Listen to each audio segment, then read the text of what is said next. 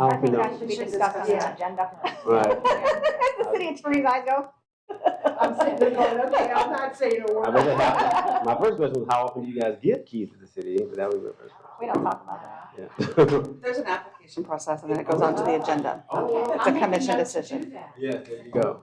The owners. See, this is why I don't like being at certain meetings, because I just, Vice Mayor, the owners who bought the building or the restaurant, do you know if they're gonna keep it the same way that it is? it's gonna be a steak. I figure out where I'm gonna stand to make this make sense for everybody. I met one of the owners Saturday morning, Actually, I think we Oh. should. and I 44. said big shoes to fill. Well, if we wanna move it later at lunch or whatever, I'll let you guys figure that out. Especially with it being You may want to check the records because John may have gotten one in the past for all of his work with I MDA. know where I'm told, basically. I believe that. I believe so. Yeah. Is that Grabelny? Yeah. The library that's across the street, well, semi across the street, Can I take the 30 Norfolk Library, maybe seconds that's a before good place for you those kick off? meetings to Whenever continue. you guys are ready, Well, I guess I'll it be ready depends on to what start. time they are, because I guess the restaurant would have been open probably later than the library. I don't know. I'm gonna take 30 seconds if you don't mind. Across the street from the old world. It's about a mile away, this way. Right, it's like. I think the Moose Lodge is across the street, There. isn't it? Yeah, that's a good place. I would like to take 30 seconds before the meeting starts off. The last GC or quality, QC Quality City, we were in it twice. Northport was, showed, you can pass it around. It showed where we had the flag and then all of us standing in front of the Florida 100. And I also wanted, exactly, that'd be us, that'd be us. If the city attorney gig doesn't work out, there's always a banner roll. You know, so. And I shared I that saw one. that one I from, didn't see this one. I missed that. and to those who know Sam George, his wife passed the other morning. Oh, wow. In her sleep, so we keep Sam George. He is very influential with hospital in the city. Chat. He was oh, very involved with chat. I wanted to say Crabbit. And he ran for commission too. Yeah, he did, a couple of times. Hey, the $100 budget thing, yes, ma'am. genius. Yes, Yeah. I Great just feedback. thought that Great was feedback. Good. genius, Oh, yeah. you're being serious. Yeah. Oh, Sort of a sarcastic Sally, I didn't think No, so. no, It's just, you have $100 to spend on services, is that what you? I'll probably, and you and I, Online. little world, right. Yeah. But no, but thank you. How do you spend it? Yeah. The cookies thing. Did you have a problem getting into it because of the cookies? You had to accept the cookies to get in it? Cookies, you had- And I had to keep pressing it and touching it, and it was kind of cumbersome. I can see it But- once, but not multiple times. I- Because sometimes you got, keep doing it. yeah, we need to take a look at that. We can take a look at that. I don't have them on here. Somebody get Huh? I don't have them as getting on. Oh, yeah. They may not have kept records back then either. Thanks for sharing that. Would have been before that. What? If John had the key to the city. John Zaccaroni, I Oh, think he would've been did, a yeah. long Yeah, but I think it was time. prior to 2002. She was just looking it up. Because I of all can't the work. remember. I think he got it after he passed. Right. He, especially for all his work with, MDA. yeah, muscular dystrophy. I didn't know it was up for sale. Thank you for sharing that. It's been up for a while. It's already sold. Yeah, that's what she was saying. Yeah. Didn't know anything about it. That's gonna be sorely missed in this Sorely community. missed. Sorely missed in this community. Oh, as far as I know, it's staying old world. It's still gonna be a restaurant, Oh, she you said. And It'll be a she's restaurant. gonna It'll be a be- restaurant. Yeah. Whether they will sort of maintain that community orientation is yet to be seen. In the sweetest way possible, I challenged them to do that. The sweetest way possible.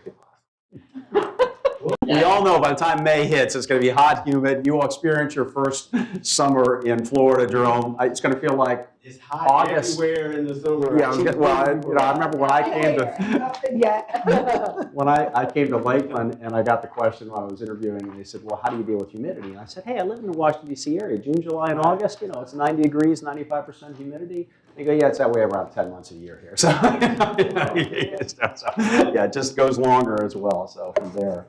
Well, it's great to be back.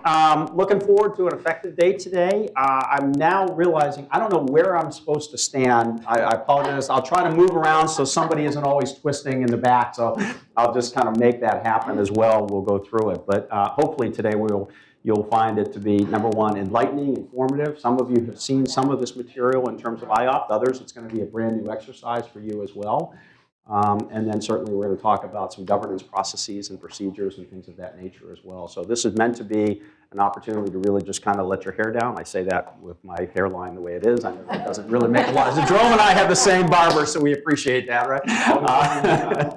But the bottom line is this is really intended for you to just kind of roll up your sleeves, get a chance to chat and be part of a process, because the group dynamics is so important as you go forward in terms of working as an organization, leading a community, and certainly outlining the directions of the community that you've been putting into place with regards to your strategic planning process. Thank you, appreciate it. So let me kind of walk you through what we're going to be involved with here. We got the breakfast, thanks. I've been assured from Debbie that the donut that I've had has no calories in it, no carbs, it's all good to go. So it'll definitely work for me as well. So we're going to just kind of break the ice a little bit. Some of you have been involved in an exercise like this in the past, but the chance to just kind of get yourself and breathe a little bit, relax. The first part of this session, the first leading up to about lunch, will be about IOPT, Input Output Processing Template. You all have a chance to participate in that. Some of your staff have done that in the past, as I said, but some of these will be brand new to folks that have not been involved in that as well. So we're going to go through that process. I've got a couple of reports I want to unpack to make sure you understand it. And then after that effort, the second half of the day is really going to be focusing on governance issues in terms of the roles and responsibilities and the activities and the things that you're doing, your staff is doing, where those lines intersect, where they kind of separate along the line. So that's intended to also just provide some insights about what we see in terms of good governance models. Lots of opportunities for dialogue and conversations as we go forward from there. And then I want to try to land on the fact, I know in the past that you have adopted or utilized a book I refer to as Norms and Procedures. It's kind of your handbook with your duties and responsibilities. And I'm going to give you some examples of some things that we've seen in some other communities that you might want to consider as you go forward. But so like we've done in the past, I'll just kind of capture notes on a parking lot item for if they come up and we want to talk about them later, or if they come up and we want to unpack them. But lots intended to have some really good dialogue and opportunity to be exchanged today. So that, ready? Okay, buckle up, here it comes. You've heard me talk about this before, but I always like to remind it. Everybody remember what Q-tip is? Okay, let's quit taking it personally. It's a tough job that you're in right now. No matter what you say, what you do, somebody's not going to be happy about it. And in many cases, unfortunately, in today's environment, we find that that becomes personal attacks, and you just have to kind of step back and breathe and relax and just kind of react to that as well. And so we may get into some issues that might be dicey around the table today. My job, as well as our effective person with the law enforcement in the background, is to make sure it doesn't get to fisticuffs or anything of that nature. But I've worked with you all in the past. I could tell you I have worked in some communities. I joke, a colleague of mine, Mike Mowry, who typically when he does servant leaderships and governance workshops, he does it in Florida, he likes me to tag along because he likes the street cred of city manager to be part of the other part of the discussion. And we were doing one in an unnamed community here in Florida, and so he was going to handle the servant leader stuff, I was going to handle the governance issues, and then I found out his daughter was pregnant and delivered early. So he says, Doug, do you mind if you can just take over and carry this? I'm not going to be able to make it in. I said, sure, Mike, not a problem. I said, you got to brief me up, though. Tell me what the background, because I hadn't talked to any of the council members. I knew the manager, I knew the assistant manager, I knew that, but I hadn't talked to any of the council members. He says, well, there's some lawsuits going on. I said, what do you mean by that? And he says, well, they're deposing each other. And I'm going, and you're now just telling me this the day before I'm about to step into. So I know, having worked with you, you are nowhere close to those type of dynamics. So it'll be interesting as we go forward. So as I said, we deal with a lot of places along the spectrum, some that are really high functioning, some not so much, and a lot in between. So this, I think you'll find to be a good day as we go forward. So. And I lost my screen wherever they went to camera. So wherever okay, gotcha. All right, so the first thing I like to do when we get through a process like this, and you have to look up there, I guess, to see the screen. We all know about Linus and Lucy and Charlie Brown, and you know all what happens when you hold the football. What happens? I mean, the football always gets picked up and moved, and Charlie doesn't get a chance to kick it. So we're going to talk a little bit about, and I'll make some references about Patrick Lencioni and the 5 dysfunctions of the team, which several of those themes will relate directly back to you as a council or a commission, excuse me here, as you operate together about being able to build trust with each other as well. And so I have an exercise I found to be pretty helpful that just gives you a chance to kind of break the ice, so to speak, about just some things internalized that you think about that I want you to be able to share with the group. And I guarantee that although some of you have participated in this type of exercise in the past, I guarantee you're going to learn some things about some of your colleagues that you didn't know about before we go through this process. So the questions I've got is, how long have you worked for or been affiliated with the city? Where did you grow up? Where was home? And where did you kind of move around in the course of your lives? Where do you fit in siblings? If you're a firstborn, a secondborn, a middle child, you know, an only child, there's a fascinating body of evidence out there about how people, if the number of siblings and where they are, their birth order is pretty interesting to go through. And then we all encounter challenges and issues as we're growing up that have a profound impact on us as we become adults as well. So I ask you to think a little bit about what that issue, what was the most difficult thing for you as a child growing up? And I'm always amazed with some of the things that I hear from that point. And then I also want to ask each of you, this is one I added for today as well, is you all probably have some goals and expectations of what you want to see accomplished coming out of this effort. I think hopefully I've got that covered. But I'd like to know that at the front end in case there's some other unknown topics that come up so I can try to weave those into the discussions as well. So with that, everybody understand the 4 questions? 5 questions, excuse me. I'm used to it. I told you I added, thank you, Jill. I told you I added the last one. I'm so used to saying 4 on this exercise, so it's the 5 The questions. coffee now. hasn't kicked in yet. Or the donut. I'm still working on the donut and the coffee. There's not enough sugar, I guess, yet. It hasn't kicked in. So who would like to start off? That's nobody. All right, Jerome, you're going to be the guy. Go ahead, start off. So I've been affiliated and worked here for 6 months. I think everyone knows that. So I grew up in Fayetteville, North Carolina, which is right next to Fort Bragg, North Carolina. Not much to see there. You don't have anyone there. Just keep moving. But it is there. Now the questions are going. Oh, you're going to have to leave the questions back. You're going to have to leave How many siblings do I have and where do I fall? So I had 2 sisters. I'm the middle child, only boy, which by default makes me the favorite in that group. So happy to be the favorite child. Now remember, these are questions I could not ask Jerome when he was a candidate, so now we're learning about that. You know, the most difficult, important, unique challenge of growing up as a kid was, I would say growing up without a father in the home. And then, you know, determining, you know, how do you use that to go forward? And you can either, you know, break the cycle and, you know, do something positive, or you can fall victim to it and sort of continue the pattern. And so I chose to break it. And, you know, people normally say you can't, good things don't come when you break something, but obviously those people have never made an omelet. So you can get good things from breaking things. And I think that just making sure that I didn't continue that path, continue that tradition, it was very big for me. And now you lead by the example of the opposite of what you seen done as a child. To me, it's been very helpful.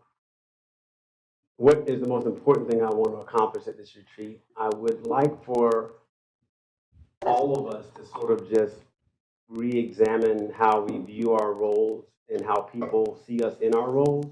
I think those things may not be the same thing. You know, if we're a team and we're acting like a team, it means that we have to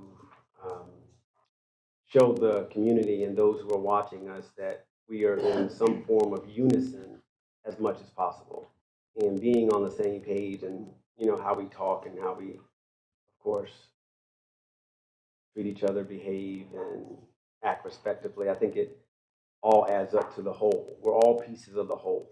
So I would like for us all to just make sure we all see the whole picture as we play a role in the process. Excellent. If that makes sense. Great. Thanks, Chair. Appreciate sharing. I'll go. Okay. Yep. I've been in the city next month on 5 years. I grew up in very, very rural Michigan, southern Michigan. I'm probably the only place that knows where Jill, I've been where Jill spent 20 years in Michigan, so. Very, very small, rural. There was only 500 people in the village. It was not even a town, it was a village.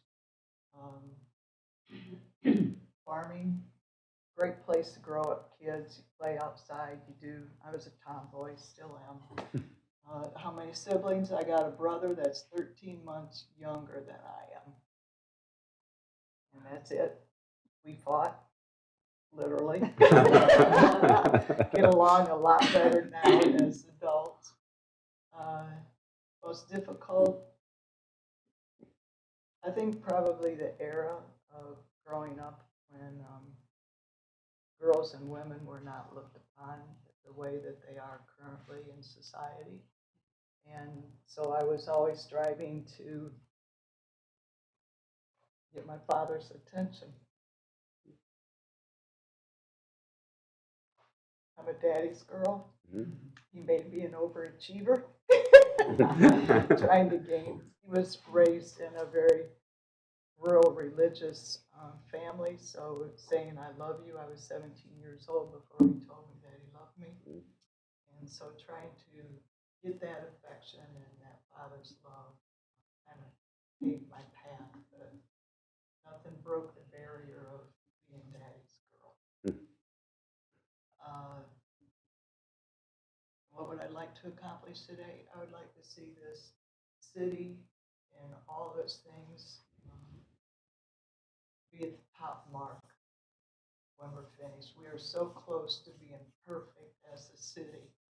And I think if we can break some of the barriers when we think that it's philosophies or that, and it's not really philosophies, it's duties, and whose duties belong to who and which lane we're to be in, I think it will set us to that path of perfection because we are so close to it in this city. Great, thank you.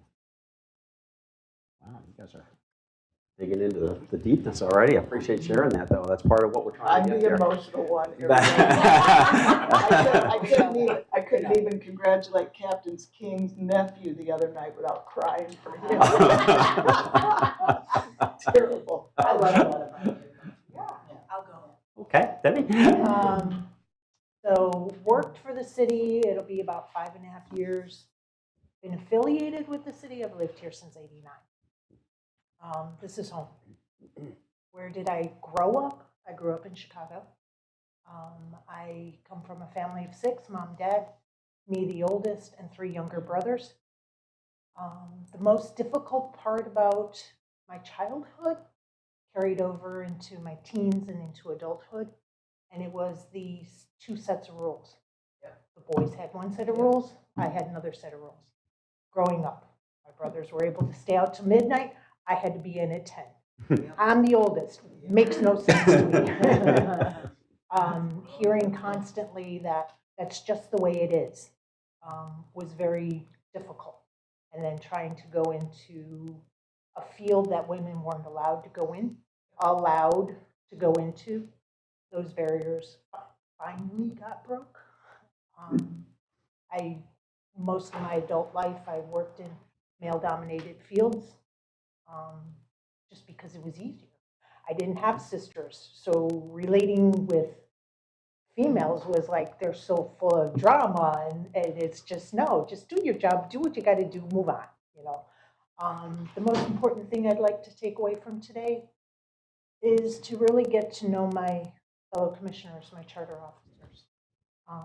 Remove some of the unspoken walls that exist. That would be one of the most important things I wish we could accomplish. Remove those walls. Some people think they're there, some people know they're there, and some people have a different perspective of what those walls are. That's what I'd like to see done.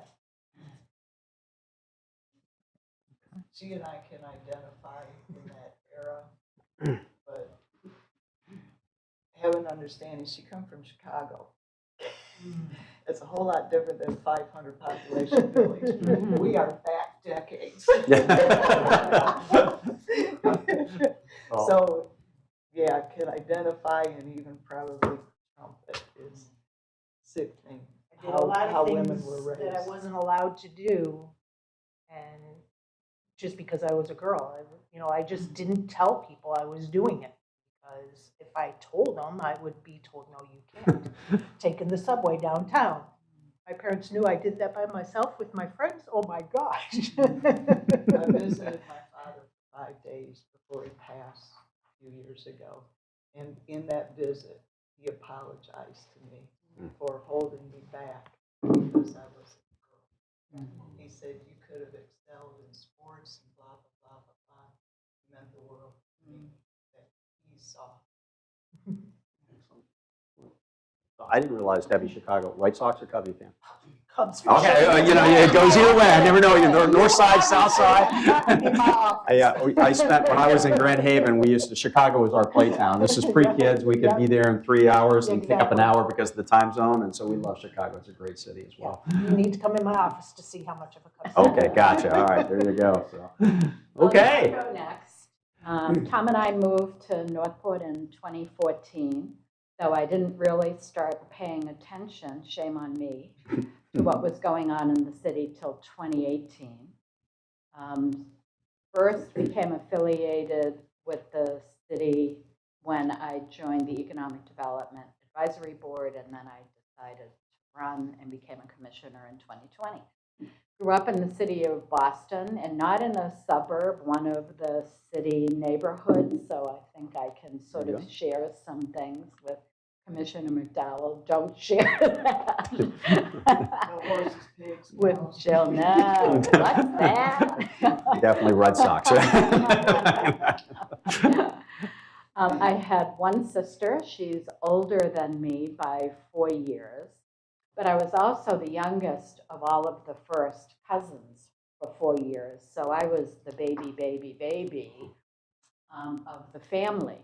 I think one of the most challenging things about growing up is I lost my mother when I was 12. I was a freshman in high school for about a week when that happened. But what was interesting about that is I gained like 3 mothers. Everybody adopted me, so that was kind of cool. But it was interesting because in reflecting on that, my mother was very ambitious for her children. And I think she saw me as being very gifted, but I wasn't terribly focused. So we were sort of like this. But after her death, I think I internalized a lot of that. So with my dad, I learned as an adult that he grew up with an abusive alcoholic father, and he didn't know how to be a father. And so he sort of abandoned us after we lost my mother. So I grew up with a lot of freedom. And I related to something you said. I can remember at a very, very young age thinking, what they don't know won't hurt them. Can you imagine that at 12 or 13 growing up in the city? But I did have a very strong internal compass. So the most important thing I'd like to accomplish today, we are all so different, and yet there are definitely some similarities. I would really like us, being efficient and really focusing on the big issues is really important to me. Having the kind of city where people want to be here, whether it's people moving here or businesses moving here, the kind of place that people respect and admire and that kind of thing. And we have to figure that out as a commission. When businesses think about relocating or building in a community, they check out the government. And so the way we work together, the way we treat each other, the way we handle the big issues is really, really important, not just for our residents, but also for our future and for economic development. So I would just really like to see us be clicking on all cylinders and really focusing on the big issues that face us and doing a good job, whether it's mitigating an issue or taking advantage of an opportunity that's really going to impact this city in years to come. Those are the things that I personally think are most important and really want to make sure as a team we do a good job with. Excellent. And whereabouts in, I know you and I talked about, whereabouts in Boston were you from? JP, Jamaica Plain. Okay. Yeah. My son was And in I used to Arlington, hop on just the outside. train and go shopping downtown. It was before the malls. I just want to comment. I'm shocked that you felt the glass ceiling thing. Oh, absolutely. Because you're so much younger. And for me, I dealt with it. I was sort of rebellious and just pushing the limits. And I'll just share one other thing I can remember. I went to a 5-year college because I worked my way through, and we would work part of the year and go to school part of the year. And I purposely never learned how to type or take shorthand, although I wish I had both of those skills today. But I never learned because I had heard my sister was older than me, and she said, if you get a co-op assignment when we would work, and they know you know how to take shorthand and type, that's what they'll have you do. If you don't do that, they have to figure out something else for you to do. So I never learned how to do those things, so they'd have to, put me somewhere else doing something else. I think the glass ceiling that you're talking about was more family imposed because my father and mother were very traditional. This is your mother's role, this is your father's role, this is the role of a woman, this is the role of a man. Don't cross those, and no, girls can't be president, girls can't go into plumbing, I wanted to be a plumber. Girls can't go into the Marine Corps, I wanted to join the Marine Corps. And it was because that's just what I grew up with. Right. Well, I I had don't no parents, really, when you think about it. So I didn't, and my mother was ambitious, but it was funny, my Aunt Mary so wanted me to become a nurse. I should have become a doctor. but in my social circle, that was not a thing. So, it's just interesting. So I felt more the societal kind of limitation.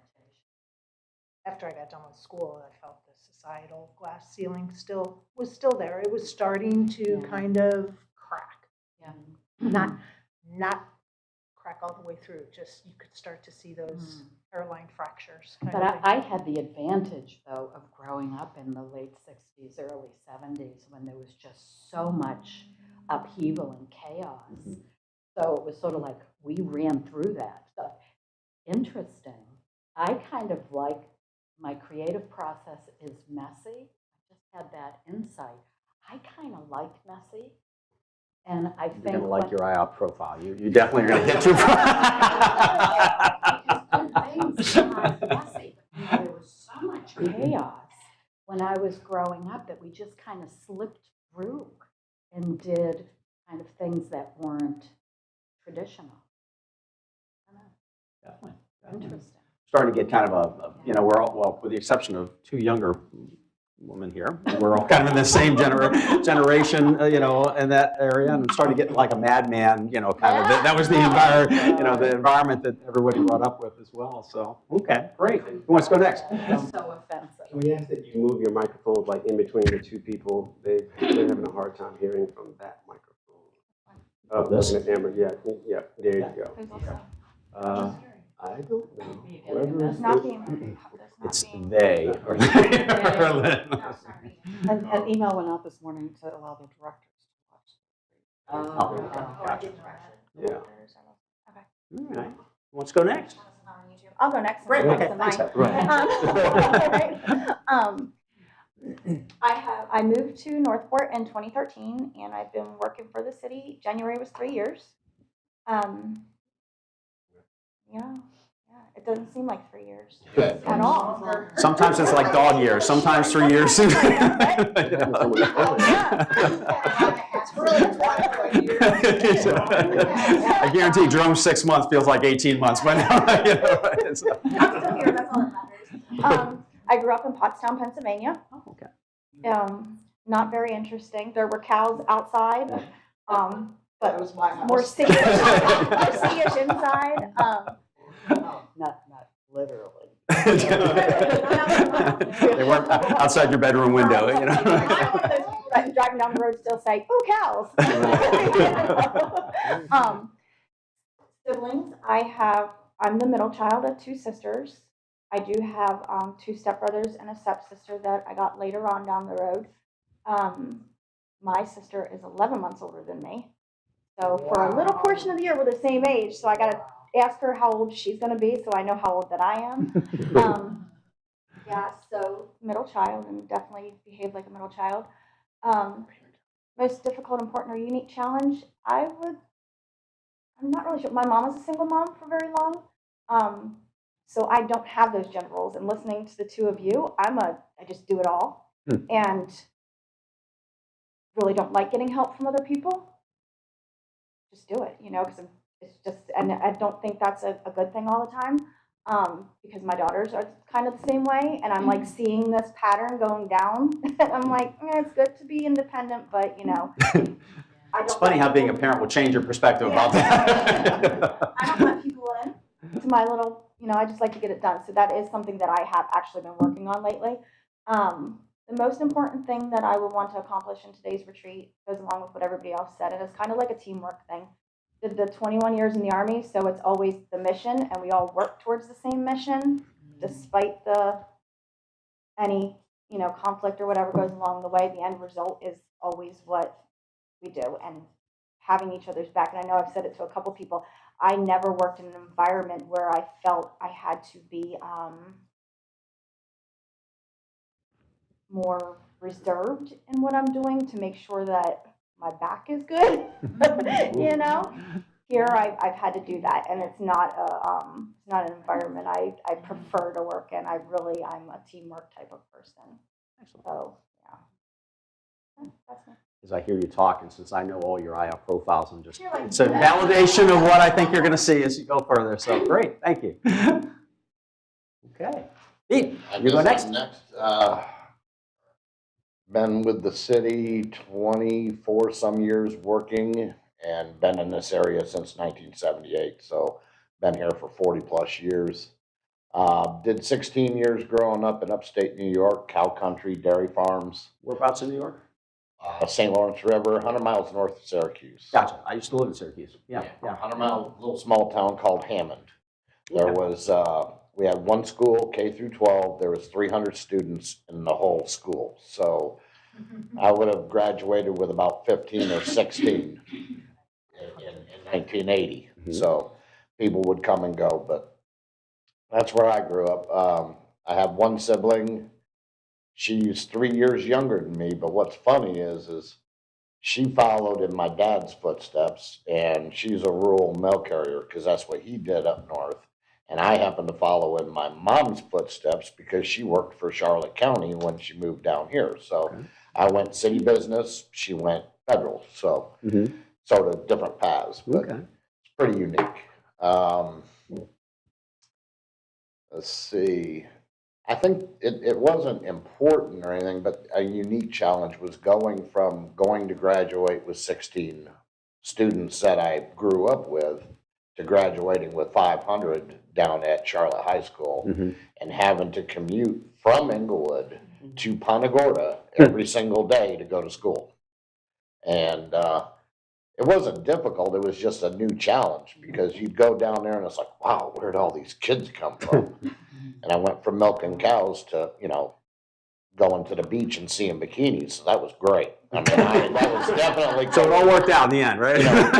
It was a culture shock, though, at 16 years of age. You got to remember, that's how old I was. I was like, wow, this didn't happen up north, you know? So it was different. In And the Syracuse area, it snowed like 10 months of the year, too, so you never saw people in swimsuits. Right? and down here was like the first thing that my folks wanted me to do was get a job so I could get a car and get out on my own and stuff like that. So I did that. I started working for Publix. I learned customer service through them.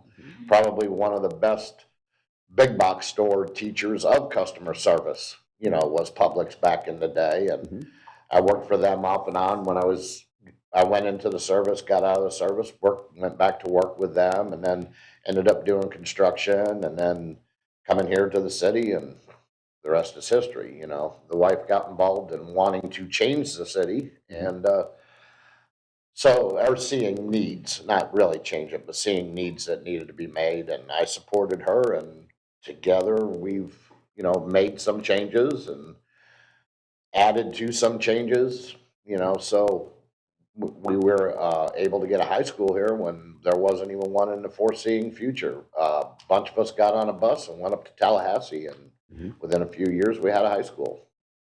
So we did see change, and we did go up and try to make it. So most important thing, I guess I'm pretty much in the same aspect of everything with everybody that's saying here, but my main thing too is when we get into the meeting portions of our job is streamlining them to where when you see Charlotte County, when you see Sarasota County, there's very little to no discussion on what's going on. Yes, you have your discussion, but you already know you've got your answers, you've done your questions, and everything has gone through. Now, if you're not in favor of something, you always have the time at the end of the meeting to say why you dissented from that or whatever the case may be. But streamlining that process saves a lot of different things up here. It's perception as well as one. If you're going back and forth with each other about a certain item, then you sort of lose the context to the public as well. So I just think a more professionalism on the dais would be better. Okay, great. That's about it. The whole chart already. And the difference when you talked about walking to school up in New York versus being shuttled here is that you didn't have to go up and down hills here, right? Yeah, but the funniest thing about it is they said I had to walk uphill in the snow to school both ways. That was true. Yeah. Because I would go down and then there was a hill, you went down to the town, then there You had to was go a back. hill, and then there was the school. So one way or the other, you're going up and downhill. So when I know, so I joke about all kidding aside, so Syracuse gets about 180 inches of snow per year. I mean, it's right in the snow belt coming across the area. So yeah, talk about big culture shock. Absolutely. Well, we went through the blizzard of 76, 77, and 78, and then 78 or 75, 76, 77, and 78 is when Dad said, "The hell with it, we're moving south. We're done." Because we had visited here every year around Easter time, Okay. so they were planning it. He had enough of the winters. Gotcha, understandably. Okay, great. All right, last but certainly not least. Oh, I'm sorry, that's right. I'm working my way around. That's right. I thought you were going to get out of it. Okay, well, I just came on board the commission, but as far as affiliated, I've served on advisory boards since the early 2000s, and also affiliated with through Pete. And I always meant to tell you this. Pete worked for the landscape division, and when People for Trees was planting trees, this was the go-to He was your guy. In fact, so much that in my address book, it's still there. I'm gonna take a picture. Pete Emmerich, and it has your phone number on there because it was, this was before we had cell phones. Yeah. We're starting to classify ourselves by generations, right? So that goes back a long way. I was born in Newark, but I grew up in a little town in New Jersey called Old Bridge, and it was named that because supposedly George Washington crossed this bridge, the Old Bridge. That's what it was called. And then we moved to South River, And that kind of goes in line with what was a challenge. One of my challenges was because my mom moved us when I had just completed my freshman year in the high school in Old Bridge, and she said, we're moving to another town. So picking up in the middle of high school was devastating for me because we didn't have, well, I didn't drive and moved to a high school. And also I had just made the baton twirling team. Yes, I can twirl, Yeah. I can twirl a baton. In fact, I can twirl with fire. Okay, I can twirl right. with fire. Girl baton. discipline. Yeah. So moved to South River, which actually the claim of fame was their football. I'm sorry, I'm not a sports person, but their football team, and Joe Theismann graduated from that Good high school. Washington Redskins. I didn't even guy, know who he was they kept talking about this guy, and I said, "Who the heck is that?" And so they explained to me, "You have to get on board here, Alice." Okay? The guy with the most famous broken leg. That's right, yeah. All right, Good I'll get Lawrence on board. Taylor episode there, right? Yeah, the good news is I did make the baton twirling team at that high school. So at my senior year, I was able to be on the Would you baton love twirl. to see a video? of Oh, that? I'd love, yeah. I know. There's Nothing. Thank God there isn't. I hear you. Blackmail material. Let alone that. But so that was interesting growing up. And siblings, I have 3 brothers. I'm the second in line, and I say I have 3 brothers. My youngest brother, not youngest, but the one under me, we're a year and a half apart, and he passed away some years ago. So, but I still have 3 brothers. Most difficult, important, unique challenge. I know I've been listening to talking about the differences in women. I didn't feel that at all. And yes, I'm a child of the 60s. And in 7th grade, it was 1968. That was the year of turmoil, 1968. There was so much going on. And we had the Vietnam War, women's rights. Dr. King was assassinated that year. And then that summer was Robert Kennedy. And it was just tremendous. It's such a year. And I remember I had a wonderful social studies teacher who brought all of that into the classroom. And to me, that was the challenge that I took on. That what can you do to change the world, to get involved? And I was being a teacher, I realized how fortunate I was to have somebody who was able to bring those things into the classroom and allow us to be free thinkers and allow us to understand what was going on. I mean, that was also the 1968 presidential election, that was Nixon, right? Herbert Humphrey and George Wallace. It was, and then he had us go in our little neighborhood with a can. We were partnered. Can you imagine doing this today? Even asking kids to go around in their neighborhood, but we had a little can for ballots, and we had a set of questions that we asked people about the issues that at the time, and then we said, okay, if you were voting, who would you vote for? And they filled out their little secret ballot and they put it in our coffee can, type thing. And it was just, and we went back to the classroom that Monday and tallied it all up, and it was interesting.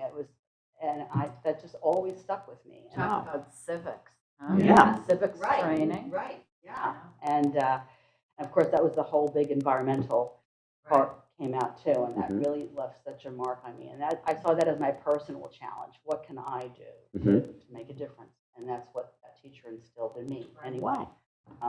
And that kind of set me on my path. And I didn't feel restrictions as a girl. My mom was a nurse. She was an RN, and somebody else was talking about how you kind of had free reign. I can relate to that. Yeah. My mom worked she worked weekends until my youngest brother started kindergarten, and then she says, okay, I'm going back to work full time. And she worked the 3 to 11 shift. So she wasn't, and my dad always worked the night shift. He still commuted back to Newark to work. So we had the run of the house. I mean, and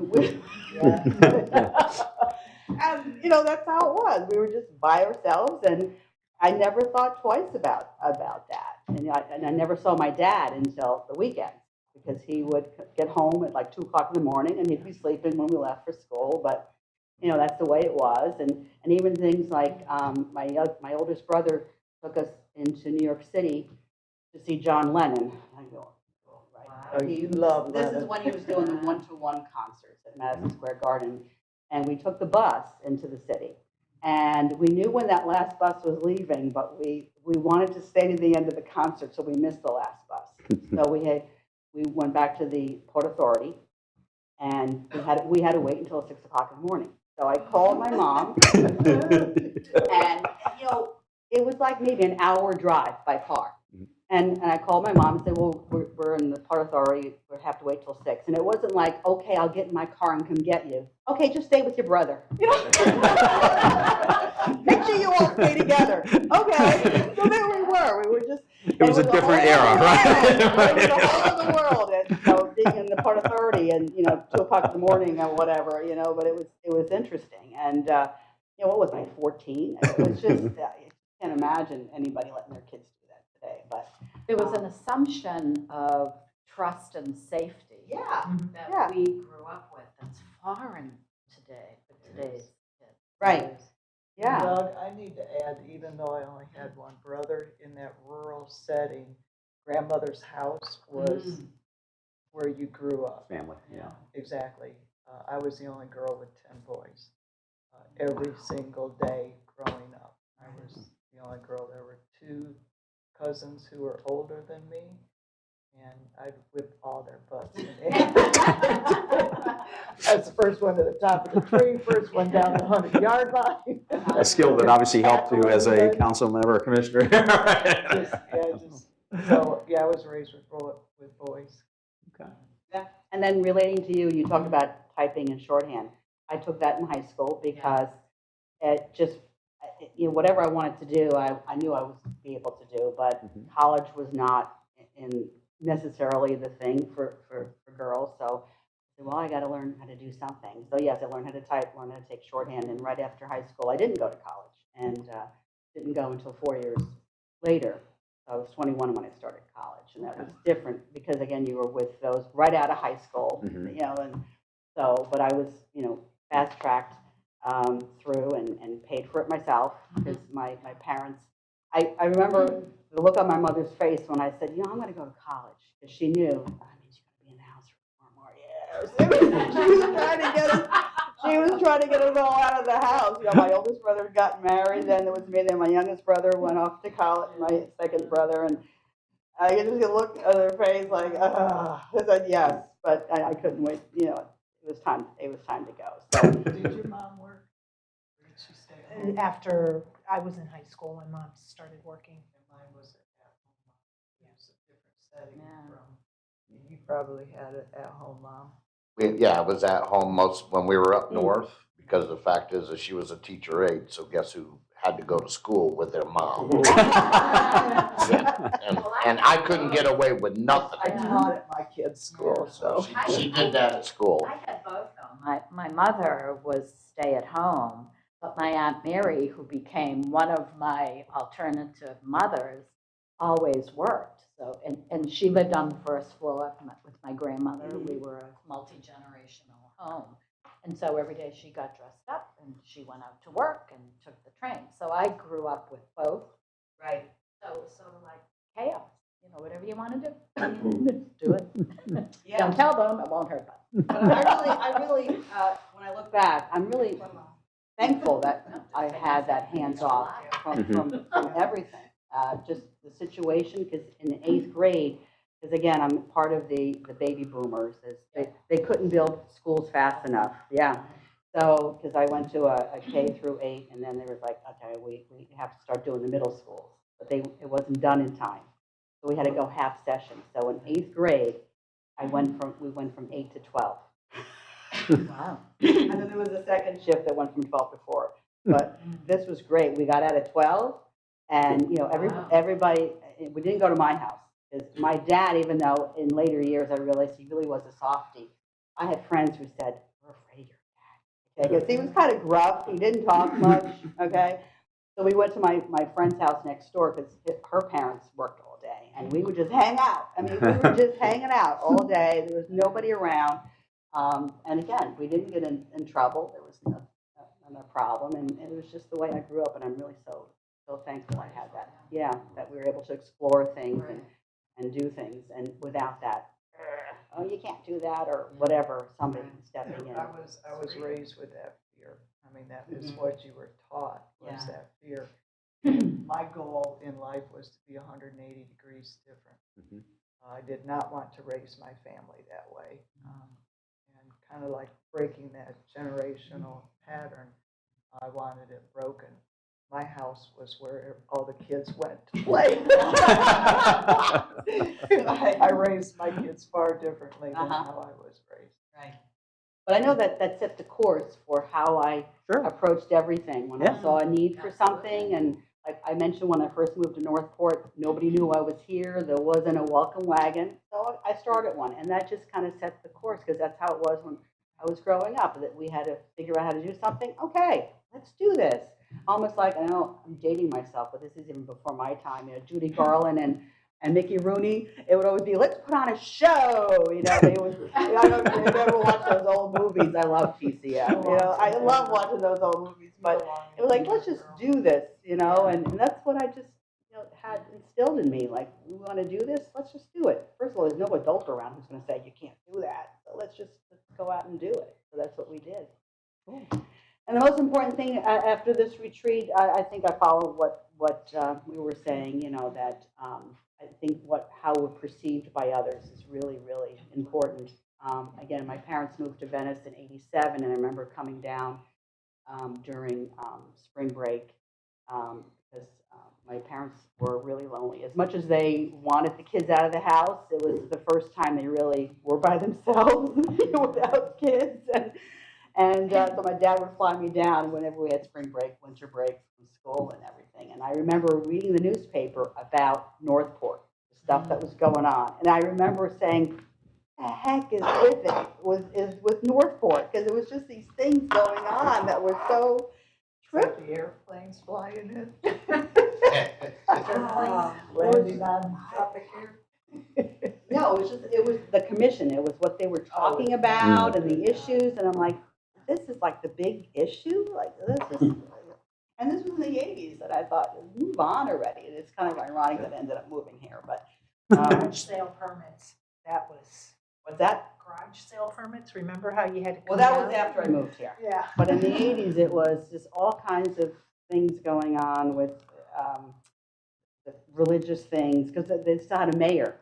There was a mayor, and it was how that mayor was kind of conducting things, and I just thought, so I think it's really important, as you said, how people perceive Northport, and it does make a difference when people are deciding where to move, and even businesses. We want to deal with something like this. Right. Yeah. So. I'm so glad they changed the form of government. I think Jerome feels the same way about that. All right, I'm sorry, last but not least, Amber. So last week was my 6th anniversary for the city. All right. It feels shorter and longer. I grew up in Texas, both in small town East Texas and in the urban centers of Austin and Dallas and Houston, so I kind of saw a variety. I have an older sister. She's 18 months older, so I thought we were close in age, but you guys have me beat. Oh, I never saw snow until I was 9. Cool. And it was not the kind of snow that you were talking about. That was for sure. So we are the children of teen parents, and they split very early, and so my sister and I never grew up together, except when we were, maybe until she was age 3. And so if you're talking about like birth profile, I'm more like an only child. Sure. And so is she. And I think I would say the most difficult or shaping part of my childhood was that it was very unstable and insecure and on occasion unsafe. And so I learned to be very self-reliant. I grew up fast. I took care of myself, and I became very independent, which is a great thing, but also can create habits and tendencies that you need to grow through. And I've spent a lot of time growing through those too, Heather. The most important thing to accomplish at today's retreat, I can see that over I haven't counted the number of iterations of commission I've worked with in the last 6 years. It seems like a lot. It seems like a lot. Every 2 years. Yeah, it seems more frequent. Damn, got another newbie to train. Yeah, it's like 6 years or 21 commissions, right? Right. But one thing I've seen is momentum. You know, I see both in the administrative leadership and in our elected leadership. You know, momentum. I've seen growth on the commission, and I've seen it become a more sophisticated body and focusing on higher level issues and decorum and things. And I would just love to see that continue to move forward. We have this, you know, amazing city that's growing. It's still growing so fast and bustling with so much promise and exciting things going on. And I love to see our senior leadership and our governance rising to match that. So I'm so excited we have a retreat for all of you, for all of us. And I'm excited to see what comes out. Our last retreat was right after you got elected. We had one over at the Morgan Center. Yeah, That was our last one. yeah, I believe I so. don't remember any other after that one. There hasn't been one since I've been here. I believe that was the only The one. only one. Anybody on? That's Your about, first one? it's about 4, yeah, I did that. I remember the mayor, at that time, his son, His as I son recall, broke his broke leg. his arm or his leg or something like that. He had to And so leave. we kind of got derailed. We lost kind of the nature of the Yeah. conversation. But, you know, things happen. It was just the nature of how it played Yeah, itself out. He's So. broken it again since. Well, you guys were great. Sometimes it's hard to break the ice. You all shared some really deep personal things that I guarantee probably all of you learned something that you didn't know about the people around the table this morning in terms of their background. But I also think it's important to recognize that's a great way to start the retreat. You're already willing to share and be a little bit vulnerable and explain things. This is kind of a somewhat sheltered area, but I know we're doing this in public and everything else. But it's interesting to see the way in which you were raised, how it influenced you as you become in your teenage years and then ultimately into your adult, from the time of actually conducting elections and taking issues to, you know, just the focus of what you've done and what you've accomplished. And I encourage you, we're going to talk a lot about team building and what it means to be part of a board and be effective and rely upon each other. But I mentioned earlier, Patrick Lencioni, the 5 dysfunctions of a team. The foundation is if you don't have trust, nothing else happens. Right.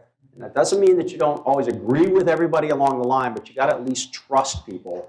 And to build trust is something you got to be willing to share things and put some of your feelings on the table so that people have a better sense of where you're coming from and understanding that effort. So you guys were great. I mean, it's always amazing to me the stories that I hear when I do these types of ice-breaking type activities. I had one when I was doing South Florida where a guy was from Cuba, and he actually, when he was leaving in Cuba, he had a gun put to his head, and he was like 10 years old at the time. It was like, you know, I think that's a profound effort on one's life in terms of their perceptions about what, you know, all the things that he happened to address, you know, over time. So great stuff, good stuff to go forward. And I encourage you to recognize that you all talked about the value of being part of a team. And as I said, even pro football teams have problems, and you've got a head coach to try to have a play, but it doesn't always get executed, and you got to reevaluate. But at the end of the day, it's about the team and being able to support each other and address that. So good start off of the effort. And I think that as I've taken down the notes of the things you want to capture, I think we can check off all those boxes as we go forward from there. All right, let's shift now. Now that you've kind of learned a little bit more about yourself and about your members, I'm going to do a little bit more of a deep dive in terms of helping you understand first and foremost your own way in which you receive information, process information, and then ultimately act upon that information. And just as you all have your own background and styles, you're all going to have different approaches in IOP because of the way you're wired. Some of it's biological, some of it is environmental. It's just the way you've been raised, the way you've learned to manage life, so to speak. And so as I go through this process and we outline what those styles are, I always want to emphasize there's no one style that's any better than any other style. It's just they're just identified as 4 different styles. And so it's really not about this is a better one or that's a better one. But you'll get a chance to understand first and foremost My hook is everybody always wants to know about themselves. So the catch is you're going to learn more about yourself.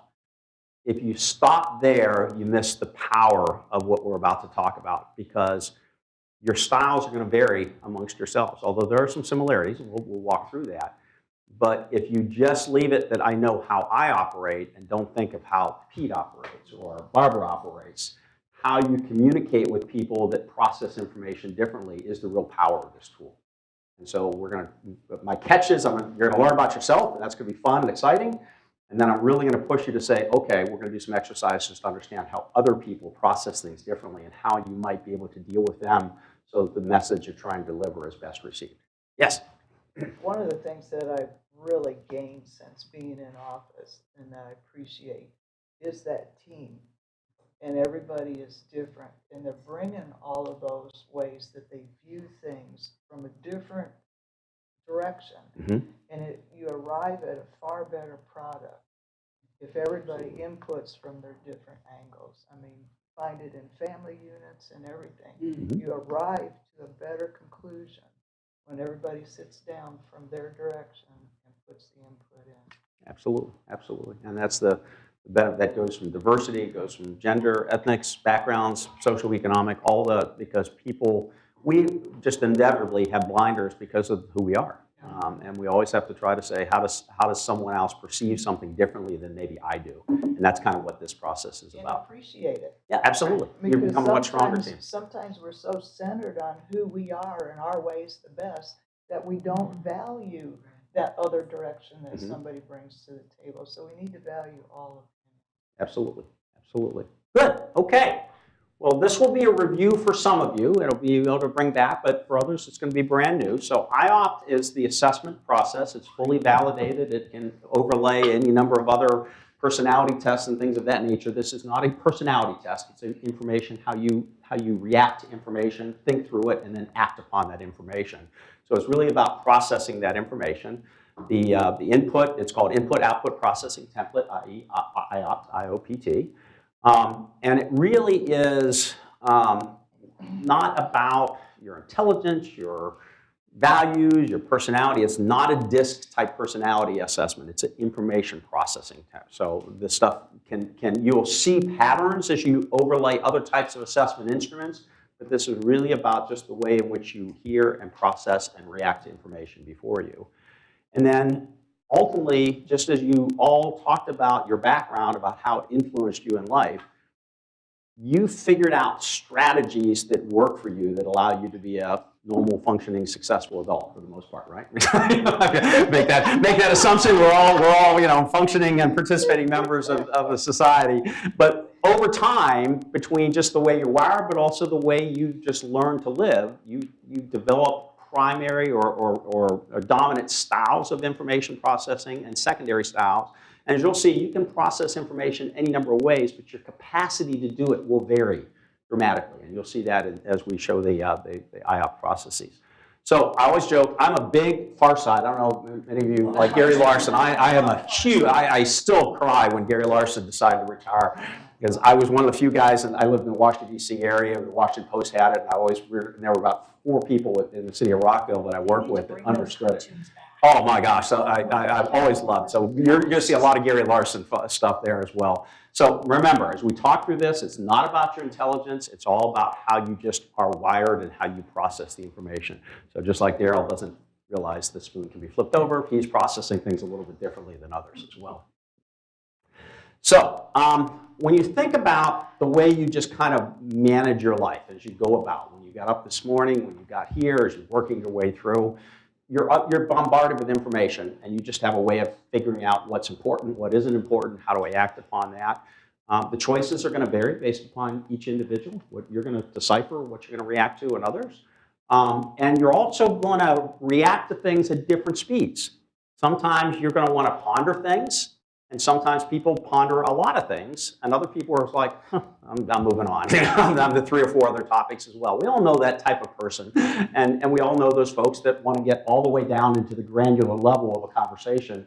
And when you say, well, how are you this morning? And all of a sudden you're dealing with 12 other items that they're talking about as well. So that's just the way people are wired and the way people react to. And the value in this is that every style brings value to the discussion. As we walk through it, I'm a high-level guy, and so I'm pretty quick to get to the points and connect the dots and ready to move on. But I'll be the first to admit, I miss the details. I'm just not a detail-oriented person. But I can see the big picture. On the flip side, there are people that I need to have that understand those details to say, Doug, if you do this, this is what's going to happen, and you hadn't really thought about that, and I'm going, good. So that's the value of what all these different styles come about. But you all know people that are good, get it right away, and people that want details and everything in between, and connect dots, and people that like to just kind of ponder. And that's what we'll talk about, those different styles as we go forward. So once again, one isn't any better than the other. It's just the way in which we operate. So I'm going to bring you back. We all talked about when we were back in school. You remember typically in elementary school, there was an element they called the telephone tag, where the teacher would go, this back when we had desks that were all lined up one after the other. You'll remember this. and the teacher would tell the first child in the back of the room a story. And then that person was supposed to tell the story to the next person, that person, the next person, that person. It's called telephone tag, basically. And so think about that now as you relate to that in the back when you were a child and you probably participated in that effort. So when that first child starts talking to the next person, then talks to the next person, there's two things going on here. One is, as the person that first received the story, what was important to them? So they're going to remember certain things based on the way they process information, and then they're going to convey that, and they're going to miss out on points that others. And other people may be filling in the gaps along the line from that point. So obviously what you have is you got different people paying attention to different things. They're evaluating what's important in their mind to tell the next child up the door or up his desk. And then what do you do with this stuff? So I'm going to fast forward that. Think about this now, and you'll appreciate this as elected officials. You'll get that phone call from a resident saying, well, do you know what your employee did? Well, by the time that phone call got to you and then got probably to Jerome's office, how many people have probably touched that effort?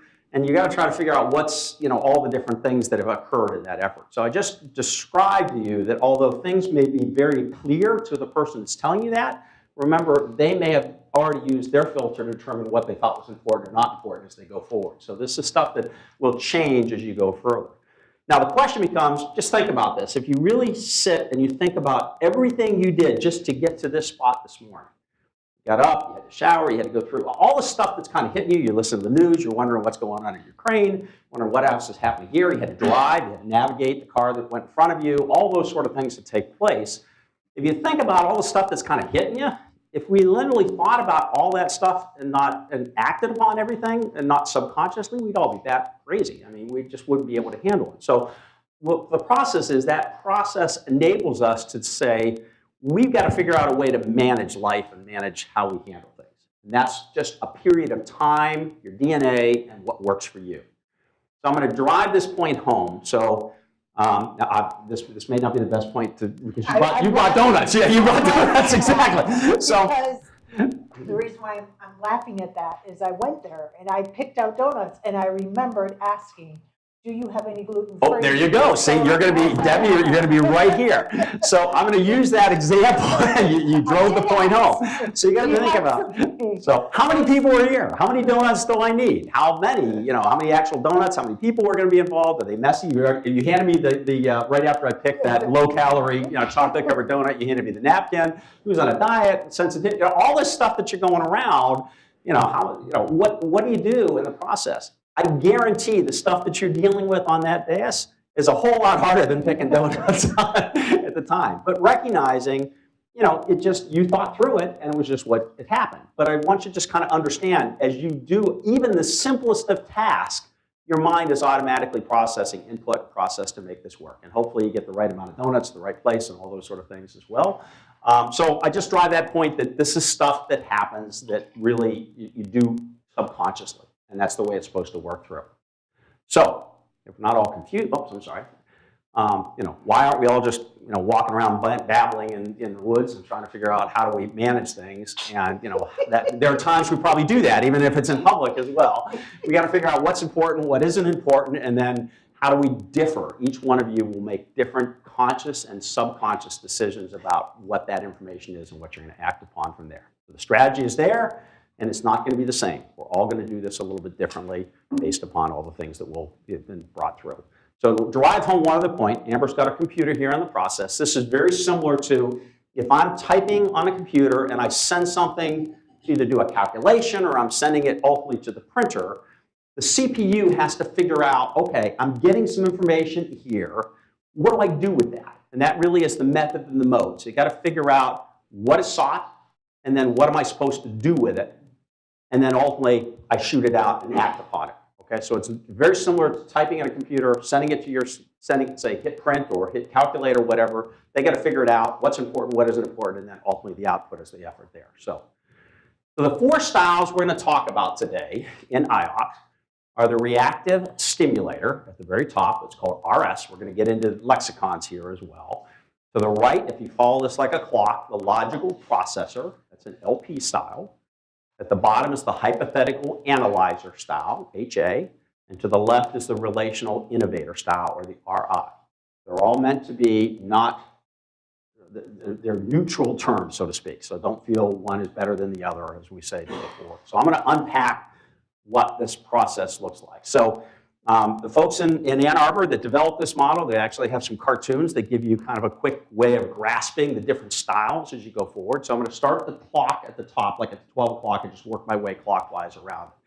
So the reactive stimulator, the RSs, they are very comfortable with taking information in a variety of different ways. It doesn't have to come to them in a memo. They can take it by email. They can take it by phone call. They just it doesn't have to be structured. They don't need that type of effort. They're very comfortable with that.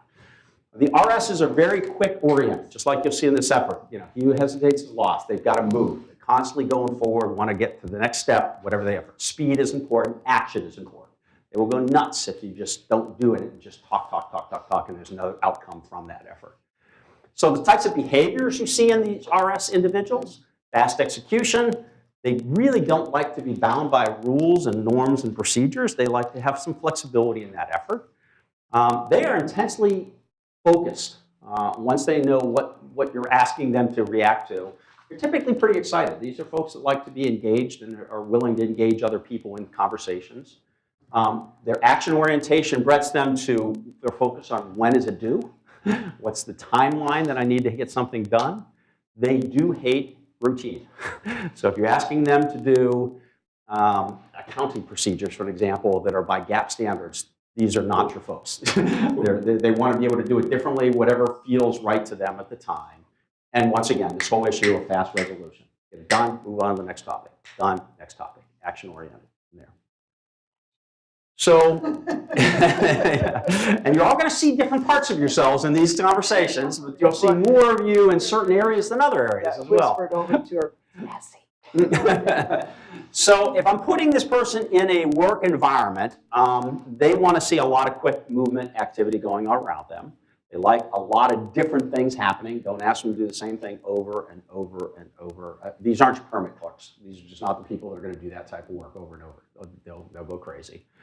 And they're very good at trying to figure out new ways of doing things. Once again, new and shortcuts, typically. So they need to be successful. They have to be, in their work environment, they have to be flexible. They have to have a sense that they've got some autonomy and personal control. If you put a bunch of rules on them, they will work through it, but they're not going to be very happy about it. And they probably won't stay in that job very long. They do want that ability to be flexible. So the things you're often going to hear the RSs talk about, let's do it, when do we start, let's get moving now. Effort. Action-oriented, quick, change. Okay? Okay, so I'm going to move to the next axis, which would be at the 3 o'clock in a clock set to the right, the LPs. So I always like to go back to look at let me go back here. So, the desk, the phone hasn't even hung up, you're ready to just kind of roll. You all know those people, right? We also know people like this. Their desk is immaculate. There is a box, everything's in the right spot. It is a process-driven way of doing everything. And LPs, by their very nature, are very structured. They are very logical. They are typically unemotional about the issue. It's all about the process and the technique that you have to follow. But they're also driven to completing things. They're driven to making sure something gets done, so they have an action orientation as well. They're pretty decisive individuals because why? There's a process, there's a procedure, I know what the outcome's going to be, right? That's just the natural process involved there. They have a pretty good understanding of how things come together, the operational clarity. They're your steady eddies. If you've got a difficult task to do, they will get it done. They'll probably get it done 2 weeks before it's due, type of thing. They're just very, very focused on that. They're very disciplined. They focus on the how of how things come together in order to make it work. Not surprisingly, they don't like uncertainty. If you have a process, 2 plus 2 is going to get you to 4. It's not going to be 5. It's not going to be 4.5. There's a desired outcome that comes through that effort. And so they don't like uncertainty. They want to know what that conclusion is going to be. They'll help you figure out the way to get to that conclusion. But they really want to have that certainty in the conclusion. So these folks are also very much focused on the task. As I said, you're steady eddies. If you get something done and you need a deadline to do it, your LPs are the ones that are going to ultimately get you there. They are value consistency, so they don't want to have a lot of change, a lot of things happening around them that will impact their processes of their tasks. And they'll typically ask a lot of clarifying questions of you. So when, why, how come? Do I have any options? That clarification will be just the structured nature of how they approach things. So not surprisingly, for them to be comfortable in their role, they have predictability, clear direction, specific training. They want to make sure that they're trained and oriented in the right positions, and their expectations are crystal clear. They're saying, whenever you get to it, that's not going to work with them. They'll pin you down to a date, typically speaking. So there are things that you often hear them say is, here's my list of things I've got to do, according to my list, along the line. Are there rules or procedures I need to follow? And if so, I want to know that, or am I supposed to create those up? And if not, we'll develop the procedure so you get it done. So they are not comfortable working in that vacuum of uncertainty, so to speak. Okay? And I'm overplaying these so you can appreciate the extremes, because everyone will be, you'll see later, they will vary the level in which you are emphasizing those issues. So now down at the bottom of the screen, the HAs, the 6 o'clock area, these are hypothetical analyzers of the HAs. These are pretty thought-provoking types of individuals that like to really get their arms around the way in which things work. Okay, so they're pretty structured in the way in which they process their information. They're very logical in terms of understanding how things will, the outcomes will be if you act a certain way, a certain thing will take place. But as I said, they're also very thought-provoking in trying to figure out options. And is there a different way we might be able to do that, but still have a desired outcome to come forward? So these are the folks that will often, when you start talking to them about ideas, they'll do a lot of questioning. You can tell the wheels are spinning and things are going in the back of their mind. They're trying to figure out what is and all the different scenarios that take place. So they're not normally very action-oriented. They're going to take their time to process because it takes the way they think through things. They're pretty reserved. Most of the time, these folks generally like to work more to themselves because it's an internalized way of thinking through options. And they're going to pose a lot of questions about why. Why are we doing this?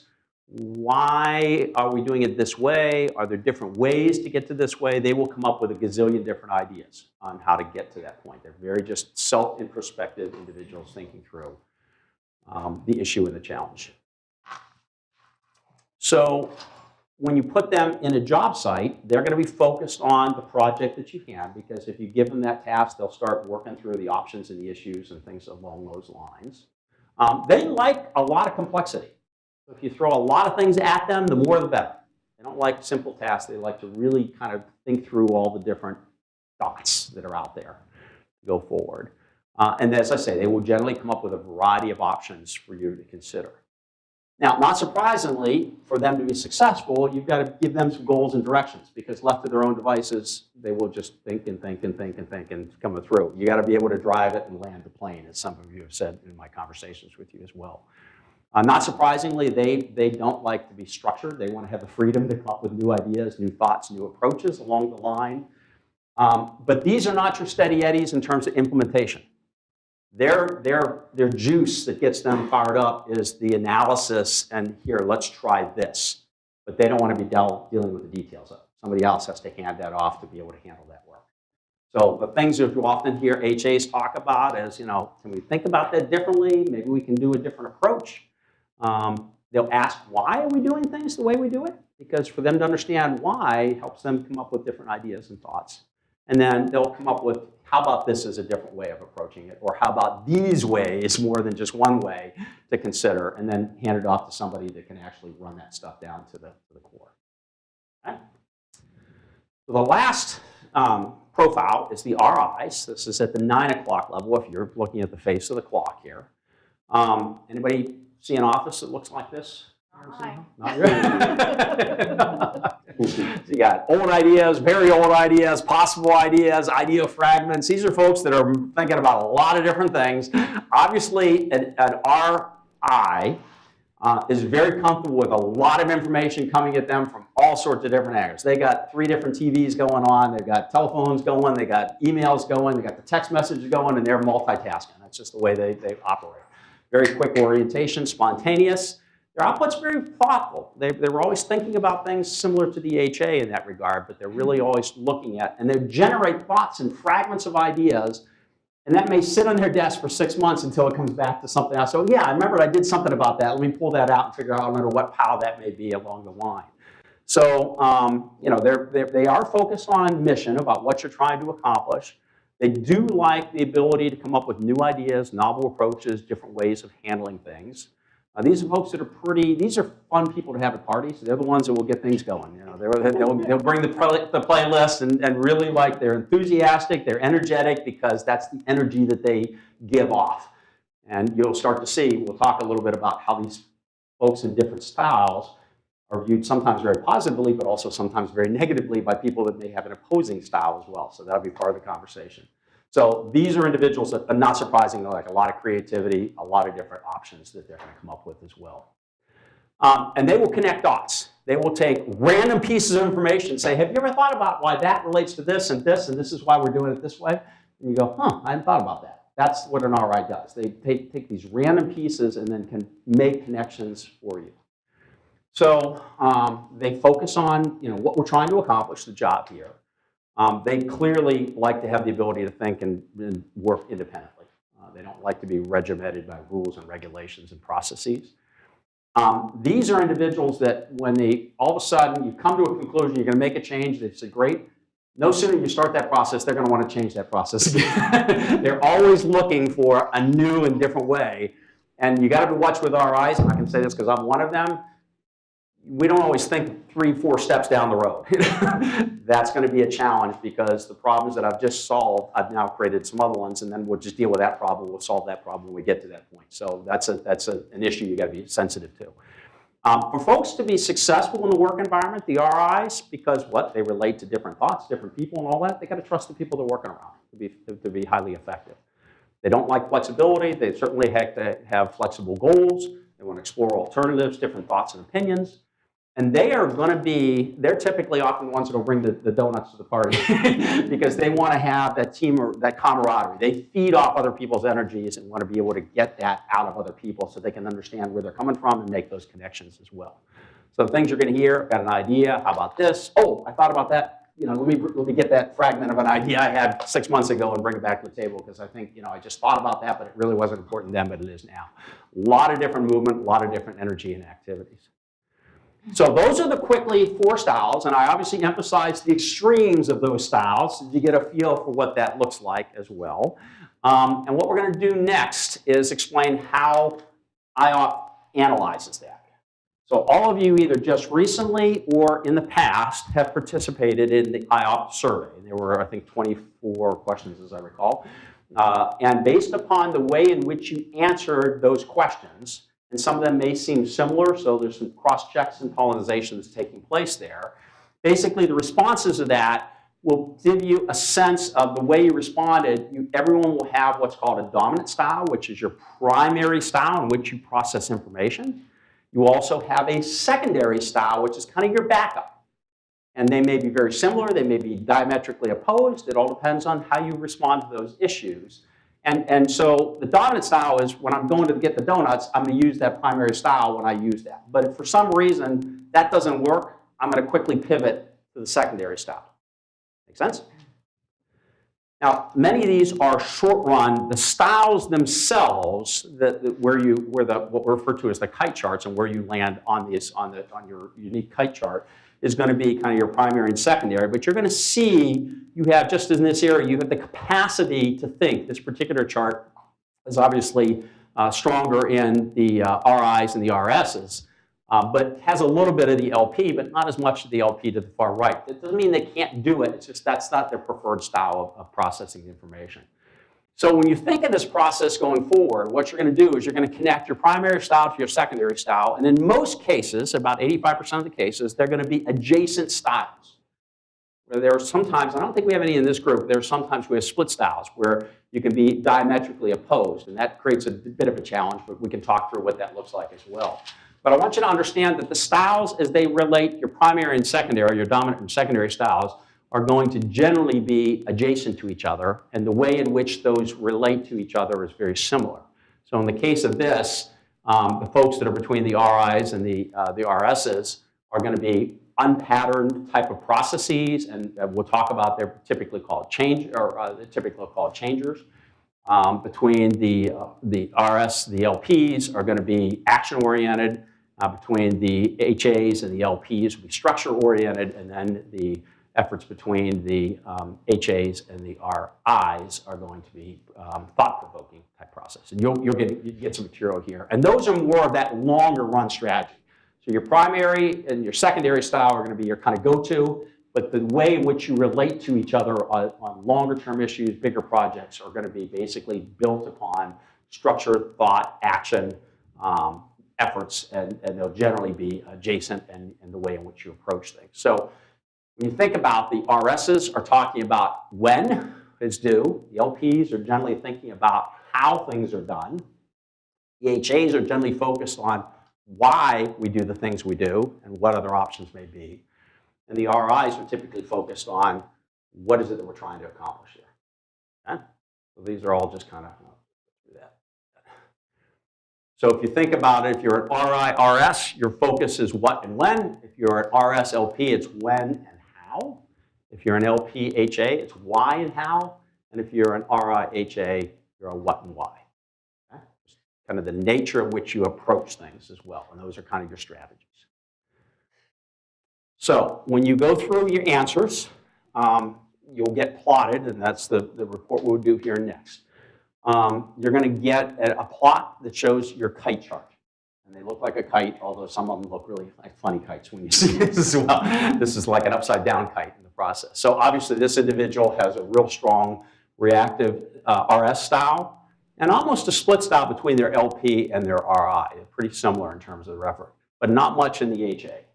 And so what that means is they're going to tend to be more oriented to certain styles and less oriented to other styles, in this case the HA style.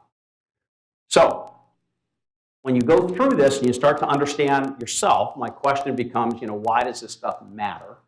And the effort is, we all talked about how do we disagree, how do we talk through this? This stuff matters in terms of understanding as an issue is brought before you as a board.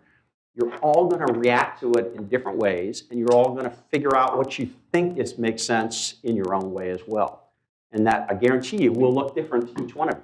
It's the nature of what it is. And so the question becomes, why do it? There's a great quote here. If anybody had an idea who would say this, just shoot you if you had time to clean up the mess. I'm going to date myself, J.R. Ewing. So that's why this stuff matters. You don't want to be shooting yourselves up here at the dais at the time. You want to basically figure out how do we deal with the messy stuff of public policy and be able to agree without being disagreeable in the effort. Okay, so do you all have a piece of paper? If not, share some paper and pens. Do we have that? Yeah, piece of paper, please. Piece of paper and a pen. We can get some of that. Okay, gotcha.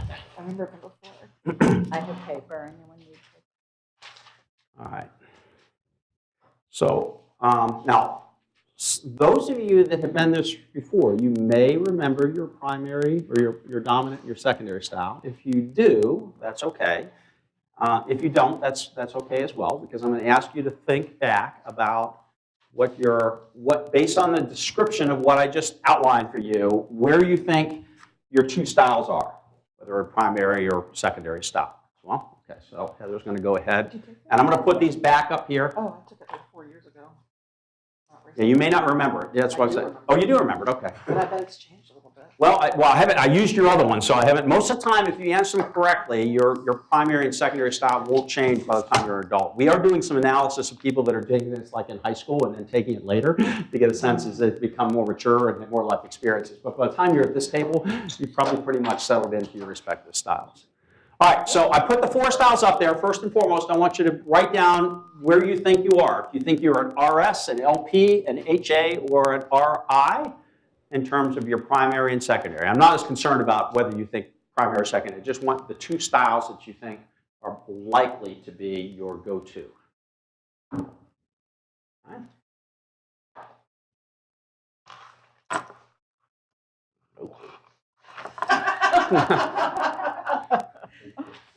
This is a test. We're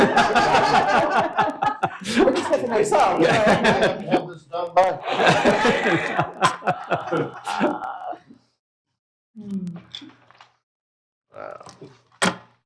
You got the answers, right? I do, yeah. I just want you to, this is a little self-awareness approach here in terms of where you think. I don't know where the hell R3 came from. But And after you've done that, the next thing I want you to do is, Pete, I know you're left-handed, right? Correct. Right. Right-handed, I'm sorry. One of you is left-handed here, isn't it? I thought I saw left-handed. No? You're both ambidextrous, okay. All right, so I want you to, for those that are not ambidextrous, choose your non-primary hand. And I want you to write your name, your first name, write, not print, your first name with your non-primary hand. Cursive, yes, that's what I meant. Cursive. Thank you. I should have the teacher tell me it's cursive. Kids today don't know how to do that. I've been Oh, finding look at cards you for my top of dog the with my class. left hand for a long time. Can't tell what I wrote, though.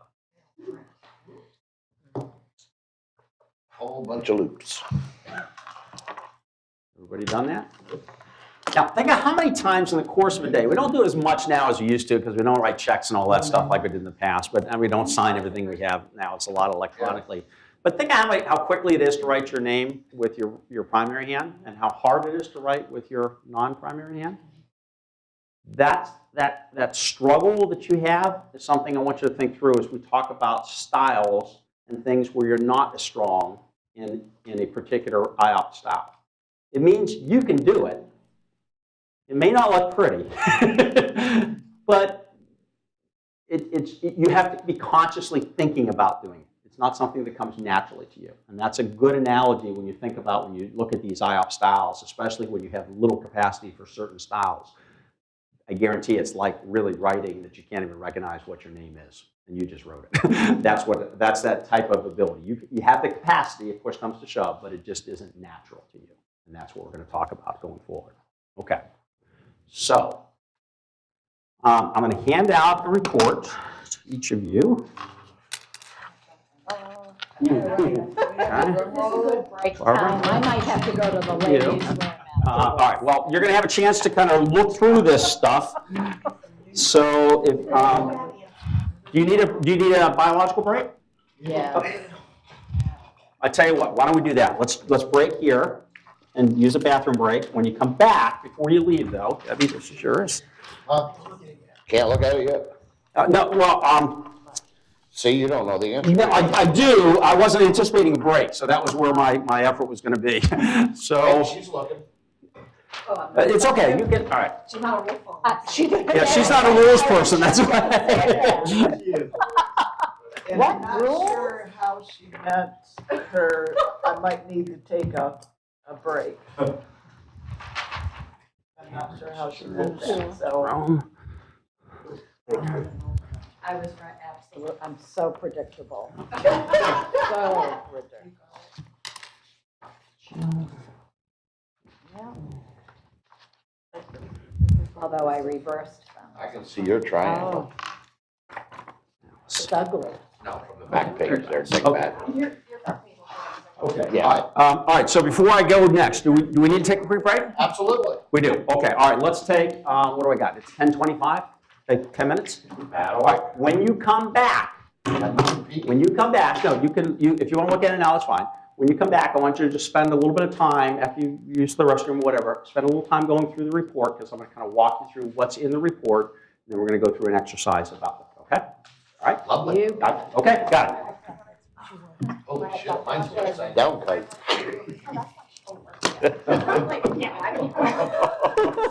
Oh, now the moment of truth is about to tell it all.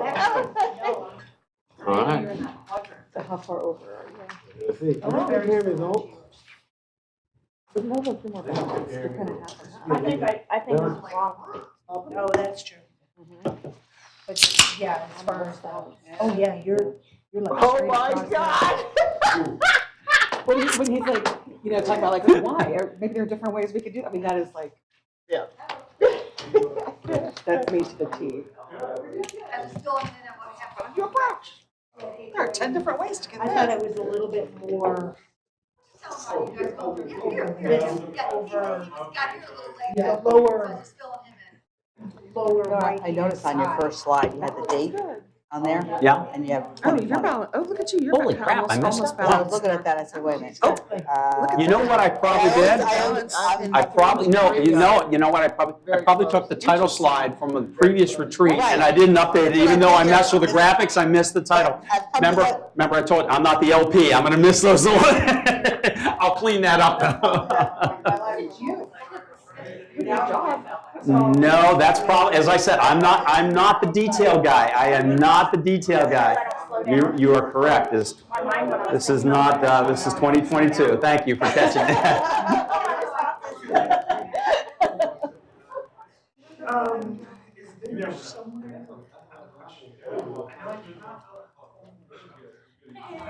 What you doing?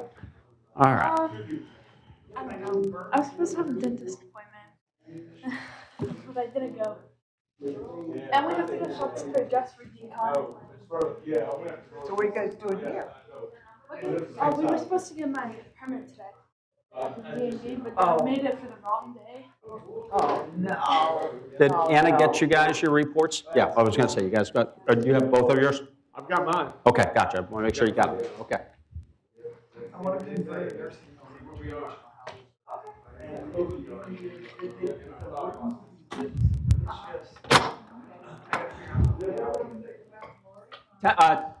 I gave 10 minutes, so what, I don't, so it was like 35, right?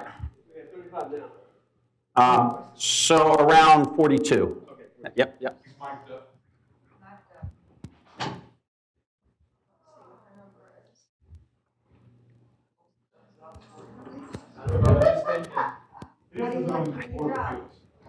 Awesome. I'll correct it.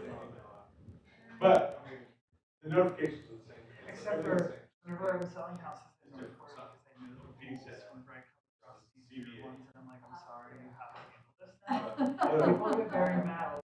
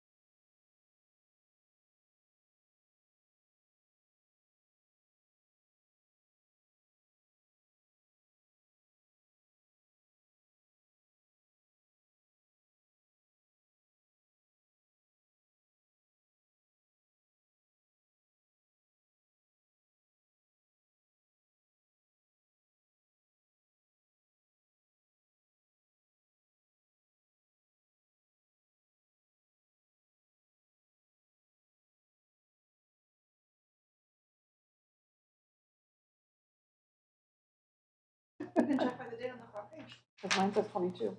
12/31/18. No, so, All right, we need another break then. no. I don't think one. Oh, that's okay, it's gonna be the same, yeah, but I could've, I mean, I've got two of the others, so I thought for sure I had one, That's all so. it is, black Okay, and white. yeah, all right, no problem. And so let me see how yours flew. Did you need me to make a copy of that? No, no. You're good? No, she's got, it's the same report, it just isn't color, so, yeah. Okay. No problem. No. So I can make copies. Slide of the overview. Yeah. My mind, I'm sitting there thinking like, Do they have from their system. You know what I mean? I need somebody that tells me how to do that, like, information, how do I start For that those that printer? completed it, for those that completed before, it's the same report. What do you? So don't worry about the front date and the process, I grabbed it, once you, as I said, if you answer them correct, if you answer them the best of your ability before, it will not look different if you did the process again today. And so I drew from, there were Jerome, Heather, Alice, and Barbara were the new ones that you guys just completed. Yeah. Because we didn't have you in our system, so to speak. Yep. I'm a strong LP, but not that strong. It doesn't even look like a kite. I am hyper-focused. Whoa. All right, are we all back together? What do you got? Oh, you're saying the same. Yeah, his is. We're both very extreme on different. Right. The complementary apps. Okay. I'm the Libra of the group. When you get a chance, I'll certainly share a variety of things with you as you go through, but I want to just kind of unpack this report. So if you had a chance to look at this, Secondary. the report that you got is going to certainly talk about your dominant style, your secondary style. It will also have a distribution. There'll be a bar chart that'll show you eventually, kind of where you shook out on your responses on each of the 4 different styles. Pretty strong. There's going to be discussions about what your kite chart looks like, and I'll refer to the kite chart as basically the thing that looks generally like a kite in some way, shape, or form. Sometimes they look a little more kite-like than others, but and then there's going to be discussions about how you can relate and how you best deal with learning from people that have different styles. It will talk about how you relate to people as you're dealing with other people with different styles, both in receiving as well as discussing mode. It'll talk about your operating environment that is optimal to you to be successful. I'll talk about your strengths, how you contribute to other styles and performances, listening to other people, and then obviously your profile as a whole from there. So I want to take that report. I want you to just think through this stuff now. We've already done the secondary yet. Hopefully you have a chance to look this stuff over. Ask about a few of those. Go through. Whoops, get back here. So it's just a small group, we're not going to break out into smaller sections. Just kind of deal with this as a group of a whole. So how many of you correctly identified, at least not necessarily by dominant or secondary, but how many of you correctly identified your two styles? 4. Okay. Okay. All right. All right. For those that didn't agree with their styles, share where you thought you were going to land versus where you landed. I thought I was an RS and an LP. And I was an LP and a. Hold In the beginning. on. Hypothetical, an HA. An HA. Okay, Yeah. so you got one right. Yeah. Yeah. Okay. All right. I was totally off. Totally off. Totally off. Okay. All right. I'm going to show everybody's styles here eventually, and then we'll talk as a group whether you think it's funny. Most of the time when I go through this discussion with people, and I've had a couple of sessions, they go, "Well, there's no way. This is not me in the process." So I said, when I do these, oftentimes they're 2-day sessions. And I said, "Tell you what. First of all, the team members around them all disagreed." They said, "Oh, you're definitely not." Most of the time, you may not see it, but other members around you will see it. But the true test that I've had is go back and share your report with your spouse or your significant other, and then come back in the next day and tell me if you got it right or not. I have had more people walk in with their head down going, "Oh yeah, my wife told me I was definitely." They didn't see it themselves, but the people around you will often catch it as well. So, all right. So, Jerome, any surprises? You didn't have your hand up? No, my 2 secondary were equal, I guess. Kind of pretty split, yeah. Split Yeah, between so the two. Yeah. I guess I got a total of 3, but I had checked the logical, which seems to be my dominant, but I had also checked the. It's more than just seams. Yeah. You're out there, right? Right. I'm like on an island over here, just focused. But either way, yeah, good result. Okay. All right. Anybody else? Alice, what caught you? You had two different ones altogether. I didn't even know myself. Just gonna write that, right? Both of them, way off. Okay, all right. Amber? Oh, no, you agreed, Well, right? I You remember agreed it, as well, right? But I Yes. agree Yeah, with it. okay, got it. All right. Anybody else that didn't agree with this, Pete? I have no clue if I agree with it or not. I mean, honestly. I didn't agree with it on what I thought I had, but, Okay. and I don't remember going through this the last time, so this is like brand new again. So. Okay, all right, well, You had good. to go rescue Dallas. Did I? Yeah. All I remember is we lost some people during that retreat, so I know it was kind of hard, so that might have been part of the scenario, so, all right, well, good. This will be fresh for you. Hanks left. Yeah, Hank had to leave right at the beginning. I know you haven't had a Half hour ton of in. time. Oh, excuse me, I'm sorry. We were talking about the last time was probably more fun than this time. I don't know. Yeah. Well, it's still early yet. I got a chance to Oh, recover okay. there, Pete, right? You know, so.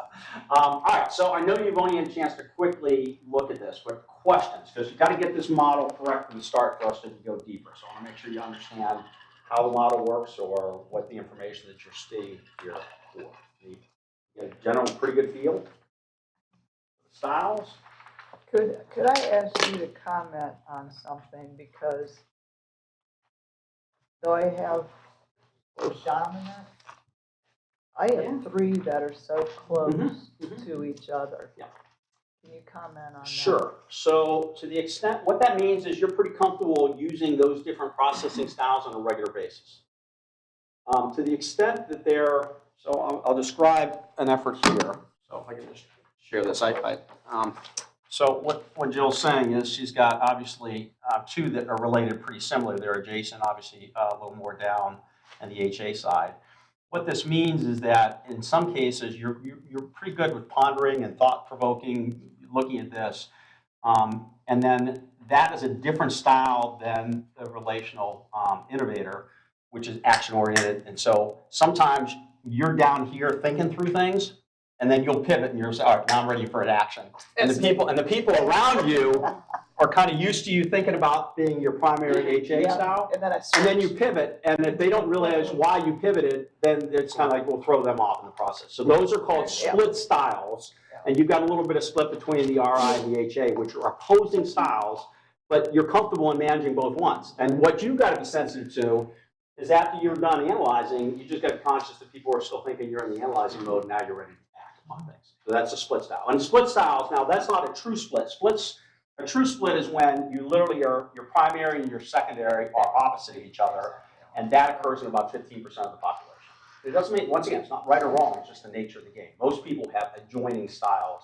What that shows is that you're pretty comfortable in three different areas, generally in terms of the way you process. Okay? Other questions? Okay. All right, so we get to show everybody here. All right, so this is Pete's chart. So Pete, obviously, HALP, hypothetical analyzer and logical processor. Pretty comfortable in the RI connection as well. Pretty similar between your LP and your RI. And not so much in the RS area as well. So traditional kite, looks like a kite. Orientation, things of that nature. The dot there. Where's the tail? The dot, yeah, well, you can put the bottom in this case, down the bottom. The yellow dot, you're going to see that. That really is kind of a compilation of all your responses that put you in that section. And then, as we say, we're going to talk about this later, but basically, Pete is an HALP, which meaning HA is where his primary style is, LP is a secondary style. But the HALP, or if they're an LPHA, it doesn't make a difference. Those are referred to as conservators, and we'll refer to that a little bit later. There's no report we're talking about that here as well. Okay, so that's Pete's. Barbara, RI, RS. This one didn't surprise me. I've gotten to know you over the time, and the way you outlined yourself this morning, that's all right. You're okay. Unpatterned, process. Take a lot of stuff. You like a lot of those uncertainties. That, as I said, the more you talked this morning, the more I felt, yeah, we definitely got that right. What's the little yellow? The yellow dot is simply the center of the compilation of all the 24 responses, and that puts you into a particular quadrant. And depending on where you are, the further are you out in that quadrant, or the further you left or right or top or bottom, just is a greater tendency. And so obviously she's going to lean more to the RS, RI. She's in the RS category, or RI, RS, meaning that changer, that ability to look at different things and act upon things. Action orientation is where her primary focus is going to be in the area. Okay, so just now, not so much in the LP. She's not going to be bound by systems and processes and rules and structure and all that. That's not where she's comfortable at. Why am I in government? That's a mystery. Well, this is the value of bringing everybody together. It takes all the directions to come to I'm the the kind of best. person that keeps city attorney awake at night. That is not true, but she did the first time we sat down, she's like, oh, we're probably gonna clash. And when you see your respective styles, you'll understand why your approaches are different there in that regard. So anyways, that's what the dot is. It'll give you a tendency about where you are collectively, and we'll see those dots elsewhere. Jill, we just saw that as well, an HALP, a conservator. We'll talk through that process as well there. Okay. So structure, but also a lot of thought for action. But then, as we talked earlier, you can move into action orientation on the RS side pretty quickly. Debbie, also pretty similar to Pete in terms of the pie chart. Your dots are a little bit different places, but an HALP. Well, thought-provoking, ponder ideas, structure process. Not so much into action orientation, or pretty similar between the RI and the LP, but obviously a little greater to the LP side of the equation. Alice? So Alice, where did you think you were going to land? I thought it was RL. What I put down as Relational? Okay. Yeah. I'm sorry, the RL or RI? Yeah, RL doesn't exist. That's where, yeah. LR? She's creating her own category. She's going off the rails on us here. I thought it was, logical. An LP. And reactive. A reactive simulator. Okay. Well, you've got some there. I mean, clearly you're between your RI and your LP, you're pretty comparable in terms of your rating scales. A little more on the RI side of the equation, but very much analyzing. The HA is obviously your predominant point. As you can see, it's the fact that you're real close to the center axis on that indicates that your responses, you're pretty comfortable in both of those opposing concepts there, but not so much in the RS area. Okay. Okay, Jerome. Did you have yourself as an LP that far up? I had LP on my list. You had LP, okay, so you got that right in the process, and obviously you're right there. So you're pretty comfortable moving to the extent of the bandwidth that you have between the HA and moving up to the RS category. But obviously you're the systems, the generation, the rules. How do we make this happen? Certain there, and you're just a smidgen up into the RS, as I said, that you're right on the line. You could go either way in that area, but based on the demographic or the response of your bar chart, I bet they're very, very close.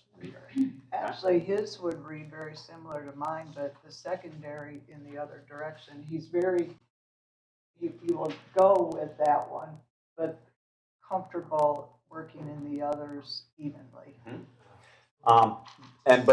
But I'll tell Jerome, because I'll show you my chart later. I'll bring it up just in case you guys are interested in saying, now that you've gotten to know me as well, you can do the other stuff, but you really have to focus on it. That's right. It's not. It just doesn't come naturally to you, and it's just without showing capacity. It's just I got to really think that stuff through, because it's just not a natural reaction there. Because you're very much now, and as I've watched as we went through the strategic planning process. Right. You're very comfortable in obviously letting people come up with their thoughts and ideas, and I could see, and this is why it didn't surprise. I told you when I talked to you the other day, I said this didn't surprise me at all. I could see your wheels spinning about, all right, what are the KSIs? How do we get this done? How do we measure this process? I could just see the way that you're oriented yourself, but totally comfortable with letting other people in the what if scenarios and the action components of that. Absolutely. Amber, your attorney, HA and LP. I will tell you, look at that. Yeah, she's basically flatlined that guy. There's no wind in her sails. So we have 4 people. Well, who are she's HALP. dealing with the barbers of the world that are very unstructured, trying to figure out how do I make sure that I thought through all those options, and then we have a system in place when, God forbid, she acts on some of the things that she's trying to do, right? So that's not surprisingly, we will see that happen, and I will tell you, accountants and attorneys, even though they are dramatically different, are often shaped out like that. People, your profession you choose often is demonstrated with the type of work that you shake. Not entirely, but there are certain professions we see a lot of that. Engineers, the same thing. LPs and HAs. They like to solve problems. They like to design how to deal with it. Those are strong HA-LP type scenarios. So attorneys, engineers, that sort of stuff. That's not surprisingly.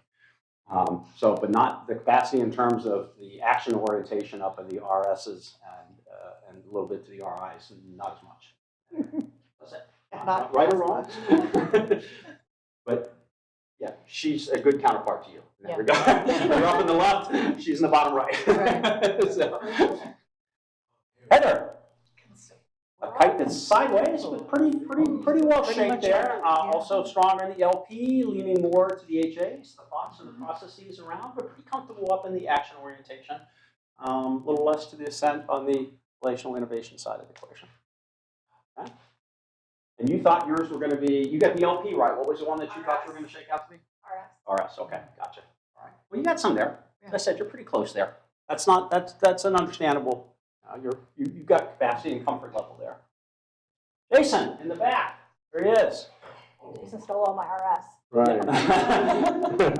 RSLP in the effort. And Jason, as I remember, when we did this before, you were the outlier then too, right? When we did this on the previous round. Yeah. Yeah. He's comfortable in that ring. He's just hanging out. So action orientation and systems to make those things fall into play. All right. And Julie? Kind of squished up area, but another more to the LP. A little more, Yeah. more flexible. A little more comfort there. Not as far out there on the LP side as Jerome, but nonetheless, and public works and all that stuff, all that background all makes sense. I remember when we went through that as well. So, okay, so here is where you guys collectively look as a council, commission, excuse me. And then here is your charter officers. I'm surprised anyone even talks to me. Or me. Me and you.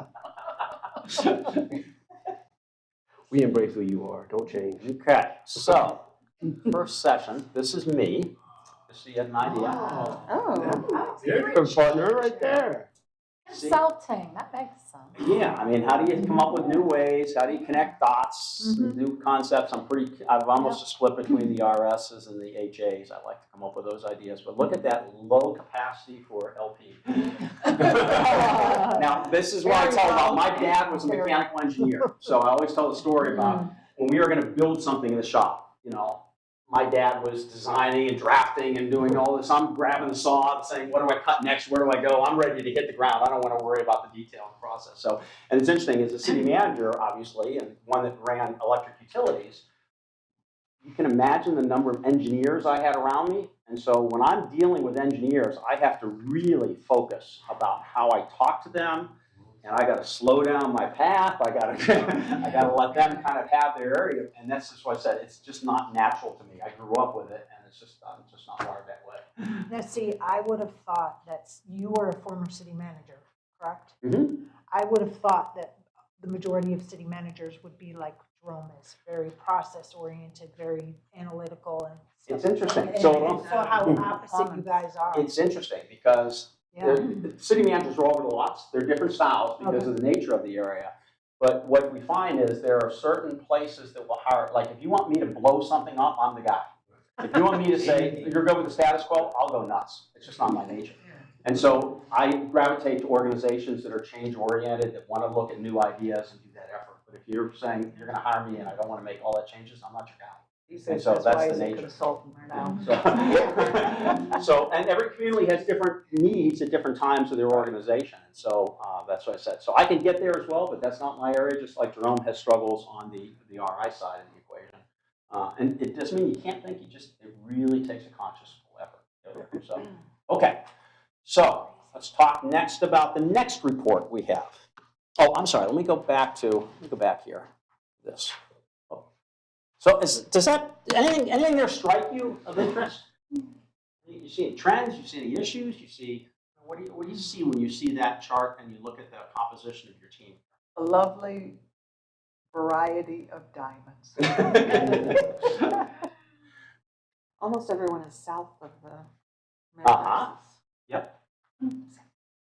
I saw how many are the same. Mm-hmm.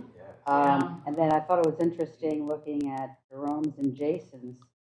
They have the same two components, but they're just opposite. Jerome is LPRS, Jason is RSLP. Don't know how that figures into, being city manager, assistant city manager, whatever, if that is something that works. Yeah. I thought that was interesting to note. Yeah. So Debbie, Pete, and Alice, although your dots are just a little bit off, you guys, did you perceive your similarities? Hell no. I didn't think so. No. I didn't think so. Yeah. More similarities there than you probably would have thought. Last time when I saw yours, I was like, there's no way that we are so alike with this. I know, and it's wrong. It's gotta be wrong, girl. It's got to be someone else in the process. No, it is. Yeah, exactly. I'm like questioning, you come up with your answers, and this is how it's charted out. Yep. So, I mean, Reel that in some. how they are that close is it's almost like a fluke, because you got it's not just one question and you can, come close on it. It's over a variety of questions, but then you're zoned in to where you are very similar. But keep in mind, this is process. Yeah, it's not, This is how you guys. You may have an entirely take different in- outcome and Yeah. decisions. It's got But nothing how to do you're with your processing it, personality. you guys collectively think very similarly, and how you take information, what you view as important, and how you act upon that information is very similar. It doesn't mean the outcome, your final decision is going to be the same. It's just the way in which you process it. No, I understand that, but maybe I just think faster. I don't know. Well, you got capacity up there to act and move quickly on decisions as well. So. But what you just said is really important, because how you process information and then what your output is are two different things. And then looking at that, then it's important to realize that we're thinking in the same realm, but how we portray ourselves. Because I've had people who told me that as a teacher sometimes, that, they didn't think I was an approachable person, because I just put up this, just like, That's CHA. got to get this job done, just got to do it, I don't have time for small talk, That's where the RS. Yeah. So it's important to know this, that just because somebody is portraying themselves as a certain way doesn't mean that goes along with really what's going on in their head. Yeah, I'll get you. Well, and the funny thing about it is too, is if you look at it, you've got Debbie, myself, Alice, and then you got Jill. We've all four got something that's south of the border. Yes. So that makes Barbara the outcast, because she's just I'll show you a chart that kind of shows how different components and how that she's changes. just not your part of the dynamics. final four. I want I'm to used to it. speak to something that Pete had said about thinking or coming to a decision quicker. He is more comfortable after getting this, switching then to the information. You gathered it. She's not. She still doesn't have that trust. She still has to find out more. She has to dig. She can't switch to arrive to the answer because she's not comfortable doing that where you are. You're comfortable, you've heard it, you've processed it, okay, there it is. She doesn't. So, yeah. So it's not that so it's slower, one trusts, one doesn't. It's the HA, and the HA is the one that will typically just need more time and ponder, and I'm not driven by the deadline, I'm more driven by the process. You've got to make a decision. And you got to Exactly, and he's more comfortable with switching than what Debbie is. Debbie isn't as quick with the switch as what not feeling comfortable with the switch And yet. see, that's where, Pete does. ironically, and Jill, that's where, I mean, obviously, you've got a strong HA component as well, but you've got the stronger action orientation moving to the top, Correct. where you're able to make that pivot. And you say, sometimes after I've done my theory, my effort, now I'm ready to move over. Exactly. But you got to make sure everybody knows you're ready to move over. And that's the challenge you got. Well, I usually tell them. Notice the term usually, right? Along the line. So. Well, and in a lot of my decision making, I'll go ahead and I'll go through and look at all the agenda ahead of time. We'll have our agenda briefings and stuff. And after that, I usually have my mind made up on which direction I'm going.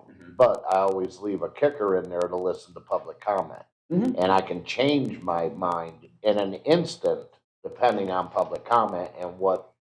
Let's say there's 52 people saying, no, we need to do it this way. Guess what? I'm listening to those 52 if I was voting the other way. So I can change my mind depending on the information that's brought in front of me. Okay. And so the HA is that feedback of all right, I had thought about that. Maybe that's another component as well. So, Now, let's say there's no public comment. I'm coming in with the same way that I perceived my answer to be. gotcha. What So was you've already right. done this, you've done the HA component. I'm wide open. I go in having a preconception of how I feel or think or that, but I'm wide open when I'm sitting up there. I'm listening to every commissioner who speaks, listening to staff. If there is a public commenter, I listen to that, and I bounce it off of how I perceived it to start with.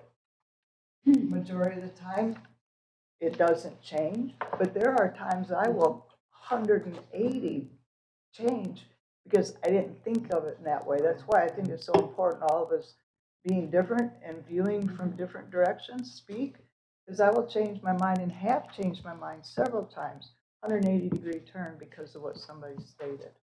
That's again, that's between the HA and the RS component. On the bottom, the analyzation, how do I think I've got through, but then being able to action and then moving into the LP is also action oriented. So yeah, that makes sense. All right, let's go to the next one. This is one where you start to get into some interesting components about change management. So let me give you this report. Change management. I thought it was all. Where is it again?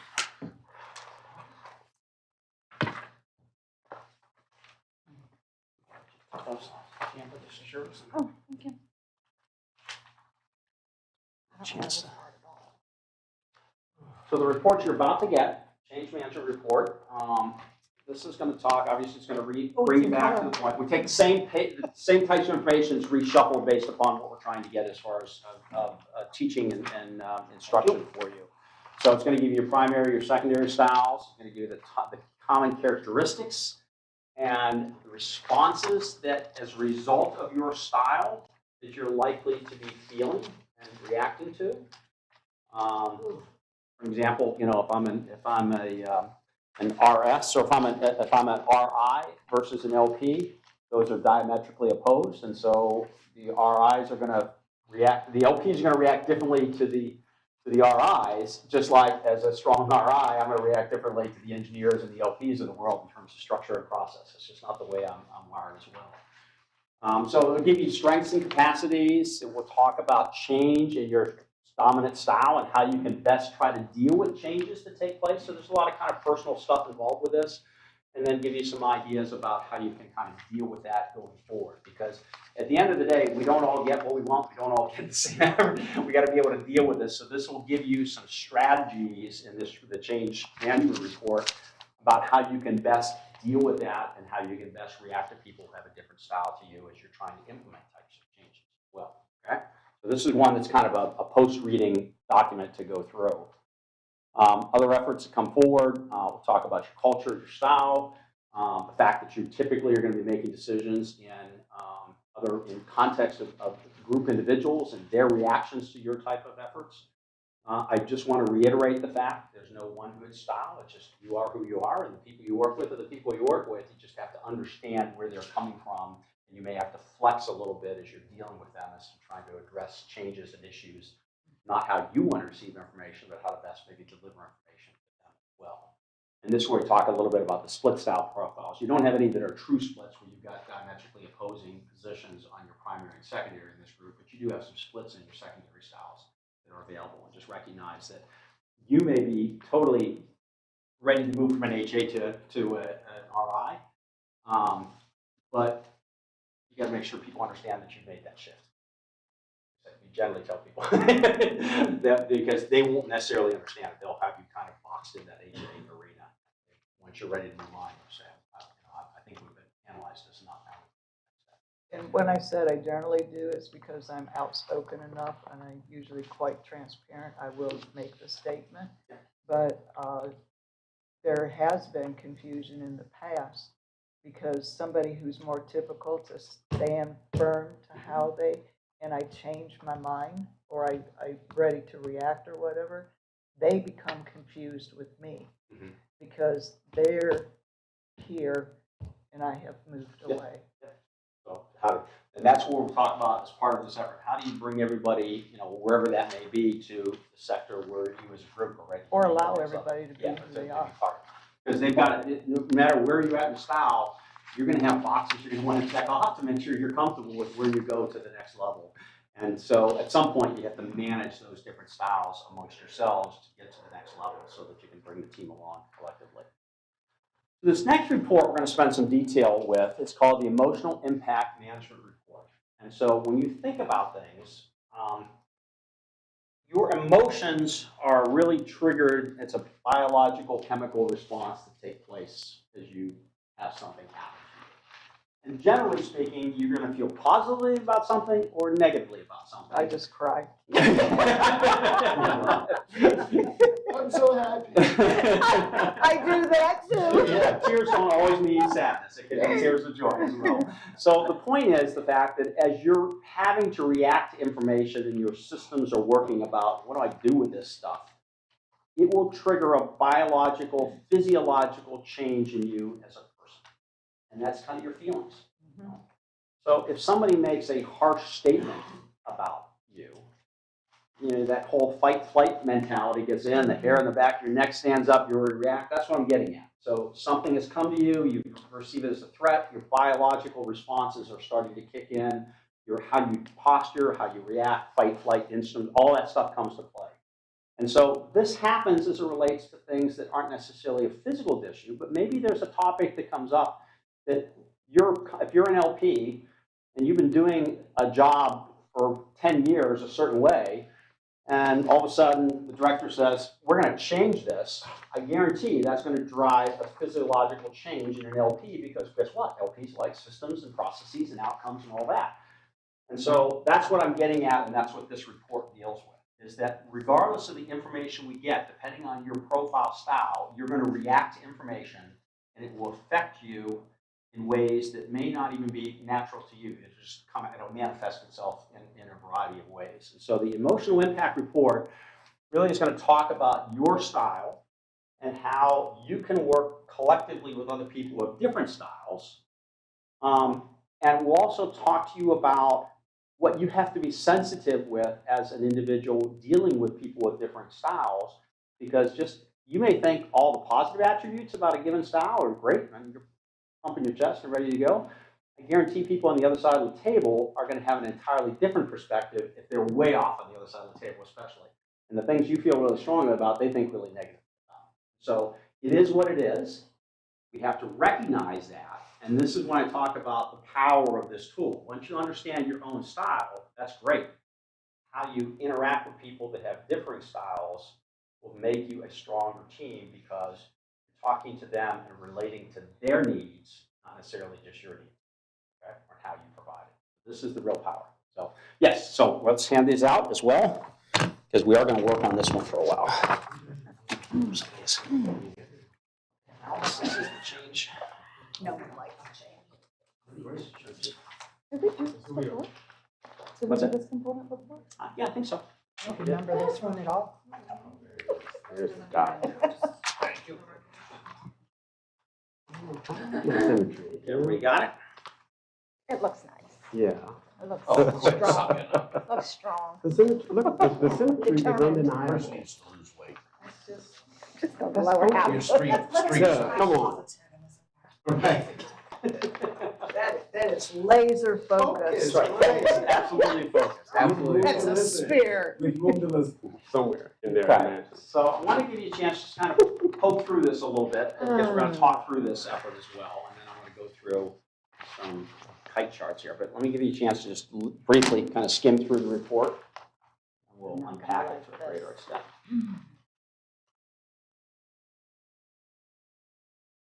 This is where the rubber meets the road, as I call it on this. I don't remember ever seeing this. I thought I had done that. Sometimes I use different reports, but for a group like this, I I try was just to, gonna say the same because thing. you know, this is a perfect recipe for a good discussion on change and emotional impact, because you're going to say things, react to things, come to conclusions, and people are going to react to them differently. So I like to It's unpack no wonder I this cry all the time. I have 3 of these. report. I'm a very emotional creature. So if you look at this, as you work your way through, this is what we refer to in the IOPT world as a snowflake. It kind of looks like a snowflake with a different. Oh, I thought you were talking I'm not talking about anybody in the world. This is not a comment. This is a snowflake. This is a snowflake diagram. So we're all a bunch of snowflakes around here. now, if you think about this, if you took your IOPT kite profile and you put the X and the Y axis and you put your chart over this, okay? And it was a transparency, you would start to see, in this case, about kind of the attributes that come with that. So obviously we talked about RSs at the top, action-oriented, rapid response, fast execution, LPs, also action-oriented, measured responses, systems, programs, things of that nature. HA, a lot of analytics, a lot of thought-provoking, internalizing, understanding about why things are occurring. The RIs being a lot of different ideas, concepts, and then obviously the pieces of changer, performer, conservator, perfecter are kind of attributes that come with those adjoining primary and secondary type styles. So in the perfecter, evaluation, planning, orientation, no risk, low action, unheard response, more of a plotting methodological effort. On the conservator side, in the lower right, precise outcomes, orientation, don't like to take a lot of risk, very deliberate type process. The performers on the top, issue resolution orientation, not as much on risk orientation as on the changer side of the equation, prompt response, action orientation. On the changer side, a lot of change, a lot of action, a lot of speed, and basically trying to move things along pretty quickly, a lot of different concepts for you. So if you think about where your chart fits over this, you'll start to get those patterns of trends and tendencies of folks that are in a similar IOP style to the extent. So these are just so that you don't have to look kind of sideways on them. If you're in the changer orientation, experimental, high risk, high reward, rapid deployment, high uniqueness, disruption, change for the sake of change, that sort of thing. Performers, resolution of orientation, like to have some desired outcomes, maximize those, intently, very task specific. Down to the little right-hand corner, the conservators, precise execution, low risk, certainty of outcomes, methodological, a lot of that work. And then the perfecter on the lower left side of the snowflake, evaluation, planning, orientation, unheard response, analytics, high certainty conclusion. What's the backup plan, and so forth, right? So those are your characteristics of those patterns. Now, as I said, when you read this stuff and you go, yeah, that's me, I feel pretty good about myself, these are the positive emotional impacts that come with those particular styles. So this is not only your own style, but people around you will often look at you and say, yeah, because of that style, these are things I feel positive about that person. So you can get a sense of what that looks like. I have a chart here that'll take that and make it a little easier to read. But basically, these are all the positive components. And if you look at those positive traits, if you're a changer, you're enthusiastic, charismatic, engaging, energetic, things like that. You're a performer, results-oriented, you're very determined, very self-reliant. I'm seeing smiles over there. That's a good sign, right? The conservator, efficient with their time, principles, confident, productive. Remember I told you steady eddies, consistent. Those are the folks. Perfectors, pretty astute, connecting dots, tolerant, versatile, throw me wherever you need me, perceptive, and very innovative as well. Those are viewed as very positive attributes of individuals with those particular Yeah, patterns. none of them were on my chart. Well, somewhere in the 4 of those, they've got to be together. But you may be also looking on the other side, for there's always two sides of the coin. For those that are really intrigued by some of the attributes that I just went through, those characteristics, there are folks that are going to say, well, maybe there's the other approach that I don't feel as strongly about. And this is my point before. Every action has a reaction to it physiologically and how you process. And so my style may not be, I can tell you right now, I'm amazed. My wife and I are married for 40 years this year. She keeps telling me I'm getting close. I don't know if I'm going to make 40. But the bottom line, she is very much an LP, and obviously I'm in the other direction. And so we have to figure out how we deal with each other's, her desire for slowness, my desire for speed, my desire for change, her desire for consistency. Somehow we made it work.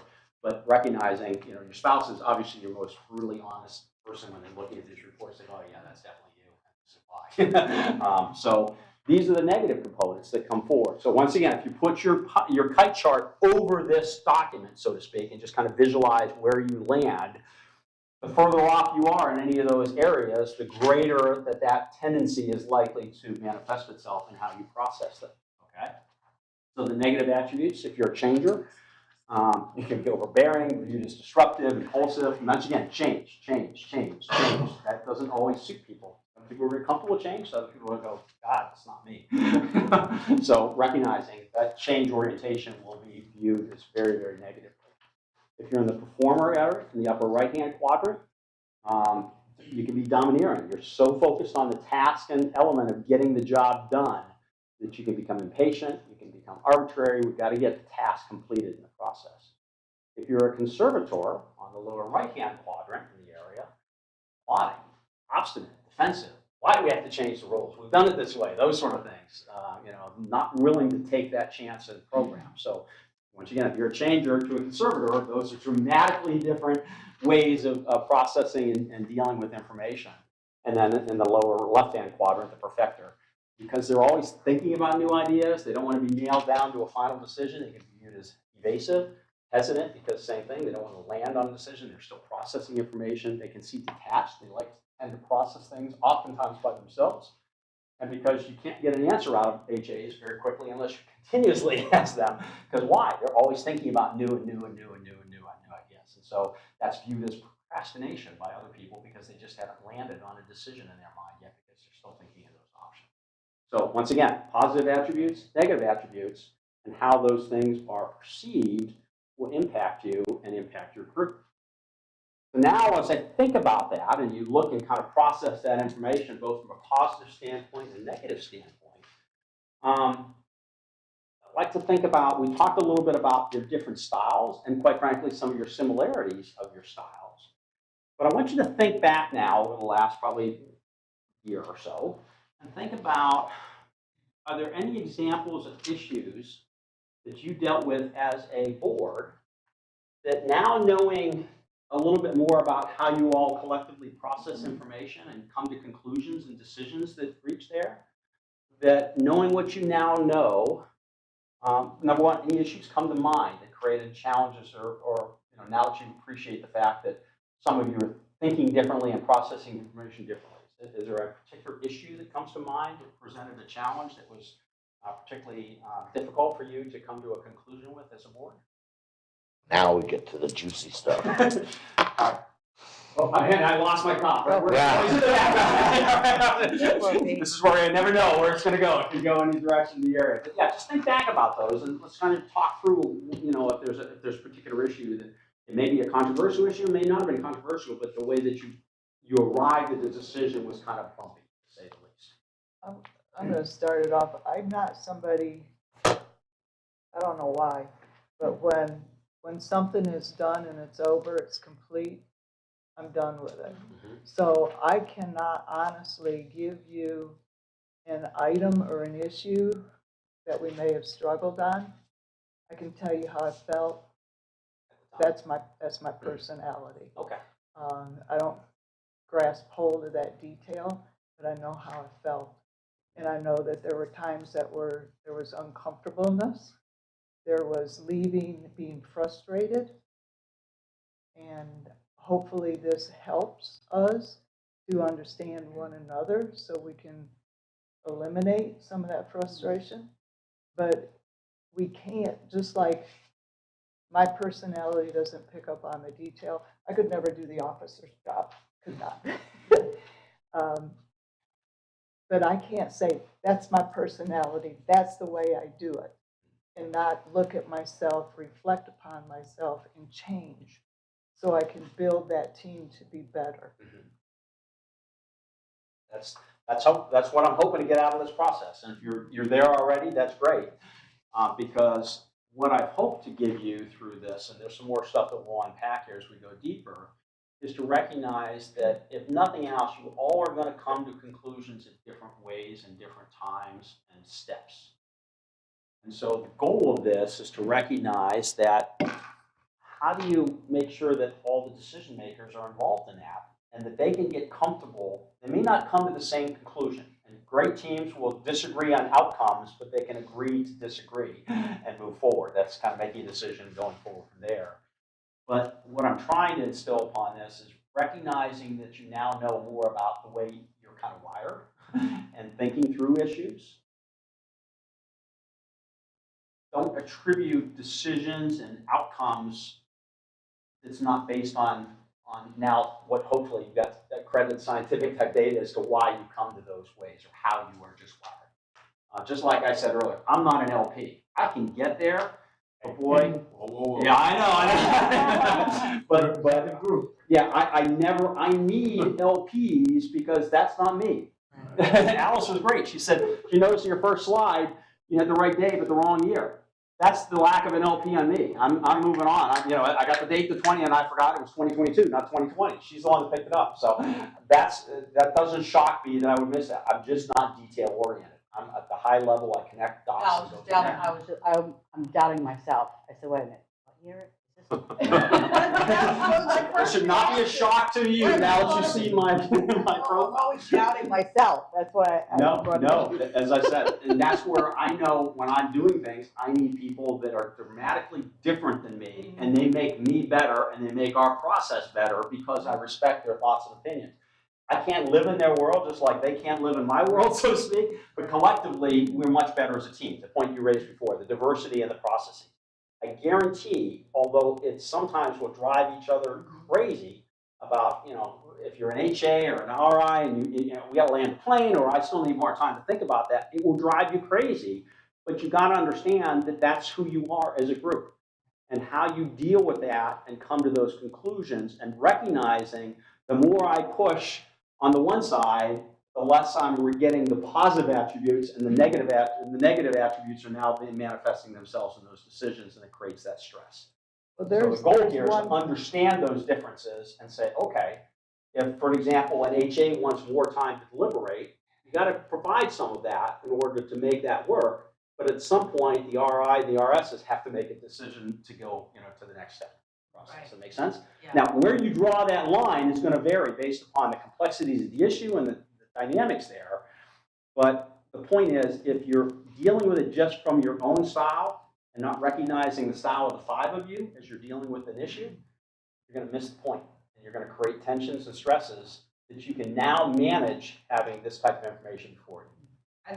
I think, yeah, this is really helpful about how to work with other personalities here too. Because one of the things I saw right away, because I see that Pete, Jill, and Deb, you're both HA, you're all HAs there, is that instead of putting out something like a big idea or big plan, is to break it down into smaller pieces. Because sometimes, if you're just focused on the end result, you really have to.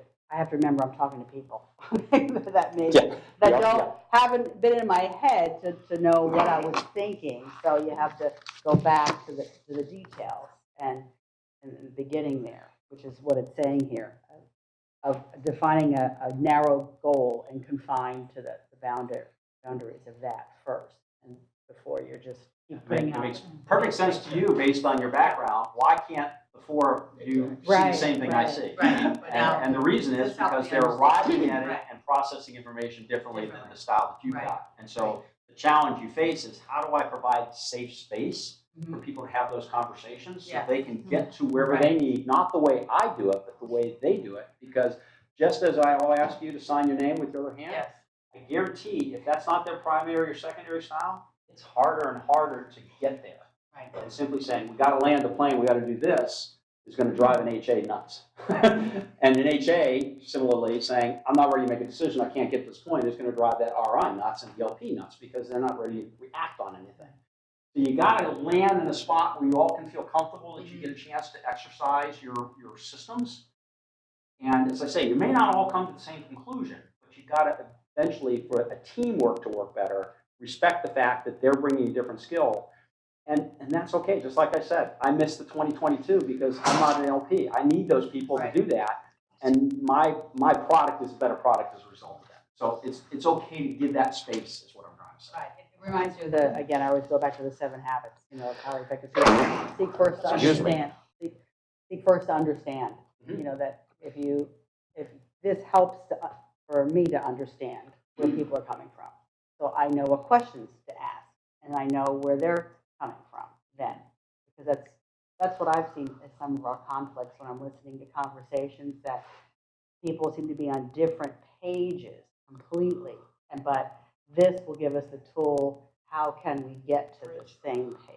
Yeah, what questions should be asked or what questions have to be answered in order to come to that. They're still checking boxes off that maybe you checked off. Right. But you saying we got to make the decision doesn't give them a chance to have that same freedom to do what they need to do, and vice versa. But I don't believe one should dominate over the other. No. I mean, there has to be that landing Space. strip. Yeah. There has to be that landing strip. There has to be that compromise. There can't be one dominate and say, I'm not ready yet, and everybody else is ready. I mean, there are other, what would you say, devices that you can use to help yourself. The prepping beforehand. We're going to talk about some of those systems based on what models we've got here. Grabbing questions, diverting some of the things that, might come up. So knowing that there's somebody who wants to just, bam, they got their mind made up, they want to move fast. I think the 10-minute time frame that we use within our meetings really helped our meetings. They used to be out of control, and nobody being responsible basically for preparing ahead of time. They were just in these long debates and discussions, and not even that, just stating stuff. And so the time limits really helped to try to get that landing strip for us to come to. Everybody has to agree to do that, though. And I would agree with that, but sometimes we go to third and fourth rounds. Correct. And sort of the kind of person I'm at, if we're talking about something that has a $70 impact and we're going to a third round, my head explodes. So it's sort of like, how do we find that balance? I think it's poor Debbie and I often find ourselves on the opposite end of this, because she really needs the data, the details, and like I'm doing, my tongue is bloody because I'm biting it, And mine is the same way, because I'm sitting there going, how in the hell? And I'm sitting there thinking to myself, how can she make a decision like this when there's so much information that still has not been discussed or shared?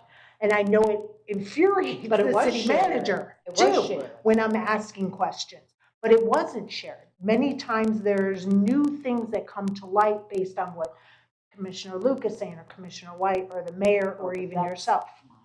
So here's the. But let me add on to that too, because there are, like Commissioner Luke had said, there are ways to pregame it per se. We can we have our agenda briefings with the CM and all of the staff, so you can ask any questions there, and then it gets turned over to where all the commissioners get that same question or the answer. Doesn't say what commissioner asked what, but it just said a commissioner asked X. This is the response. So if you get your questions in there on your agenda briefing, you think of something else later on, get your questions in there. And by having that 10-minute setup, for questions. You go ahead and prioritize any other questions that you have to where you don't need to go over that 10-minute guideline. And then this way, everybody, let's just say I'm going to pick on Debbie just like everybody else did. Let's just say that she is the only one asking questions and none of the other board members are. And then that 10 minutes comes up and she gladly goes, I'm going to go ahead and release the floor and maybe they'll be around too. Well, if nobody else has asked any questions, there really shouldn't be around two, because it shouldn't just be one commissioner up there just asking 3 rounds of questions, because you've got the other 4 that are sitting there ready to go. Now, you can have a comment section after that, you know, and go, okay, anybody wants any comments, and you turn that down to 5 minutes, whatever the case may be. And then everybody's had their say. And then you move on and you go through the motions and figure out what happens. This goes back to where the rules are, you have 10 minutes of questions. Yes. And I ask my questions. Mhm. But invariably, others are going, oh, I don't have any questions, I have comments. And then it goes to comment time, and it's like, wait a minute, I was asking questions. Now they're not asking questions, they're already in comment time. And it's like, well, wait a minute, I was following the rules by doing questions, and everybody switched it in the middle from questions to comment time. Okay, and then That's where I'm going, well, wait a minute, I didn't get a chance to make my comments but because. that's where it would go back to you after that, and then you would have your time to make your comments. Because let's say Commissioner Luke doesn't have questions, but she wants to do a comment. Same with Commissioner White. You asked questions. You're usually first, normally, and then we go. Try very hard not to be first. I know, but I'm just saying, sometimes it just works out that way. But then if they're going into comments, it's like, okay, now we're back to Commissioner McDowell, and that would be the second round, but now it's time for your comments, you know? Well, And I've done that, I've seen that happen. the mayor leads the meeting. Right. And if you guys remember back when I was installed, we talked about how we were going to process the meeting, how it was going to be handled. I was not one who said the first round of 10 minutes was strictly questions, because there are so many different topics that some needs to be probably a workshop, but there's only discussion going on. There's not questions. And it's very awkward to say, does anybody have any questions? Nobody's got questions. Right. They've already worked it out, you know, in their agenda briefing or something. They have no question, but they do want to make a comment on it.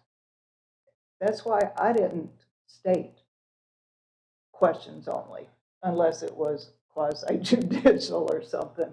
But I left it open because we are there to talk, discuss, ask questions of staff or somebody who's presenting to find out answers, but we're there to have that dialogue to come to that conclusion. That's why I didn't state only questions. We're sitting in here in a workshop right now, you know, we can always state that, okay, 10 minutes could be questions and comments, and then just hold it to the 10 minutes as we go around, you know? Are you suggesting no second round? Well, it There are depends some on, issues it depends that on the really topic. It require- depends on the topic. I'm not, you cannot limit it to just one round. Generally what I did was 10 minutes was the first. The second, because sometimes, as she stated, somebody's going to state something that's going to, ooh, I didn't think about that. Right. You know, I've got this question about that. So the second round was more like 5 minutes. There are some topics that take more discussion, not the majority of the time. Right. It's rare. Right. It is. So It 15 should be minutes, exactly, 15 minutes of question, commenting and stuff on most items should be adequate. The mayor runs the meeting, and if more time is needed than that 10 and then that follow-up of 5, he can grant it. Yeah, and the thing about it is you got 5 commissioners at 15 minutes each. That's an hour, Yeah. that's an hour and 15 minutes of discussing one item, when we may have 30 on the agenda. So maybe that should be split. 5 minutes first for questions with another 5, because like you said, I was saying the same thing about sometimes when we have comments, I get a question. Right. All right, but if I didn't use up my first 10 minutes of questions, I should get another some more time to ask that question now, to count towards that first 10 minutes that I didn't use. Am I making sense? No, you didn't use your 10 minutes. Let me suggest this in the process, because I'm going to bring you back on the governance side of this. I wanted you, this is good dialogue, this is what I want to encourage. There's going to be a part of this agenda later this afternoon where I'm really going to delve into processes and procedures, which is the heart of this. What I want you to do is recognize at this session now. We're gonna table this issue. No, I don't want to discourage the dialogue, because this is the heart of what the governance component of things that you're dealing with, and I want to spend the appropriate time. What I want you to do is just recognize at this stage of the game that there are ways that you can find that common landing ground spot. Not all you're going to feel 100% comfortable with that, but you're going to feel better about it, and we can talk through how you get there. Because at some point, you're absolutely right, decisions have to be made at some stage of the game. The question is, how do you get there in an effective process that allows you to govern this place and not bring it to a standstill, and recognizes the different styles that you have before you. So I guarantee I'm taking your notes, and I want you to bring the same discussion and passion back, but I've got a better spot to interject it. What I want you to just think of now is, now that you know about IOPT and you know how you process, let's talk about where we find that safe zone where you can still let people come to a conclusion and still recognize a decision has to be made. Make sense? Okay. Jerome, I know you're trying to jump in. I don't know if I short-circuited. I think he was saying, has your check been signed for today yet? Are we gonna figure out our own little platform on how we want to do things? Remember, I'm the LP. The details that somebody else to deal with. All I know is I'm here. They handle the billings later. Jerome. I'm looking at something from the other side of the coin, which is it's not the volume of, well, actually, it is the volume of questions that are being asked, but are you asking questions in an effort to get to information that's going to help you in your decision making? Right. Or are you wanting to, for the public, show that I know more than you do on this particular situation or whatever we're talking about, so I'm going to keep asking questions to show that. And then the last part of that is, what is your intent for asking your questions? I felt like when I've tried to answer some questions that the intent is to lead me somewhere so you can ask 2 and 3 more questions that you've already predetermined you're going to ask them. Just ask your ending question that you want to get an answer for so we can know where you're going, but not do it in a roundabout way that shows that you're trying to lead me there in order to get to your true question. If we're all part of a team, and truly if we haven't answered your question before we've gotten there, that's our goal.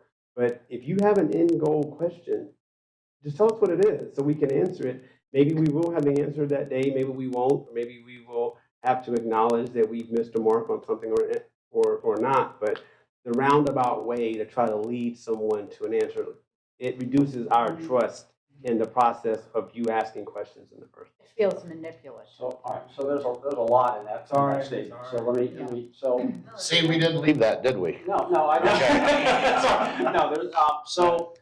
there's what I want you to think through, and as I say, we're going to come back and revisit this type of topic on governance because it's the heart of what you do day in and day out at the dais. Part of it is recognizing that, as I said before, we're all wired differently, so we're going to approach things differently. And I always try to say, and I always give the benefits of it, it is just the way we are, and don't attribute an outcome.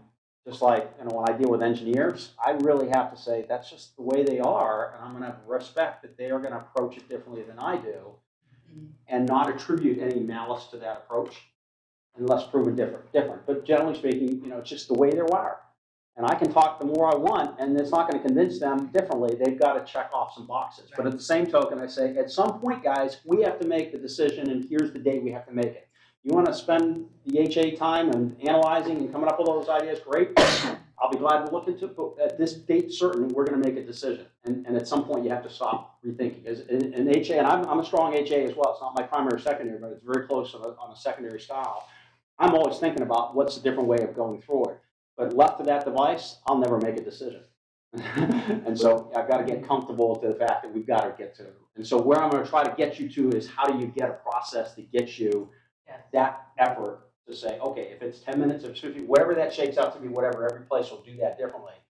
But at some point, respect the process, gets you there, but then you have to land. And I'll give you some tools as how you can maybe find that spot. So we will be given those bills. But I do respect what the city manager was saying, and I always think about, because I love watching courtroom dramas, when they're asking a question and the judge says, Leading the witness. well, when that's out, they say, let's move on, and they just keep asking the same type of question, but a different way, and the judge just says, no, you're asking the same thing, you're just rewording it, let's move on. So that's what That's I kind hear of where you I'm getting saying. to. That you got the chance to ask the questions, but Right. you got to ultimately land it. Yeah. So that's what I'm going to try to get you. Right.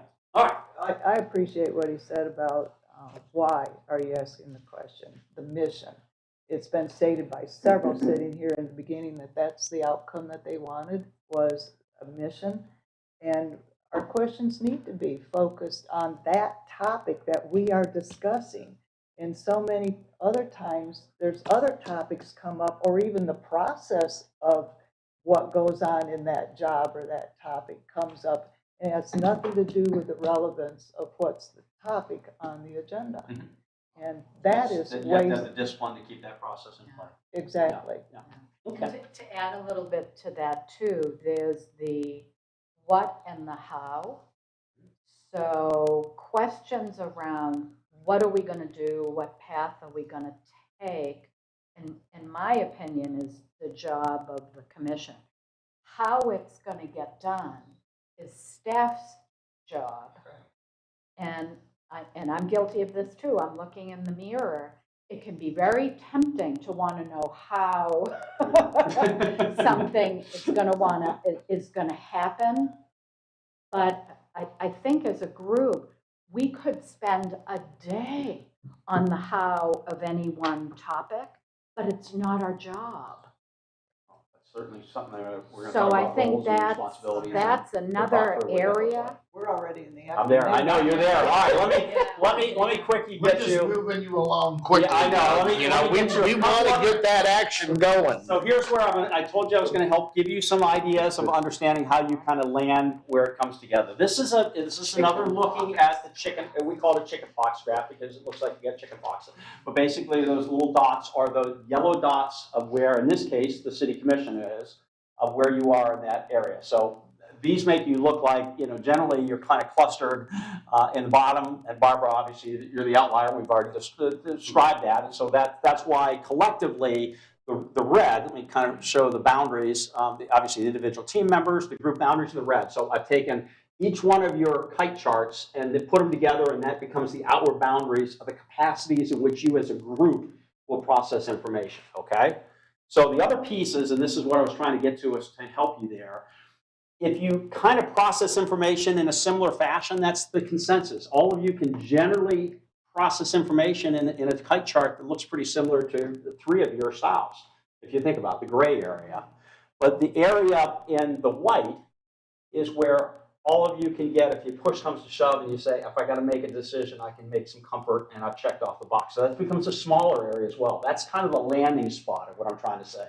At some point, you're all going to be different. That's the outer boundaries. Then you're going to take where are the similarities, where all of you kind of process information, at least generally similarly. It may not come as natural to some as it will to others. And obviously, Barbara, you're going to be the outlier. It's going to be harder for you to get to that majority understanding it, but you've got the capacity to do that in the process. And then ultimately, when I was talking about landing the plane, that white spot in the middle is where all your boxes have to be checked off to make the decision. And so the more you're pushing people outside of that white box and how you are willing, and that white box, if you look about it, means you all have some capacity to think in the four different styles and react in the four styles. It comes more natural and less natural to some or others to you, but you can all get there. So there's hope. It's not like you can't get there. You can get there. And you can see that's a pretty evenly dispersed approach about checking off boxes. It may not be as many boxes as you'd like to have checked off, but you can get there.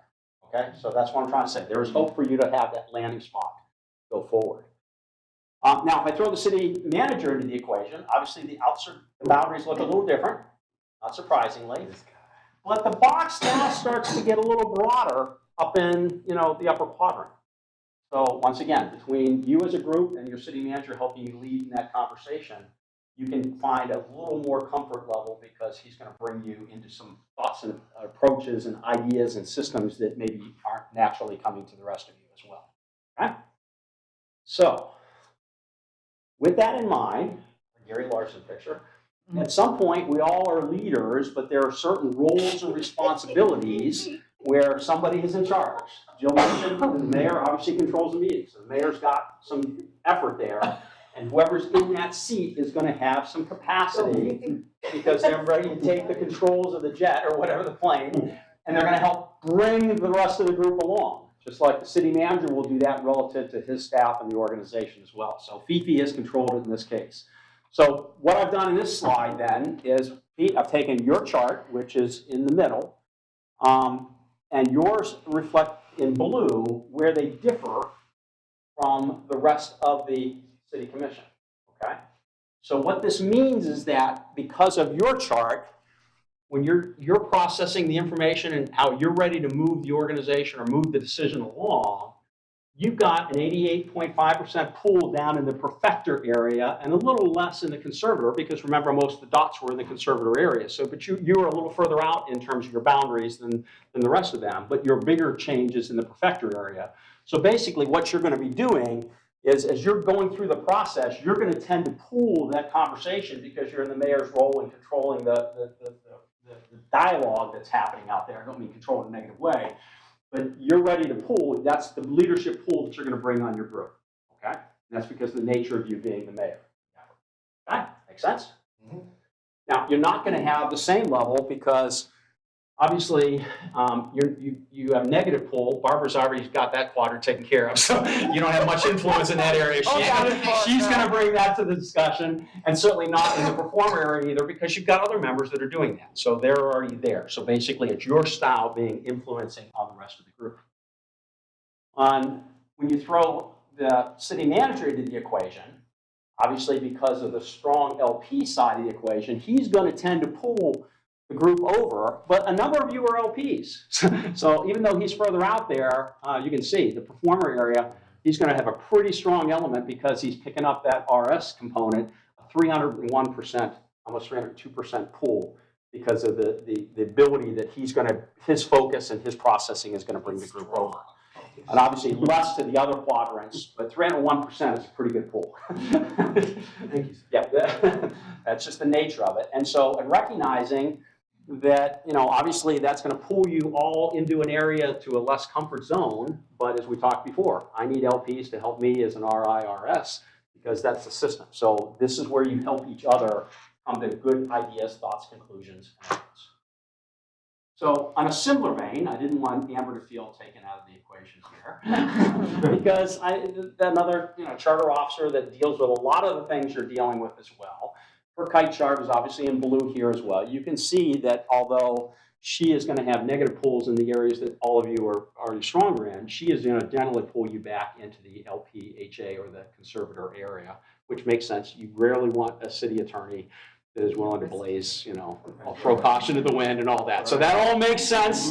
She's doing her job, and when the rest of you reeling us back in and keeping us safe. The rest of you, or Barbara, when you're ready to go charge the hill, whatever, she's going to be the one to bring you back to the equation in that area. Running amok. Yeah, so she's going to definitely bring you because you guys are operating on different sides of the equation, and that's a good thing. That's what you want to have in the process.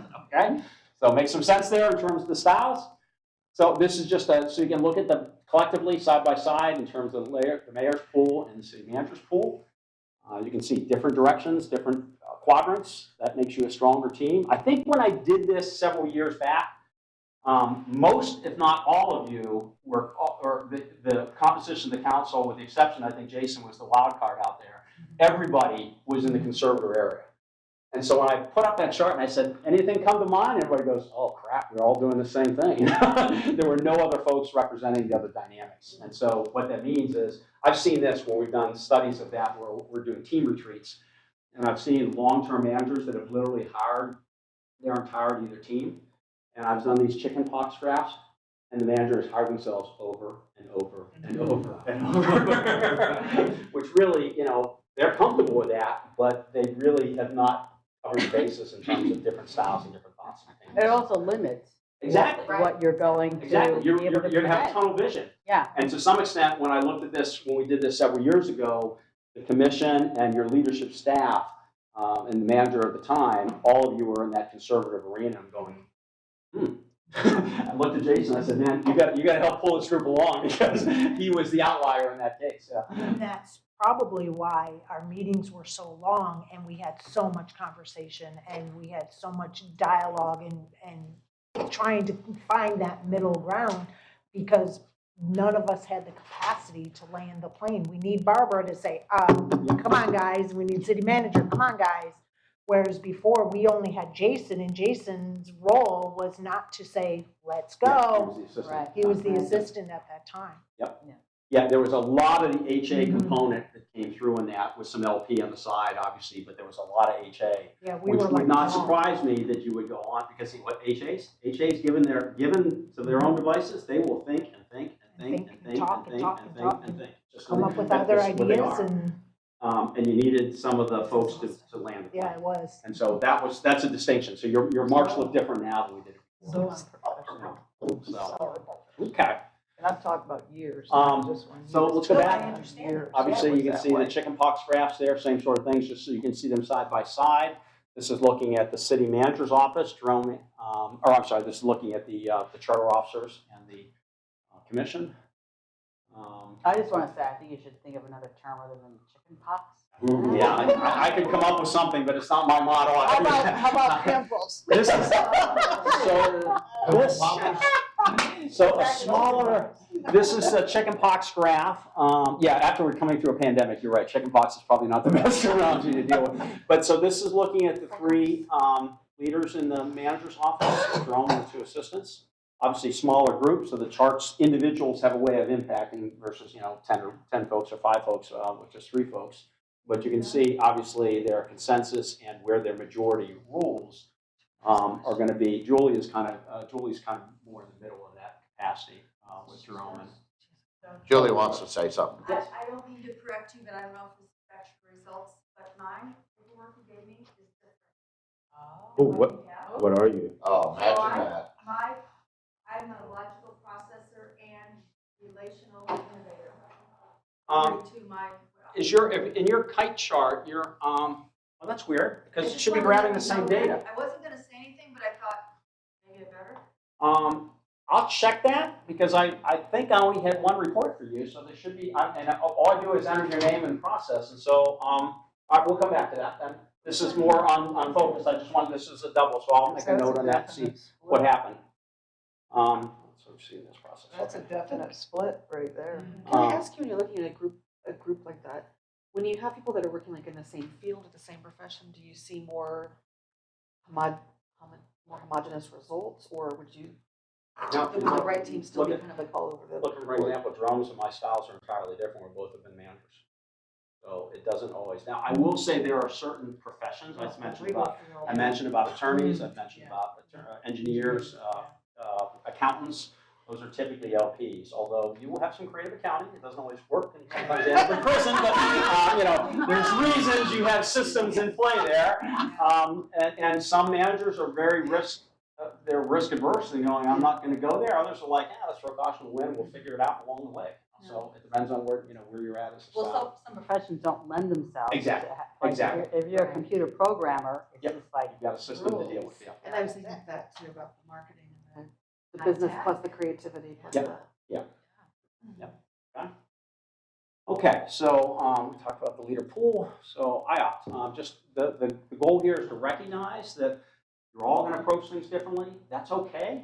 You got to find some spots to help each other to become better decision makers, and that you've covered the basis as you go through that effort. And then I've got to also land on, obviously, another one of my favorite websites. We've all had this. Anybody that's had cats or dogs or whatever, how we talk to them and what we think we're telling them, but how they're reacting to it is very much what the IOPT is. They're reacting in their own system. I take issue with the slide. They're going to get bits and pieces, but the rest of it's just kind of noise. You know, they're not I have meaningful conversations with my dog. Not my dog, so. This is what I'm thinking. I'm not a pet person. Most people know, I'm not a dog or cat, but this is what I am thinking when I hear people talking to them. No, I told you before, bad dog, bad dog. Talk to a dog. But Alice, you do talk to plants, don't you? No, I don't. Come on. No, I don't. Trees. not plants, trees. Come on, you can do better. Talk to me. There is science. There is science. Now we got it. Definitely science. You've been listening to the trees again. There is science. Blah, blah, Very blah, much blah. again, one slide is what I try to do in my 3 hours here to tell you before. It's not what you say, it's how they receive the information is what matters here. Well, I analyze it, how objective. So, because we're right at noon, we're not going to do this exercise. I am going to give you a handout though, and maybe after lunch, if there's a thought, if anybody wants to react to it before we jump into the governance side. This is what I'll call my cheat sheet. Take a copy, and so this is so that you don't have to bring all the reports with you when you're sitting at the dais debating on the hot issue. So in the background will be the styles, the 4 different styles to kind of remind you of that. On the front this is what I refer to as getting it your way. So if I am a relation stimulator, reactive stimulator, these are the things that kind of hit my spots and the way I need to have information presented. Same thing with LPs, same thing with HAs, and same thing with RIs. So this is kind of a cheat sheet to work with. And so when you're all of a sudden you're realizing you're talking to someone that's a different style than you, think about, am I presenting it the way I'm used to dealing with it and I need the information, or am I presenting it the best way to be received appropriately and that people can process at their own style? Now, I just have a question. When you say dominant profile, is it the first one is your dominant, Yes. or both of them together?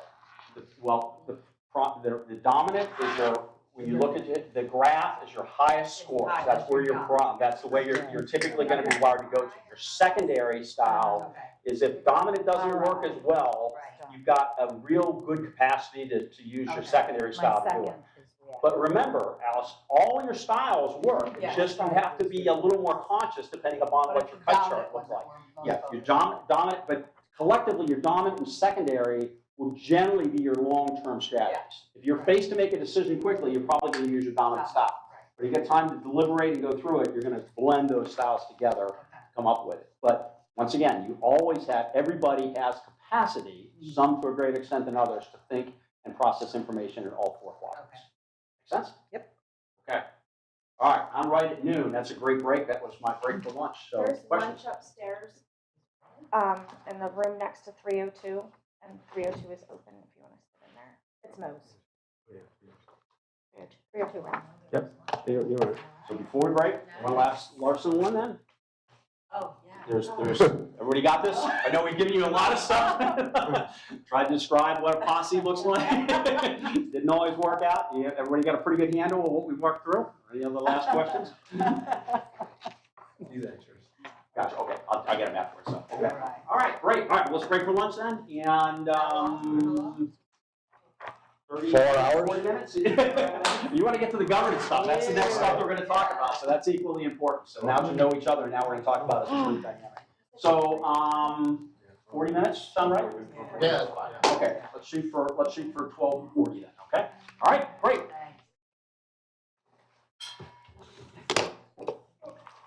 Heather, are there drinks up there also? I believe they have tea and water.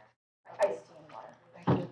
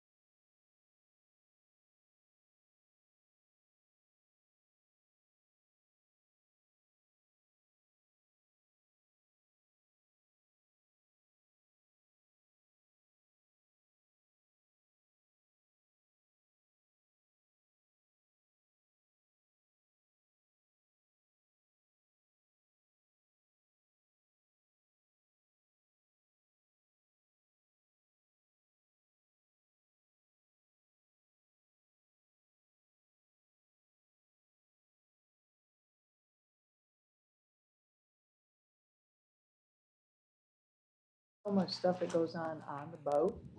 I enjoyed the boat. It's like, oh my Debbie, now it feels colder in here again now. We get to drink it. Yeah, definitely, yeah. entertainment, you know, and yeah, it's really cool. Our first cruise was for our honeymoon, and we won the newlywed game. Of course, as being newlyweds, there was an older couple and then like a really older couple. But we won it. But That's what right, we won it. So music too? They played Yeah. that game on the cruise ship? Oh my You know, the God. moderator, they asked us all the questions you're supposed to know, and I was like, well, we just got on the boat. He said, it's a ship, not a boat. Don't let the captain hear you say that. But, we enjoyed it. Our Gid Pool, everybody knows Gid, he's a comedian, goes around on the cruises and stuff, right? Joe Theismann, he has a restaurant in DC. What's that? There's a Joe Theismann. Joe Theismann's restaurant. Yeah. That's in DC, right? Yeah, DC or McLean, Virginia. It's in the metropolitan area. Alexandria. Yeah, I thought it was. I know it's in the metro area.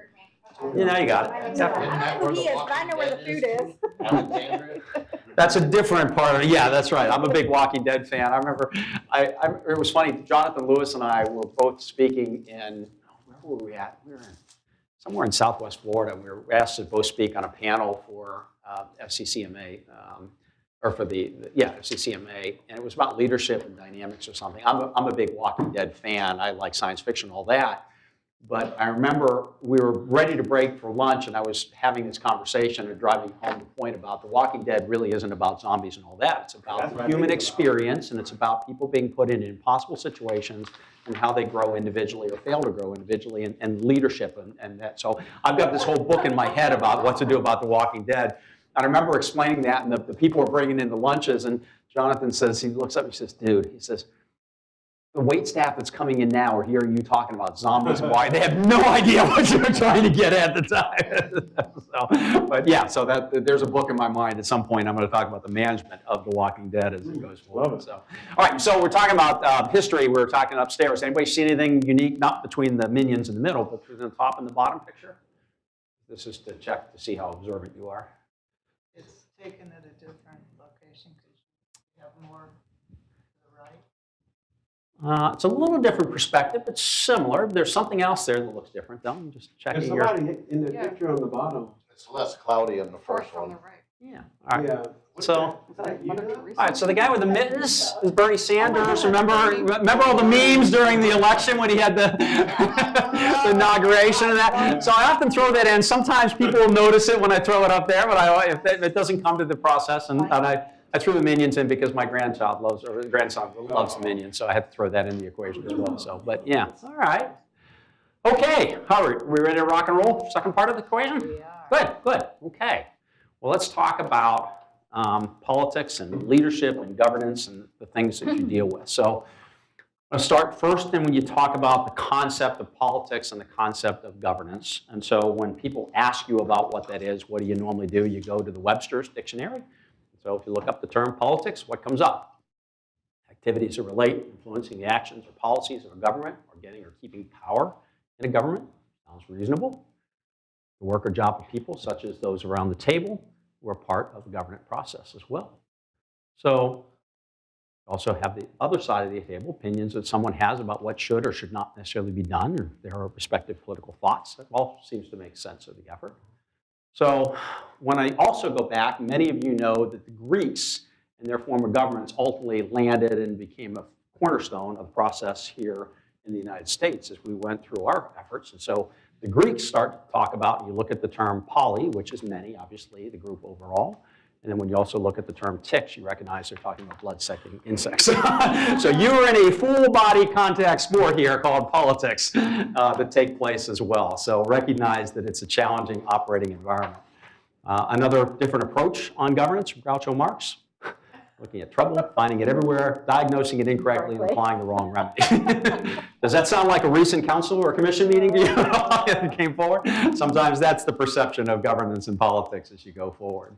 So I'd like to talk a little bit about the history and the role that you play. And so Edmund Burke, I'm a history, one of my majors in undergrad was history, obviously a statesman, prominent thinker in the effort, certainly involved in discussions in the Constitution of the United States. But a representative owes to the people not only his industry, but his judgment, and he betrays them if he sacrifices it solely for their opinion. So recognizing that you're appointed or elected in your responsibilities here, and you're going to be accessing pieces of information and knowledge and efforts, and as a leader, you are going to respect the thoughts of your opinions of the people that brought you here. But at the end of the day, if you simply defer to the wind, sometimes you'll miss the perception of what your role is. So you got to be able to discern that information. So I like to start with a little bit of that background because that's the form of government we have. People say, well, I elected you. This is what I want you to do. Well, you've elected me, but not just simply to be a puppet. You elected me to be rational in thought and deliberate on issues, and I want to respect the opinions of the people who elected me. But at the end of the day, you are going to be in a far different position given the wealth of information and the process and the understanding that you have. I guarantee you've got 2 new members of commissioners. The things that you thought you knew about local government, I suspect you didn't really understand until you got here and then said, holy crap, I didn't know. You've all been through this journey that comes through. It's like I had no idea in the effort. And so recognizing that the folks that many times are putting you in the office, and I'm not dismissing their involvement in the effort, but just recognizing it is a representative form. So you're representing them, but you're displaying and utilizing the skills that God gave us and others to discern information going forward. This is another concept that we like to do. I know the leagues, most of the state leagues will have this on a coffee cup. It keeps it around, the Athenian oath.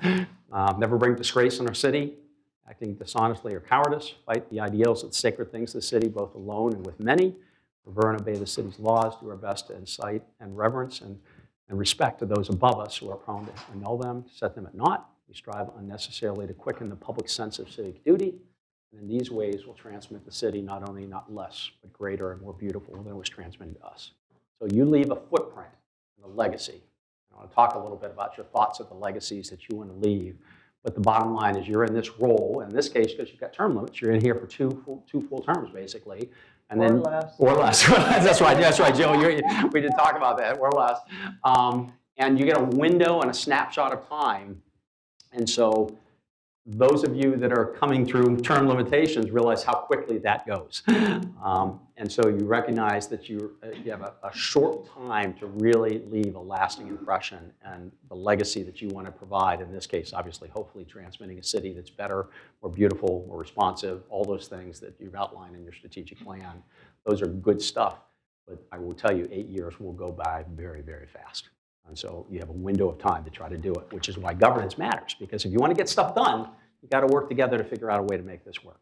And then you got to mesh 5 different thoughts and opinions about what you want to accomplish there.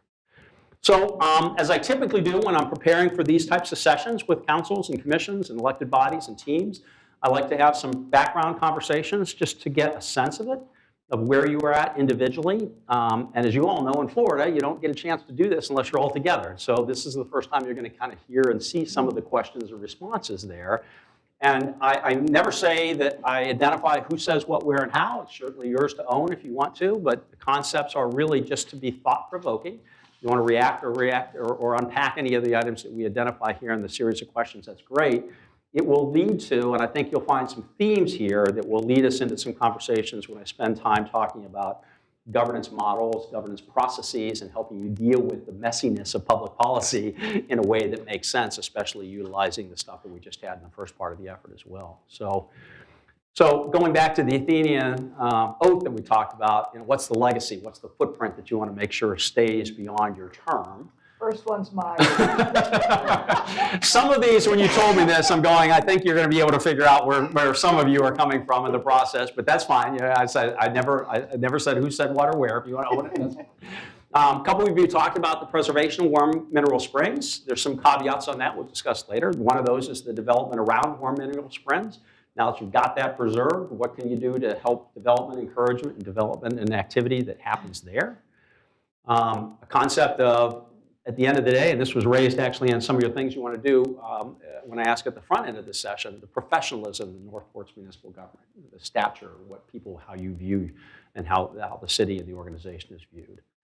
The fact that you want to make sure you look at all options, especially as it relates for projects, and whether that's grants or dollars or impact fees, that you've got a way to make sure that all those things were there and that people are paying their fair share for activities. You have gone from a small city to a fairly large city at this in a relatively rapid period of time. I don't know what your build out effort is now. You got to be, are you at 200,000 plus by the time you're at build out? That would be my suspicion. 67,000. Yeah, so you're close to 70 now, so you're getting halfway there at the Close time. to 80. 80, is it 80? I'm sorry, I was thinking it was 70. Okay, my bad. You've had a year. You've had a year. Well, one of them I said 70 in one of these slides, so that's my lack of the LP. I thought I heard 70,000 in the process. Some things, also legacies, revision on Biscayne Boulevard on landscaping. The fact that the MPO had advanced approval of the River Road widening project, that was going to be further out there. And a legacy that's still in play, that's right now happening, provision of water and sewer services out to I-75 at Sumter and Toledo Blade. Other legacy issues, that you're involved in economic development and trying to find good paying jobs with career paths and benefits that allow people to live, work, and play here. The potential of annexing services and annexing property out beyond your current boundaries. Another effort about changing your image or brand of Northport, about what people view of Northport and the perceptions. And the fact that the unique nature of Northport and the natural environment that you have here in play, that those are part of those efforts, and resiliency and sustainability are certainly part of your conversations as well. So pretty broad-based thinking about what you want to do during the window of time there. Some of those are very specific, other those are much broader in terms of nature. I always ask, all right, so some of the stuff's in play, some of the stuff's still out of play. These are things that a couple of you have identified. You're still working on your ULDCs. You're still working on developing governmental relations for the city outside of the corporate boundaries of Northport. I know Price Boulevard widening is certainly a conversation that's taking place. Right now, you're in that growth window. I was talking about growth is like crack cocaine. It's easy to live off that when it happens, but when growth stops, at some point, you got to still pay the infrastructure of the components. So there's an element of trying to maintain that without and still be effectively ready for the future. And then this concept of diversification of your tax base. Heretofore, you've largely been residential in nature. You've got some opportunities with water, sewer, and other things to try to diversify your tax base. So those are things that are still outgoing. I can tell you from working with you on your strategic plan, those are all stuff that's very much in play in terms of the discussions that are happening there as well. So then I shifted a little bit. I want to get a sense from you collectively and individually about how well you thought you operated as a governing body. So I know you've been through some issues in the past, and that came forward about leadership and trust issues and what that looks like in terms of governance. A sense generally that you work pretty well together, but there's times where you want to have a little more time to deliberate and work through issues, to process information. Sometimes a general thought that it goes well, but there's times where we, have some bumpy spots, and that's okay as well. There's a recognition of the 5 different personalities and styles out there, and that there's a sense generally that you get a chance to listen and respect the different thoughts and opinions of your colleagues. A couple of you said that. A number of you, 3 of you, said that, hey, we recognize that we're not experts in everything, and there's certain things that individual commissioners are passionate about or they've got background or history on, and there's a recognition I'll defer to them to have their perception because they know the material better than I. Once again, relying on each other's strengths, that's a great thing to do. Sometimes a perception that there's a carryover when split votes on controversial topics take place. So that's something that we want to chat about in terms of how you deal with that. Hopefully the stuff we've talked about this morning gives you a little bit armed with some more information. I thought this was an intriguing concept. I've come to appreciate the differences we have on the commission, which was different than I thought when I was first elected. So perception versus reality. I remember I told you as you all come into this effort and what it is, what it looks like from the outside versus what it looks like when you're in the ring, so to speak. Recognition that various commissioners tap into different groups, your social groups, your networks, your elements out there, and that is something that helps you as a collective body in terms of working well together. And this is a concept that we may talk about as we go deeper into this about, although you apparently do some workshops, but you have a lot of individual type briefings. Most of your discussions occur when you're up there. And just as you've probably seen today, I suspect the type of casual conversation you've had today is different than the formal trappings of a meeting. And so, it's the nature of it. That's the business part of it. But to get to the business part of it, sometimes you need this type of stuff. You just have to kind of work and get your hands and arms dirty and get your hands all around the item. So some conversations, and this is ironically something we were talking about a couple of years ago when we were working with the board, but that's the retreat that we kept losing people in. About is there a way? It wasn't because you're a consultant. There were other things going on out there at the time. They didn't walk out on me or anything like that. But the concept of, is there another way, or are there certain types of things where you want to have a more casual conversation, still done in public, obviously, but have the opportunity to kind of trade and barb and kick through things to help you get to some conclusions or to help the process move the ball down the field, so to speak. So we're going to certainly talk about that as well.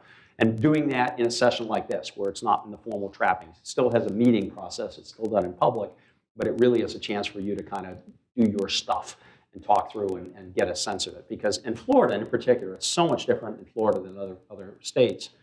You can only do it when you're together. And so I know this when I had one-on-one meetings with my council members. I used to always joke with my former mayor, always wanted to be the first one. I said, buddy, you want to be the last one, because I can guarantee you, not that I can tell you what the other council members are saying, but in the course of, I had 9, in the course of that, something has changed between the first conversation and the last conversation over a period of about a week and a half. And it's like, well, now I got to go back and double back with other folks to say, I know we talked about this, but here's some other dynamics that occurred. So the dynamic is you never really know where you're at until you're in a room. And the deliberative process, if nothing else of what we spent this morning, even though as the manager has to kind of thread the needle based on where he or she thinks the council or the commission is at logistically on an issue, I guarantee by the time it happens and you get a chance to hear each other, things will move around and change. And that's okay.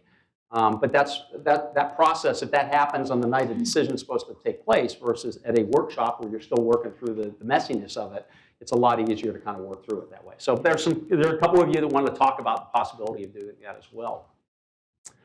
Some other thoughts I always ask, this is always this tension about swim lanes and roles and responsibilities between the management of the organization and the board of directors. So let me preface this in the sense, I always view the sense of the distinction, and we'll talk about it in greater detail, of the board of directors is like in a private corporation. They're the ones that are setting the overall direction and scope of the organization. The CEO of the organization is the one that handles the administration of that. So one is involved at high level, one is involved in granular detail, but they both have to kind of understand each other's roles and responsibilities.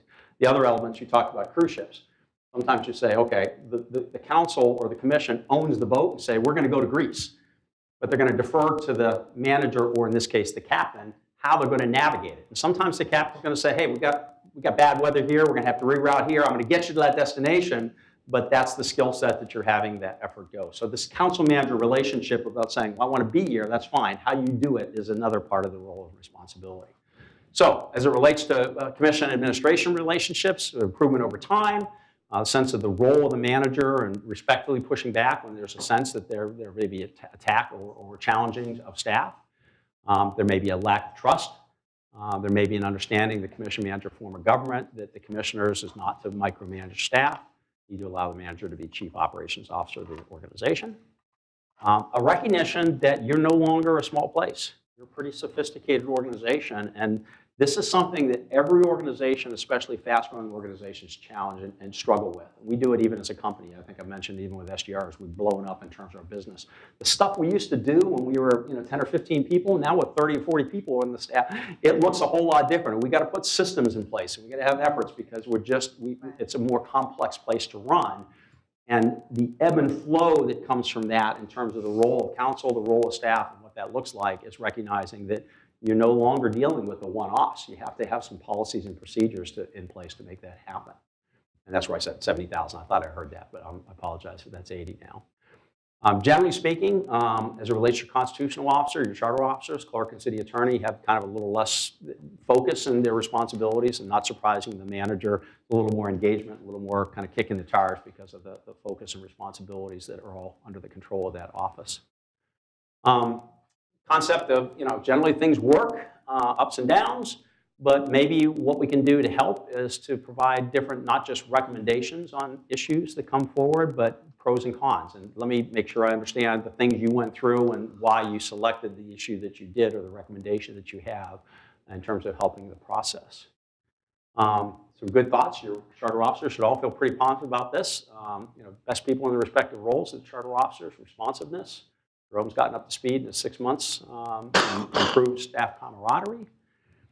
Commission's working in the right direction, providing administration, hopefully with the tools and the mechanisms and the direction that they need to be successful. And there's always this sensitivity about some commissioners get more involved at the staff level than others, and recognizing the role and the responsibilities of the different players at the council and the commission versus the administration. Some concepts that certainly, and we're going to talk about roles of the council, if you find errors and issues or concerns, that's part of your role, but how you deal with those in terms of how that's addressed, whether that's done in public and private, or if there's more information required, how does that work? And the sense that there's a recognition, and I mentioned this sincerely when I talked this morning, when you all shared your background story. This is a group that is willing to kind of share and come to conclusions and share and be honest about where they're at and their issues or concerns. Nobody wants to not have the 800-pound gorilla not be talked about because it affects your overall process. And so there's a willingness there, and that was viewed as very positive as well. So I asked the question that if you could change, I'm a fan of magic wands, or if you're king or queen of the day, that you could do one thing to make happen. I asked you all kind of what your thoughts were about that. And so one was to allow the manager to implement the vision and stay out of the swim lane of managers. Like the commission to operate more like Sarasota County, with members telling why we were voting in a certain way after we've debated it, as opposed to spending more time trying to change commissioners' thoughts and opinions. Advocate the positions, see where they shake out, then move on. Get to the vote, go from there. A desire to stay focused on long-term policy and direction, stay out of the weeds, and some time to process information, what I call blue sky, or what was described to me as blue sky. These are the big items that come up that somebody just, comes through. You went through a process with this with the strategic planning process, so you all had a chance to kind of throw some what ifs out there, so there's a way. But the question is, some of those things that still maybe just haven't crystallized to a strategic plan element, how do we deal with that stuff? What do we do differently going forward on that? We had a conversation today about this. How do we get focused and land the plane on our issues and conversations about policy matters? This was intriguing. Hopefully, we're making some progress in this approach about now that you're moving forward with your strategic plan and you've got strategic pillars, define success so everybody understands what that looks like, and then let that process work itself forward. Another concept on spending more time on workshops or briefings, maybe that's something this board is interested in doing, maybe not, we'll talk through that. And just being sensitive that as you're on the dais about your roles and responsibility about advocating for a position and not being viewed as grandstanding on a particular issue as you're deliberating your matters. So these were just kind of thoughts and opinions that came forward. And I want to come back, I want to just land you on this point. I want to remind you that you adopted a good governance pillar.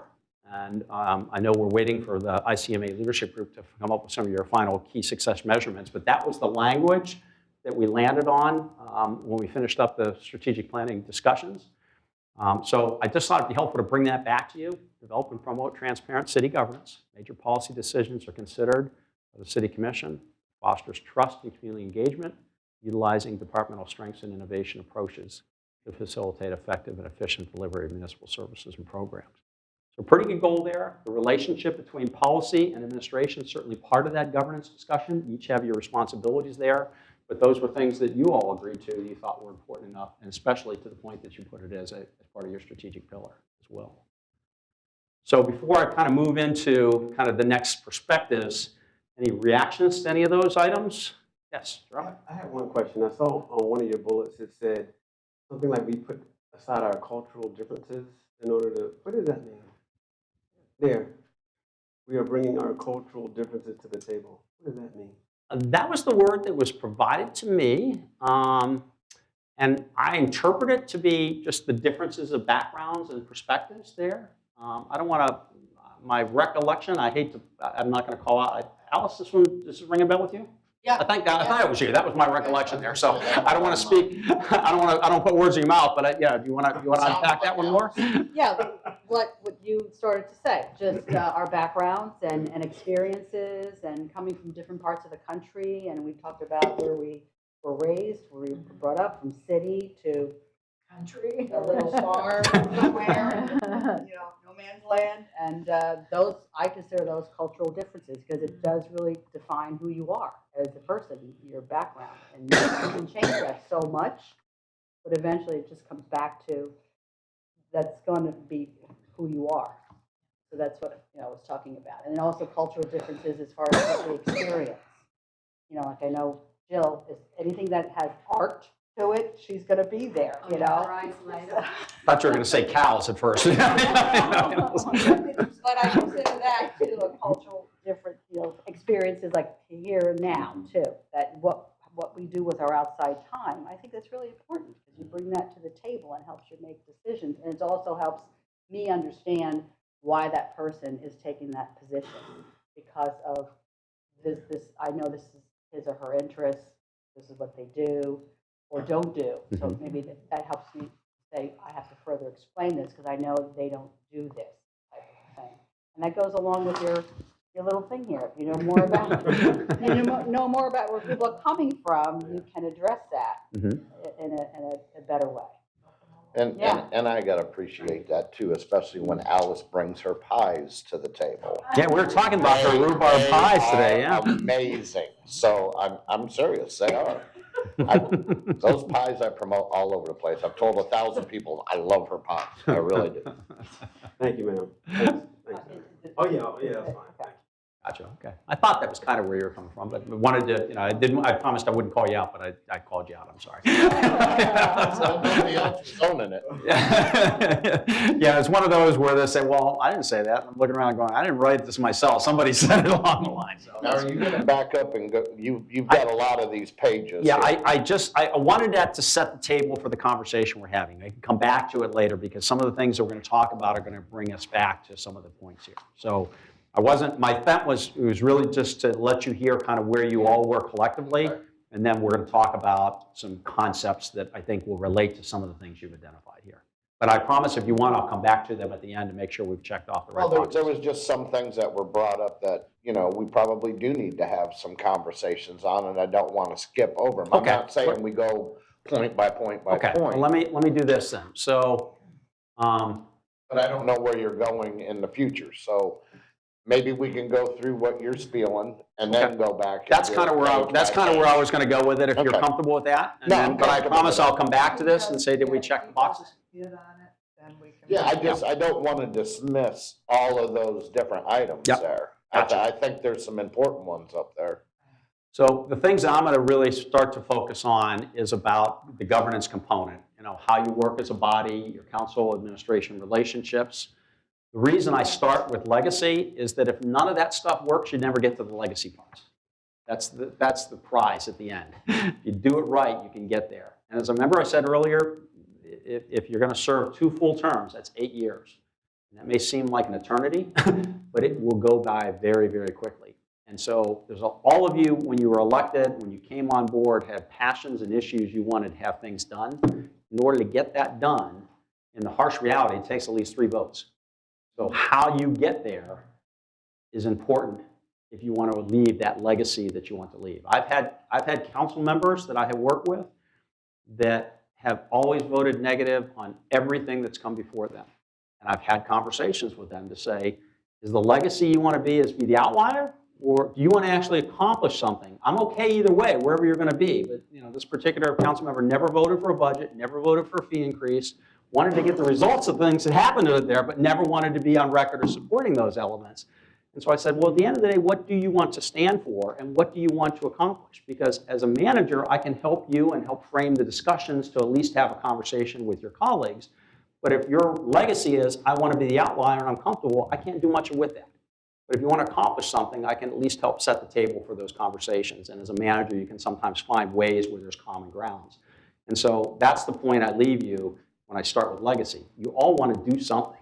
suspect. That's what the nature of you being elected officials. There's something that drew you to this effort that you wanted to change, improve upon, do something different, or initiate.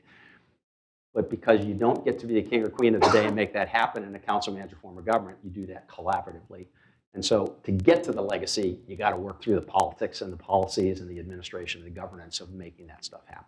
So that's why I start with that area. That's the prize. Yes? In the morning, we touched on how we process. Going into this governance, we're hitting on more than just processes. We're hitting on belief, conception, misconception, false belief. It's messy, yeah. It's messy stuff, yeah. This governance is messy. And even though we have an understanding of where we draw, we saw 4 of us draw heavily from the same direction. But none of the 4 of us deliberate Same way. Exactly. Yep, yep. So this part is messier, and some conclusions will probably have to be done. Sure. Sure. That's the nature of why I start with here's how you're all wired. Here's the process you got to do with. How do we land the plane and deliberate and make sure that you have kind of norms and processes and procedures you can live with, so you're not killing each other like JR. You got to clean up the mess after every meeting. So Pete, I promise you I'll come back to that. If I've missed something, I'll make sure I bring those up towards the end. But let me just work my way through it here. So. All right, so I like to share the fact that all 5 of you are going to approach things differently. You now know that approach. And where you stand on an issue may vary on how you perceive the issue at hand. And so I use this slide that you can stand on either side of the letter 6 and you can both be right. And trying to convince the person that's standing on the 6th side that it's a 9 is not going to work because they see it from their end. So sometimes you got to be able to pivot and understand that different people have different perspectives. So in a little bit more humorous standpoint, if you're stranded on the island and you see a boat, you're happy to see the boat. But if you've been floating around in the water, you're happy to see the land.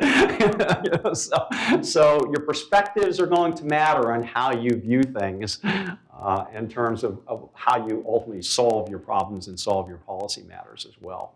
So I always like to go back to the point. You've all talked about the fact you've run for office, you're doing things, you want to accomplish things. This is a special role that you play.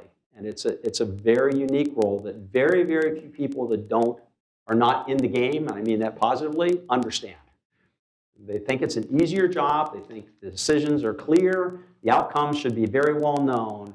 But you get out what you put into this process. Oh, and don't forget, we make a ton of money. Yeah, exactly. I don't want to talk about the additional compensation and all the perks that come with that process as well. Well, part of their perception, yeah. Exactly. Yeah. So, but the sense is, I've never met an elected official anywhere, in any place I've worked, that didn't want to make the world better in their own corner of the world in the process. How you do it is where the politics come into play, and the administration works through that effort. But it really is a sense of, it gives you back more than you put into the effort. So just remember that as you go through this stuff. And I always like to talk about you are in this unique option. You're trying to balance what's going in place. You're trying to plan for the future and respect the history of the path. But as we've gone through, remember, you're not pizza. You can't make everybody happy in this effort as well. So, okay. So I'm going to talk a little bit about Bruce Tuckman. And this is a group dynamic study that was done back in the 60s, and many of us were in this era, as we talked about earlier. He was involved with the U.S. Navy, looking at trying to determine how people in submarines work. Submarines, close quarters, everybody's got their roles and responsibilities. And guess what? Typically, as you're thrown into the war scenario, you're thrown in pretty quickly. People with different backgrounds, such as socioeconomic, racial compositions, everybody's trying to learn the efforts. So basically, as he worked through and did an analysis, specifically looking at people that were going to be working in submarines and close-type quarters, that organizations and leadership roles and group dynamics typically circle around 4 different areas. Organization, testing, dependence on each other, conflict that will occur because of all those differences that you throw together, coming together as a group cohesion and trying to understand the mission and values of the organization and the task at hand, and then functional role relationship where you become performing. And he defined those as forming, storming, norming, and performing. So a quick oversight. First stage of a group development is forming. learns about the opportunities and challenges, starts talking about goals, tackle tasks, members behave generally independently because guess what? You're brand new to this. You don't know what you fit in. Those that are youngest, I'm the youngest born, a couple of you were younger, the family unit's already established by the time you're a baby. You got to quickly figure out this is kind of how this place is working. How do I fit in? What's my role and responsibility? They're generally motivated because they're new to the team. There's some excitement there, but they're also generally uninformed in the issues and the objectives of the team because what? They're new. They don't understand all the stuff that's happening where you're going. And so as a result, they're generally on their best behavior. They don't want to step out of the lane. They don't want to cause rifts in the process, but they're probably more internalizing things than looking externally because they're trying to figure out their role and responsibility. And so, you're going to start to feel those, they'll start to identify people that they think are being effective in their roles, and they'll start to modify and model those behaviors. Well, the more you spend time with people doesn't necessarily mean that you're going to like the people you spend time with. And so sometimes that is a form that they call storming. They start to form their own opinions. They're starting to get a little more comfortable with their role and responsibilities. They'll start talking about things that they feel that are important. They may be challenging other people that they disagree with. They'll question actions and activities, and things get a little bit harder. It gets messy. There's deliberations and debates, and it can be pretty destructive. It starts to feel like you got to be sensitive about, is this team going to make it through this effort? And leaders of the team, whether it's an internal team for administration or whether it's a political operation like this where there's governance involved, you got to be very comfortable in helping to manage that so that it doesn't become destructive as you're going through a storming. So these are normal tensions, and you're going to get ugly, and you're going to have disagreements, and sometimes it gets personal, and that's what we're going to try to stop from occurring. Generally, most groups, if they follow a natural sequence and they're able to work themselves out of a storming process, they move into norming. That's where you start to get a better feel and trust levels start to develop around with each other. You can generally get yourself moving forward on the goals and objectives of the teams. They start recognizing strengths and weaknesses and wins and differences of opinion, and they'll accept that. But you also, when you get to that point, sometimes you're not effectively dealing with challenges that are problem for the team to actually be successful. And so it gets to be almost an artificial sense of comfort level there, saying, we're just not going to cross that bridge. Well, it's harder and harder to deal with those items as you go further. And at the top end of this pier is the performing stage. This is where all of a sudden you're really working well as a group. You've come to conclusions, you've got common goals, you've got a way in how you're going to engage with each other and how you're going to deal with challenges and issues you face. You're going to rely upon the expertise and dynamics of each others. The supervisor plays less of a supervisor role and more of a coaching role in this case to try to keep the process of the ball moving down the field, to use the analogy of football. And you'll generally get to a pretty effective space. But now I will tell you, there will be certain times where an issue will come up, where a dynamic will come up, and a group will revert back to a storming or a forming because all of a sudden the clock gets reset over an item. And so recognizing that these aren't hard and fast. Sometimes you move back, sometimes you move forward, sometimes you jump over a step and get to the next, but basically those are the 4 steps that are involved. So my question to you is, as you stand now, where do you see the Northport City Commission in terms of Tuckman stages?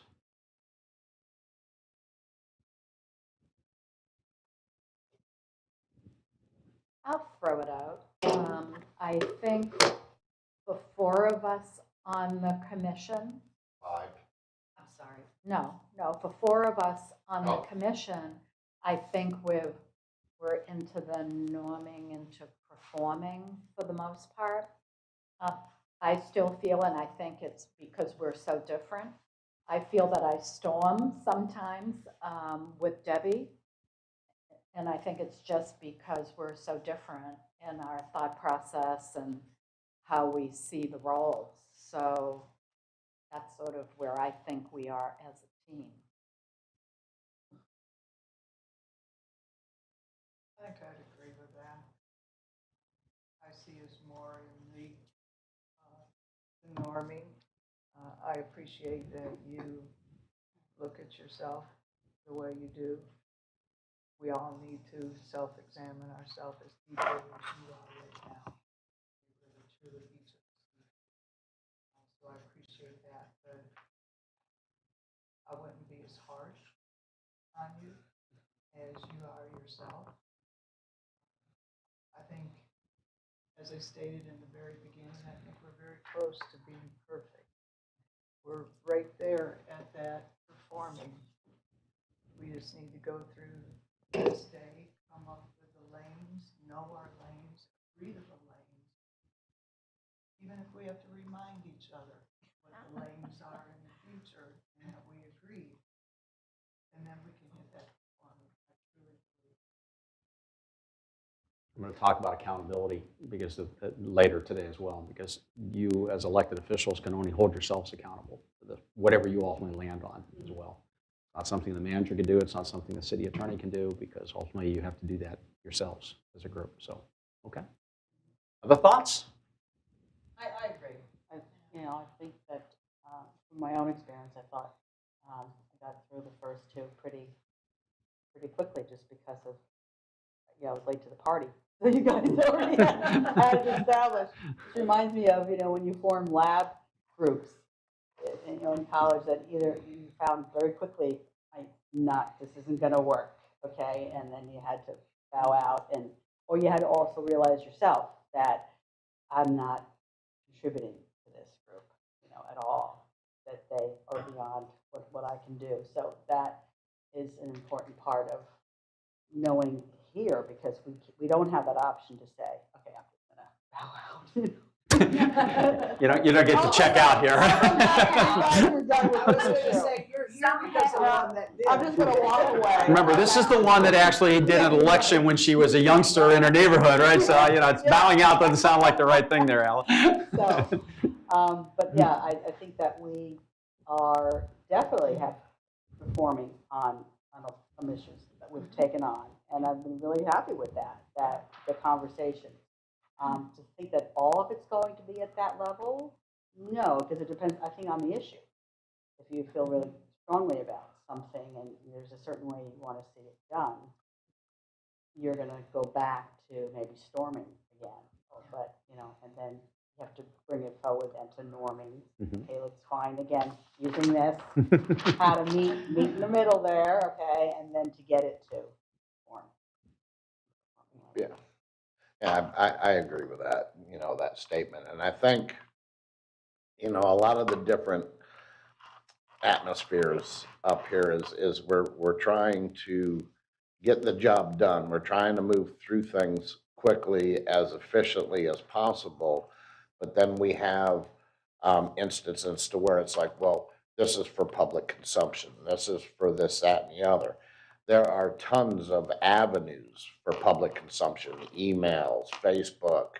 It doesn't necessarily has to be up here on the dais to where we're holding up staff, we're holding up this to the late hours of the evening, so maybe just chiseling down that process a little bit more to where we are more fluid and efficient would make us look a lot more professional in the outcomes that we come.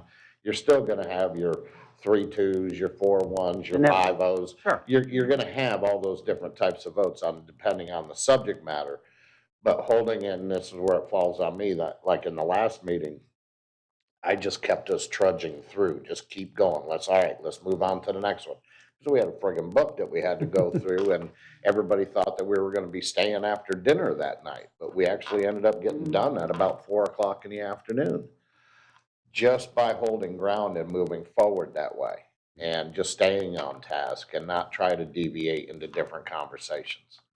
And everybody worked on that one in that afternoon. It wasn't just me, it was everybody working together to get to the end. Mm-hmm. And, That's what I was talking about. If you're staying on task with what the agenda item is only, then you are being professional. Right. You are being efficient. You are being effective.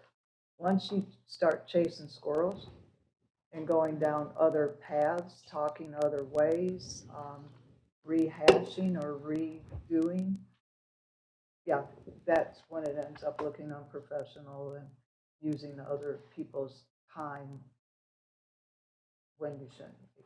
right, and also there's been other instances as to where, we're questioning staff on the who's, the whys, and the whats, rather than just getting the, okay, this is my question, this is my answer. Well, why did it take so long to do this or that or the other? Now we've just veered off into something else. We've got our answer, now let's move on. That's what I said, You know. don't chase the rabbit. Right, Stay and on that's, top. that's all of us there, you know, sometimes. And that's where the city manager has seen that one thing come up to where, you know, he has to, you know, respectfully say, wait a minute, this is my staff, I'll We handle need it and all stuff. three of these to do that. Yeah. And we need them to not hesitate to help us with that. They're far more experienced and talented at what we do. We're elected. Well, I was the one that said we got the best three in the house up there. That was my quote, so, that was my quote. But they shouldn't feel as though, Intimidated or exactly, that they reluctant. can't, that they can't speak up. Right. We are elected representatives, period. Right. They need to be able to help us move the meeting along, explain something, pull us back, whatever. They need to feel that. That, I think, has definitely improved since I've been on board. Oh, my God. Oh, from years ago, absolutely, it's improved. Oh, my God. It was like they were scared to say anything, do anything, you know, the commission. No. We're a team. It's not, and commission isn't even up on some pedestal. They're not. If they think that, they got wrong thinking. They're arrogant. No, we're a team that needs to work together. We have the professionals, the experts. We need to listen to them. Why? Because of that mission, that goal that we're after. We want the best for our city, for our citizens. And it takes all of us to get to the best. Yeah, I agree with that. And we've made some conscious decisions to move in a different direction. So for example, with our budgeting process, you know, we've been talking about how in the past we sort of had an incremental way of approaching our budget, and we're really trying to move to a more performance way. What's that called in our? The performer, yeah.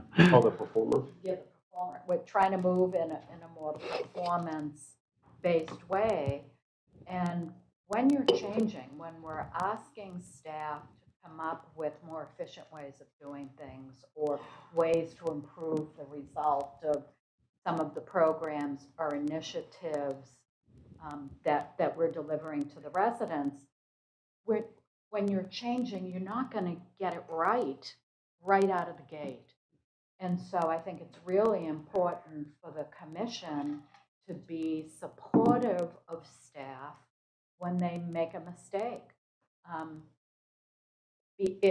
Particularly if the result of the mistake is learning a better way to do something and correcting the deficiency. We've got to be supportive of that if we want to move in a more performance-oriented direction. We had a cultural thing at Constant Contact, and it went, if you're doing something new, fail fast. So figure out what's not the best. I don't want to say perfect. Nothing's ever perfect. But figure out, maybe it's a bad idea, then throw it out early and figure out something else. Or if you learn in implementation, gee, if we turn this screw this way, then maybe it would work. So we as a commission have to be really supportive of staff efforts to do things differently, because they are not going to be perfect the first time they roll out. And if they feel like we're going to knock their heads off every time something doesn't work out perfectly, then we're not going to get the kind of progress in the city that we want to get. That's one of the things that I want to see us to arrive at. When I said we were so close to being perfect, that's one of the things. Our staff has been knocked down, drug out, you know, for the last few years, and they are afraid. I mean, they have been berated from the days, and it's not right.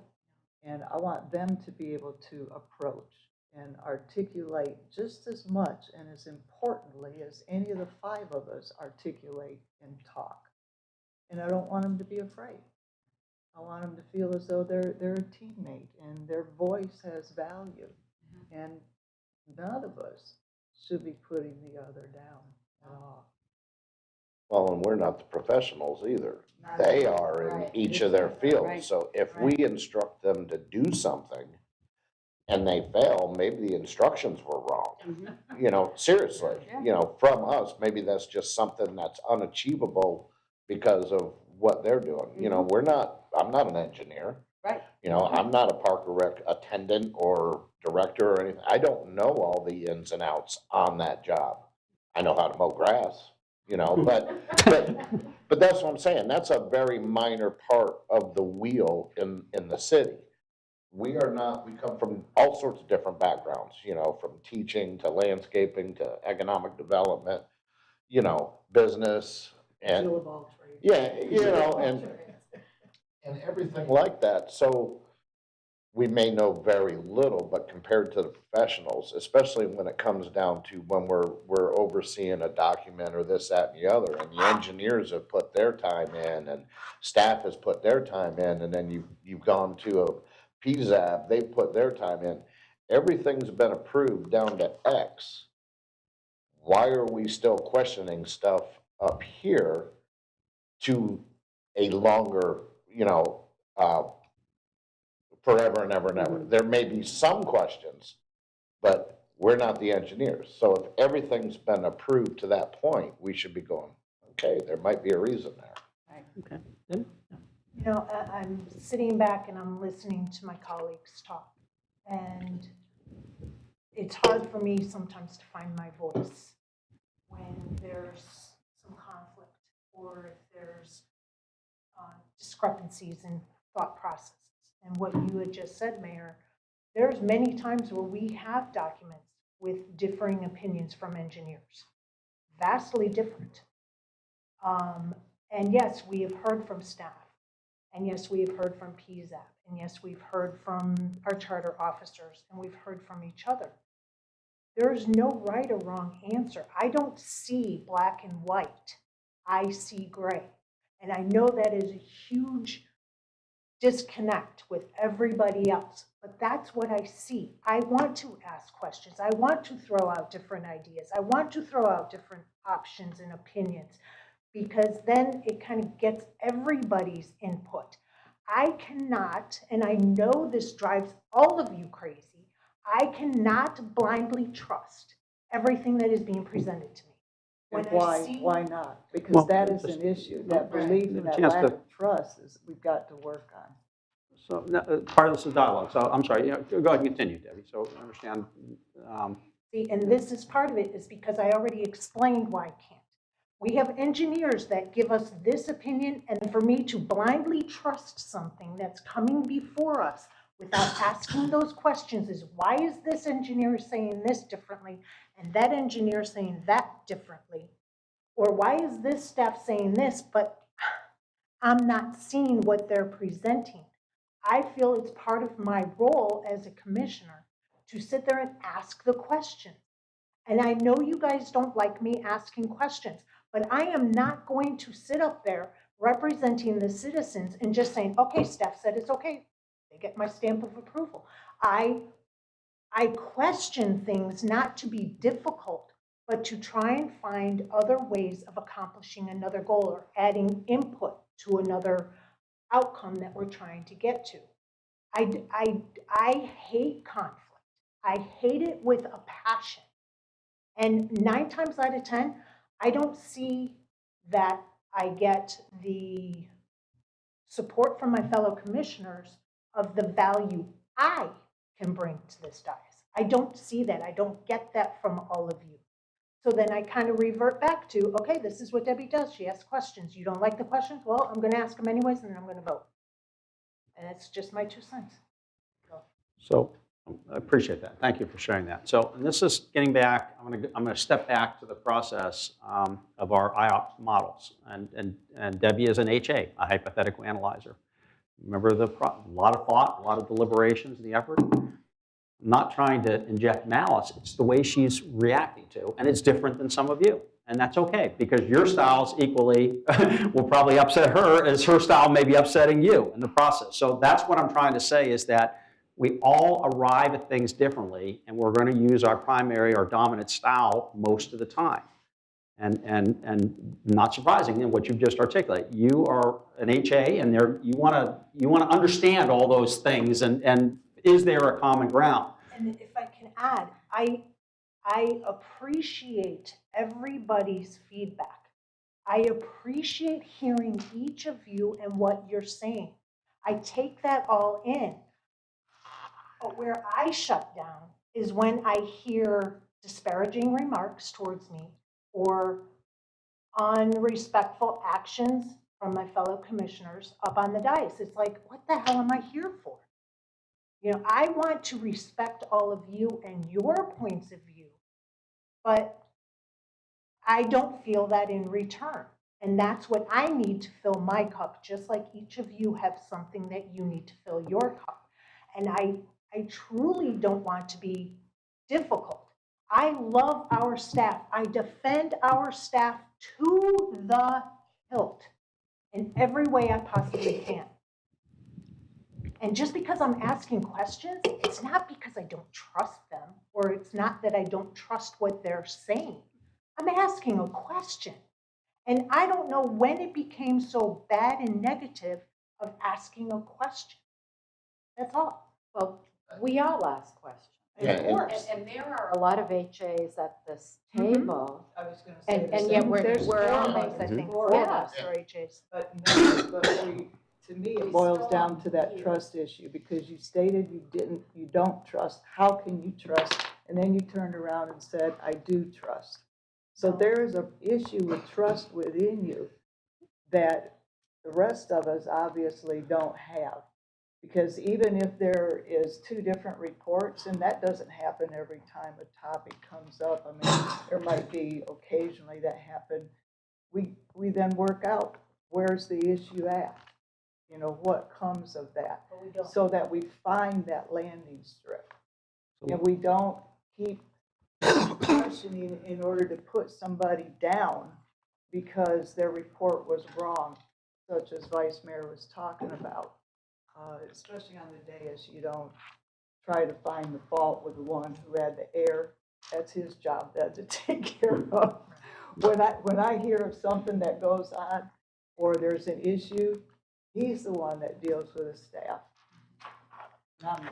So let me add one thing before you go, though. Okay. Because no, seriously, because this has to do with what Commissioner had said. Okay. And it's not about the questions, I think, because there's been quite a few times that I've listened to Debbie and listened to her questions and changed my mind and voted a different way because of the discussions that we've had on the dais. Mm-hmm. I think what may happen is in the act of asking the questions, and city manager, as he's pulled this card a few times already, is that the question has been asked, and then it gets asked in a slightly different way, hoping for the response to change.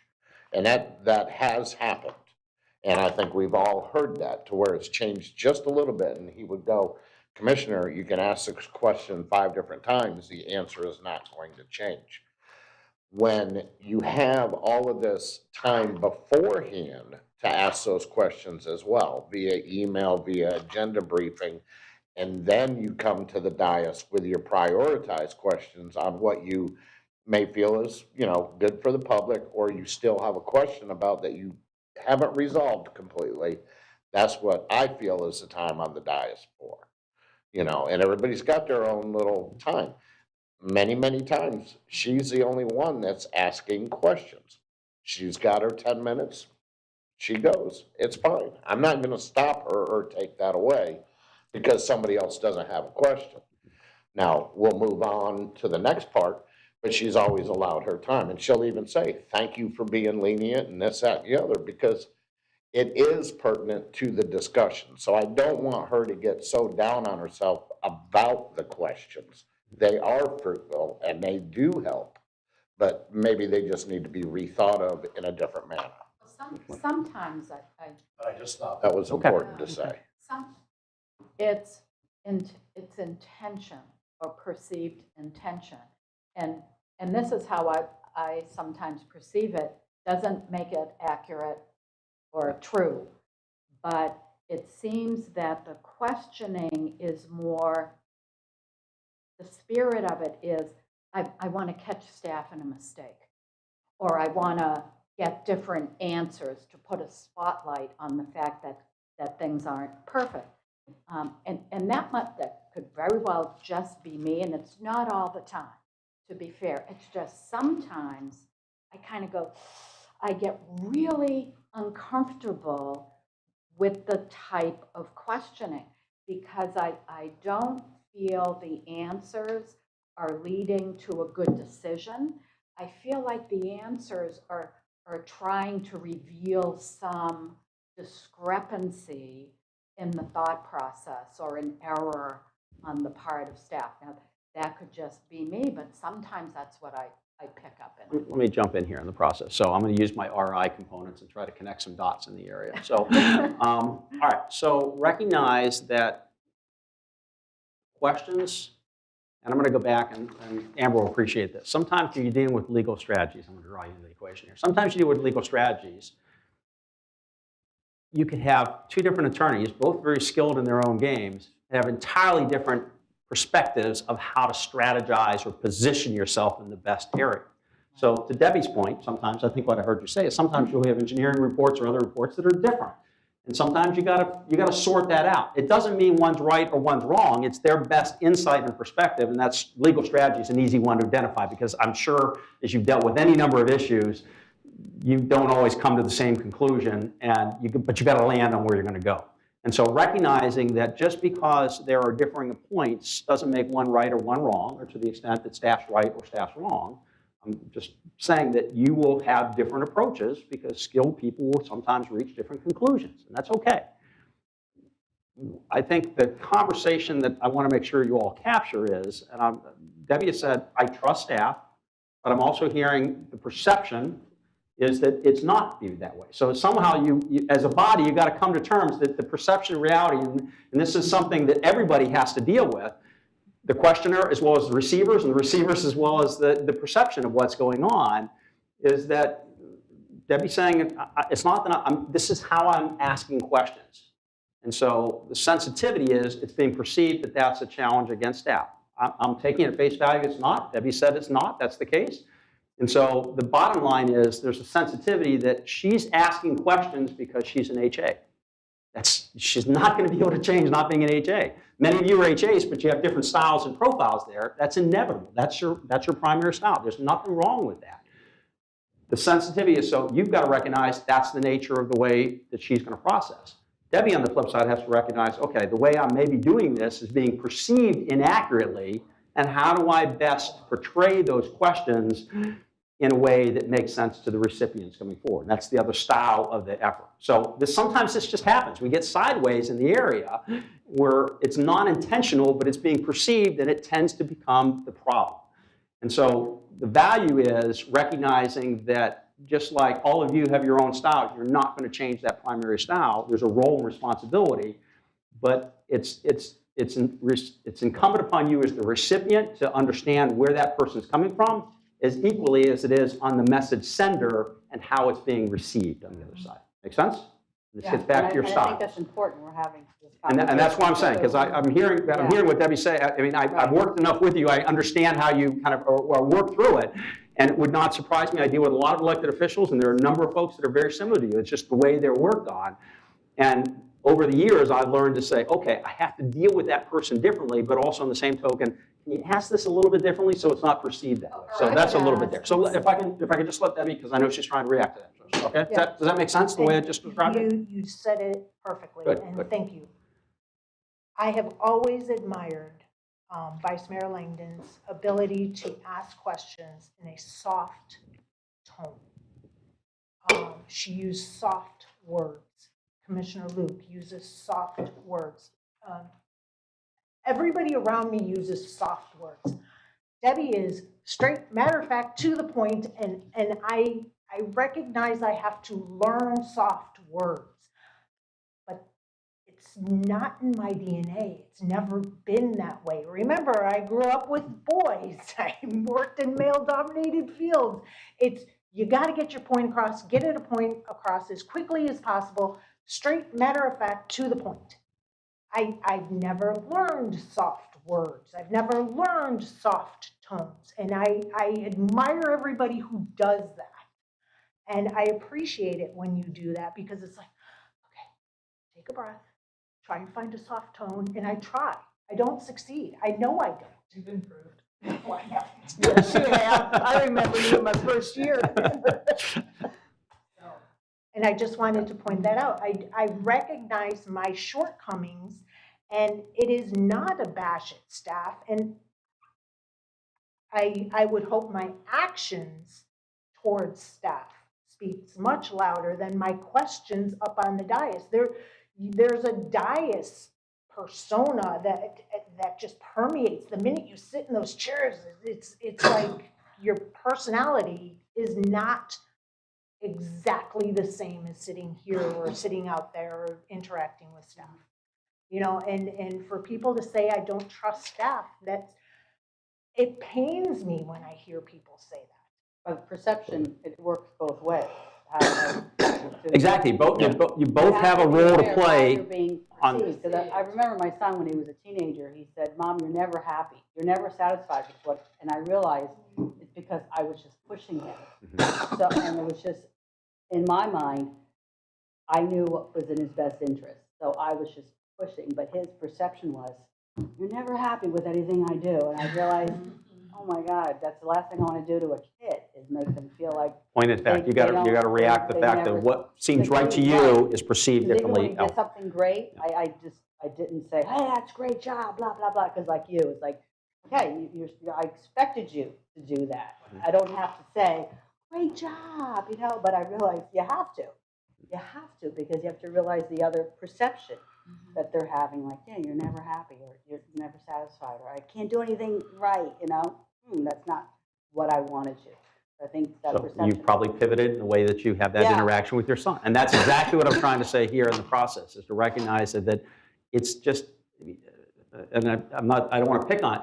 Debbie is always going to ask questions. It's who she is. Right. And that's it. And so just recognize that. And then, Debbie, from your standpoint, the way in which you ask questions and how they are perceived, you've got colleagues saying, this is how it feels to us. Is there a way that could be differently? But the thought saying, stop asking questions, is not going to help you as a team. Right. The develop is, how do you have these questions in a format that allow you to address it? No, I'm just using that as an example, the fact that this is where the stuff meets the middle of the road, that you've got to figure out the way in how you engage with each other, because you're not, I can guarantee I can't change your dominant and secondary styles. It's who you are. And you now know that. This is where I have the question, okay? Debbie and I's are exactly the same kite, you know. We come from different places. Yeah. No, I know, but we're exactly the same kite type atmosphere, okay, processing stuff. Now, I process a meeting totally different than the way she would. Because I'll have my agenda briefings. If I have questions, I ask them there. I'm content with the answers. I see the questions as they come through emails throughout, whichever commissioner may have asked or not asked questions. I see those, and then I'm prepared for the meeting. I don't have other questions to ask that I've already asked from the agenda briefing. Sometimes I see those same questions get asked on the dais after they've already been asked and answered. That's improved quite a bit lately. But yet, how can we be so much of the same, but yet so far apart, so different in the way we process? Just you're more comfortable shifting into the RS mode than she is, and that's okay. Because you've done the analyzing, you've got it, you've reached a conclusion, you're ready to move on. People that are stronger HAs are never, the decision, if they, in a perfect world, they'd never have to make the final decision. I don't mean that negatively, it's just because there's always other things. I don't know, what about this, what about that? That's the inevitability of being a strong HA, is that you're always looking at those things to come forward. It's an internal struggle. I'm sure, when you make decisions, do I buy a car, do I, whatever those issues are, all those things, is this the right time to do it? HAs will always be a little bit more reserved in that effort because HAs by their very nature, strong HAs will never have all the information they need for a decision. It's just inevitable. It's not right or wrong. It's just inevitable. Well, I acknowledge I never have all the information. Yeah, and you're much more comfortable reacting to that given your profile. Right. That's right. But I also want to react to something that Deb said, because it is a lot more than having a soft tone or soft words on the dais. That's the tip of the iceberg. If I see a potential issue or problem with a program or initiative, I ask those questions in my one-on-one or in my agenda briefings, not on the dais. So if I think there's an issue, I work on that outside of a commission meeting. Okay? Gotcha. I know, Jerome, you're trying to get a word in? Yeah, I'm sorry. I understand. I got a lot of stuff to cover, but this is an important conversation to have, so that's fine. Okay. Brief comment, 'cause I know I'm not even in this group, and I love the conversation. Yes, but you are. well, when you're talking, You're all in this. what I would say is, when it was said about the soft words and how people use, we all speak very differently. But I find that, Commissioner McDowell's words are inflammatory. They are, I am greatly concerned. I am deeply concerned. These are words that she says when we are on television to get a reaction from the audience. And I think that that is not fair. And then that is also coupled with a comment such as, well, I am transparent, and that's why I'm voting this way or not voting this way, as if all the rest of us are not on that same team of transparency. And I take offense to that, because I take offense to it when it's said, I take offense to it when it was written in my evaluation. We're all transparent here, and we all are trying to get towards a solution for the best people, and trying to use those words as triggers to people to show them that you are more serious about an item than someone else is not fair to the entire group, in my opinion. Just a comment. I appreciate you saying that, yeah. Because again, it's how people are perceiving what you're saying. Yeah, because you're saying you may not even think about that when you say, I take offense or whatever, or I'm deeply, we all are, but we're not going to say that. Because like you said, the implication could be that, well, you're not. Right. So I'm gonna joke. I'm only smiling in the sense that although I never rewatch my meetings, but as my wife would watch meetings that we were involved in, controversial items, and she always said, when I opened up saying, with all due respect, she said, you actually had no respect for what you were about to do. So I've come to the conclusion that words do matter, and I'm very sensitive, and those that knew me in the area, she says, you're about to lambaste somebody in this effort. So I said, yeah, I get that. I appreciate that. So, but that's the way, as I said, my spouse is always the humbling approach to bring us back into realities, that they see things in us that we don't see, and so I'm very sensitive that I rarely say with all due respect anymore, because the minute I say it, I go, oh, crap, I'm just triggering things off there. But we don't recognize that. Sometimes we don't. And it doesn't mean that that's the case. I'm disagreeing, and I was trying to be respectful, but obviously I wasn't when I said those things. So that's the point that I want to talk through and recognize that it's going to happen. You got to set some boundaries. We're going to talk as we go deeper into this effort, but I didn't want to discourage that conversation, because if you don't sometimes pick at the issues that are involved, it's hard to get to the next solution there. So hopefully you all feel comfortable to try to manage that as best as we can. But if I can, let me kind of keep moving through this effort so that we can address kind of landing on these items. I like to go back to start, and I started doing this when I did a council retreat in an unnamed state and city, where they were really dealing with some issues that had nothing to do with local government, right-to-life issues and philosophical issues that just didn't land the plane at all with regards to local government. So I went on a whim. I hadn't looked at their charter, but I actually went online, brought up their charter, showed it in the process, and went through and said, well, here's the roles of you as councils and commissioners. Am I missing something? I don't see that topic. I don't see that arena coming forward to try to address it. So now I've kind of built these into, I always look at the charters before I come, so I didn't get surprised. So I thought it'd be helpful to just go back to look through your charter, and your charter's a fairly new charter, and actually a fairly, by charter standards, pretty short. I was really surprised when I went through it. I thought it would be much longer. No offense to the most of the time I'm seeing pretty thick as we went through. All right, but I'm not going to go through the whole thing. I'm only going to go through some selected items here. So, all right, Northport City Charter, the authorities under the City Commission. obviously pretty strong. You got, what's vested there and what you got authority under the ordinance or under the state of Florida. So limitations.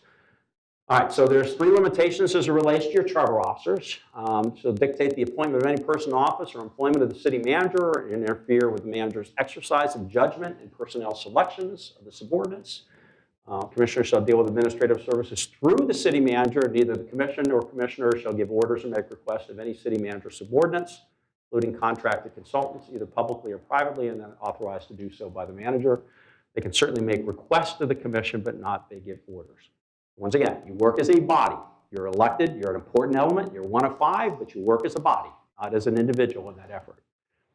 Similar limitations as it relates to almost identical language as it relates to Amber's position as city attorney, and then almost identical language as it relates to Heather's position as city clerk as well. So basically they're working with you, they're charter officers, they're not elected, but there's limitations of what you can ask them to do.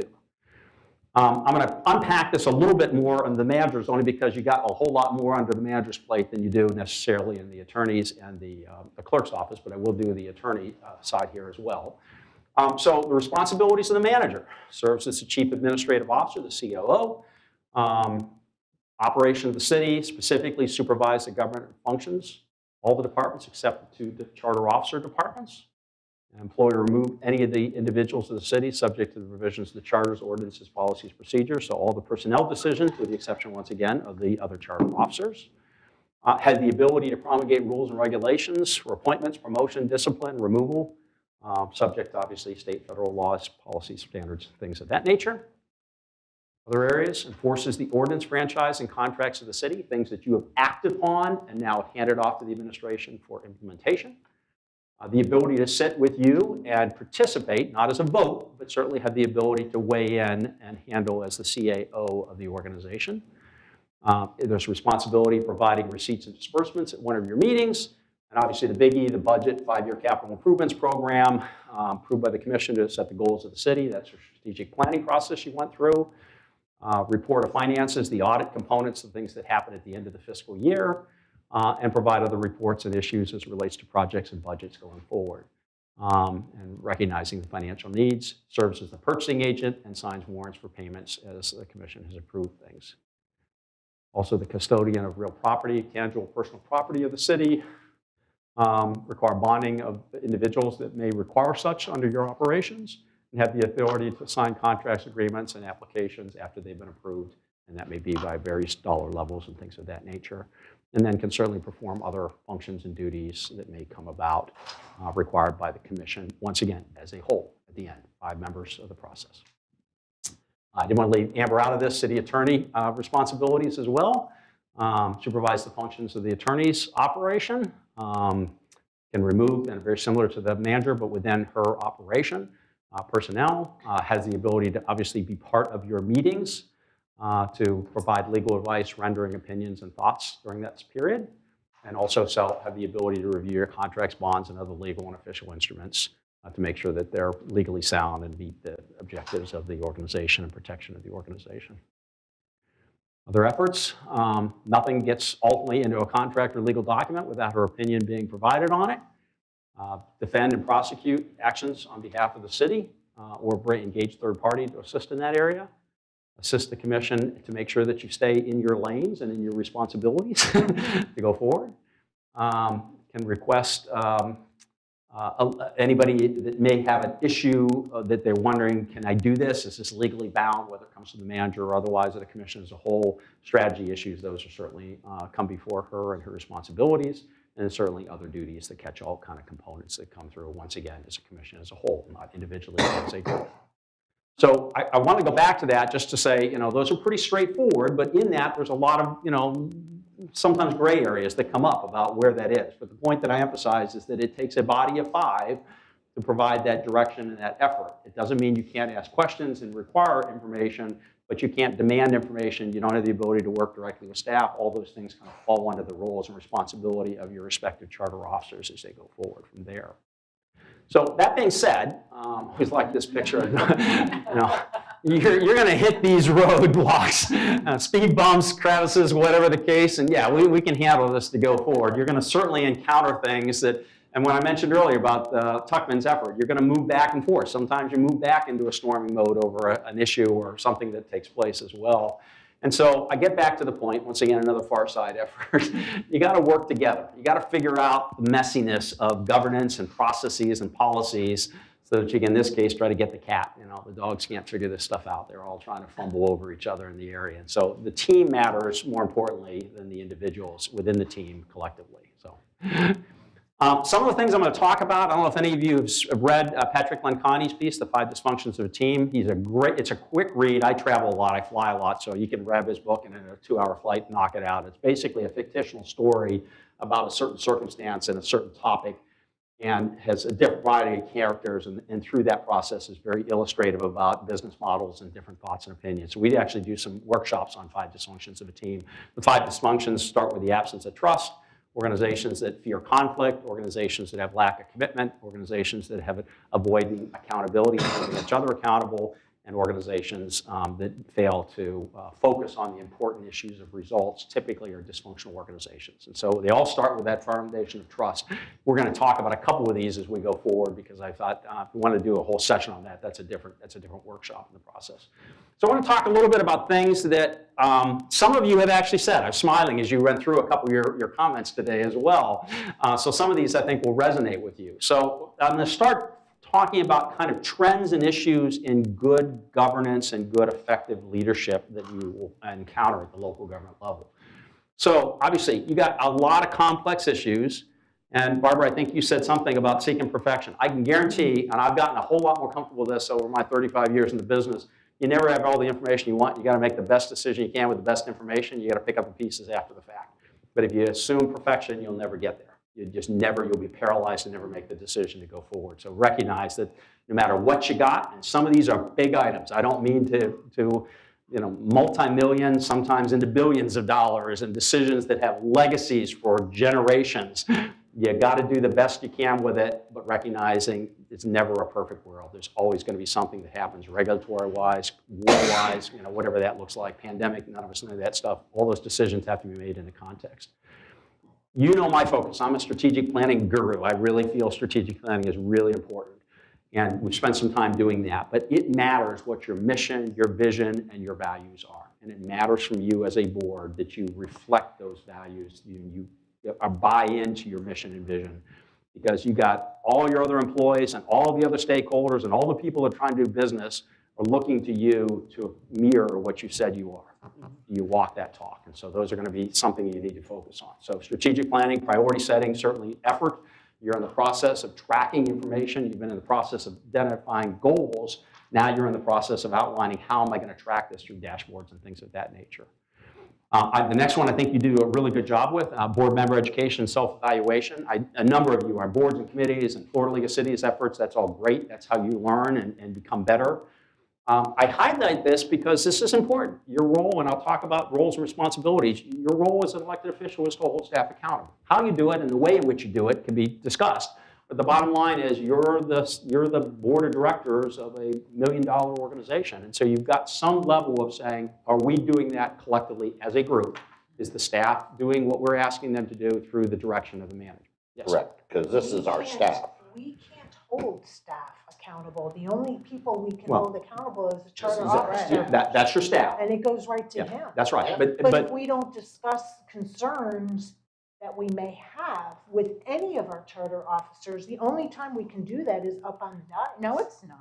Sure it is. You can share your concerns one-on-one with any one of these. No, I'm talking about the 5 of us. I may have a concern, sorry, city attorney, with the city attorney, but you may have the same concern.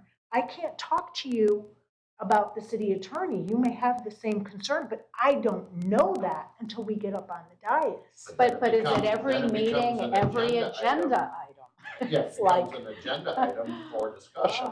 That's part of the business at hand. So let me put this in the context of the process. I'm not getting down to individual staff members. What I'm trying to say is that you've taken a body of action, you've adopted a policy procedure, and then the administration is doing something that is totally contrary to what you've just adopted. That's the accountability I'm trying to say. I'm not getting down to an individual staff member did X, Y, or Z. Your process is through your manager to say, To make Sure. So this is the accountability of, we've outlined a direction, a course, a project, whatever, and this is what we've said to do. You're going to implement it, but if you're doing something entirely different, that's holding staff through your manager accountable for that. I just wanted I'm not getting down to the clarification. individual person that's mowing the grass the wrong way or something like that. It's, are you being consistent with what you've told the, yeah, no pun intended with the grass mowing, that's right in the process. So, and the other issues that come forward is you've got to be willing, and you've all been in this role long enough to know this, you're going to have, not all the decisions you make are going to be popular, but you're making the best decision under the circumstances, and sometimes you're going to have to lead in opposition, because if you believe it's consistent with your mission, your vision, your values, which you know, and you're trying to get the rest of the community to know, but it may not necessarily be fully understood by others. So, but recognizing that you're making those decisions with the best information as possible. It's not a popularity. It's not pizza. Remember, you can't make everybody happy in this one as well. So boards that effectively go, and this gets to what you've been talking about, Pete, and a number of you said about how you are perceived as an organization, how you deal with each other, especially in the public forum, matters. And so, you know, your interactions, how you agree to disagree, how you deal with those relationships back and forth, your perceptions of why somebody may be asking or doing something is all part of that conversation. So the bottom line is you got to respect the way in which you engage with each other, and that's part of what we're going to be talking about today, certainly. And a number of you have talked about the fact that although you as elected officials and staff or appointed officials, you're part of the team. And the two have to work in synergy to accomplish the goals and objectives. And if you're constantly batting your heads between council and administration, guess what? Those legacy things you want to have happen up there are going to get parked off to the side, and the next thing is 2 or 3 years down the road, now you've got 5 years or 4 years to do the things you want to try to accomplish. Or somebody else is going to get it. Or somebody else is going to get the credit for the things that you really wanted to do. So this is a team concept that, just like as those who watch football, sometimes in the middle of football and the emotions, quarterbacks screaming at their linemen who didn't block in the right way, but guess what? At the end of the day, they're still a team. If they're going to win the game, they got to figure out a way to work together, okay? So, and this concept of not playing gotcha with each other or with staff. You know, this is part of a team. We're human, we recognize that, but in the same token, how you relate to each other, how you relate to your staff very much makes an effectiveness about what you can do.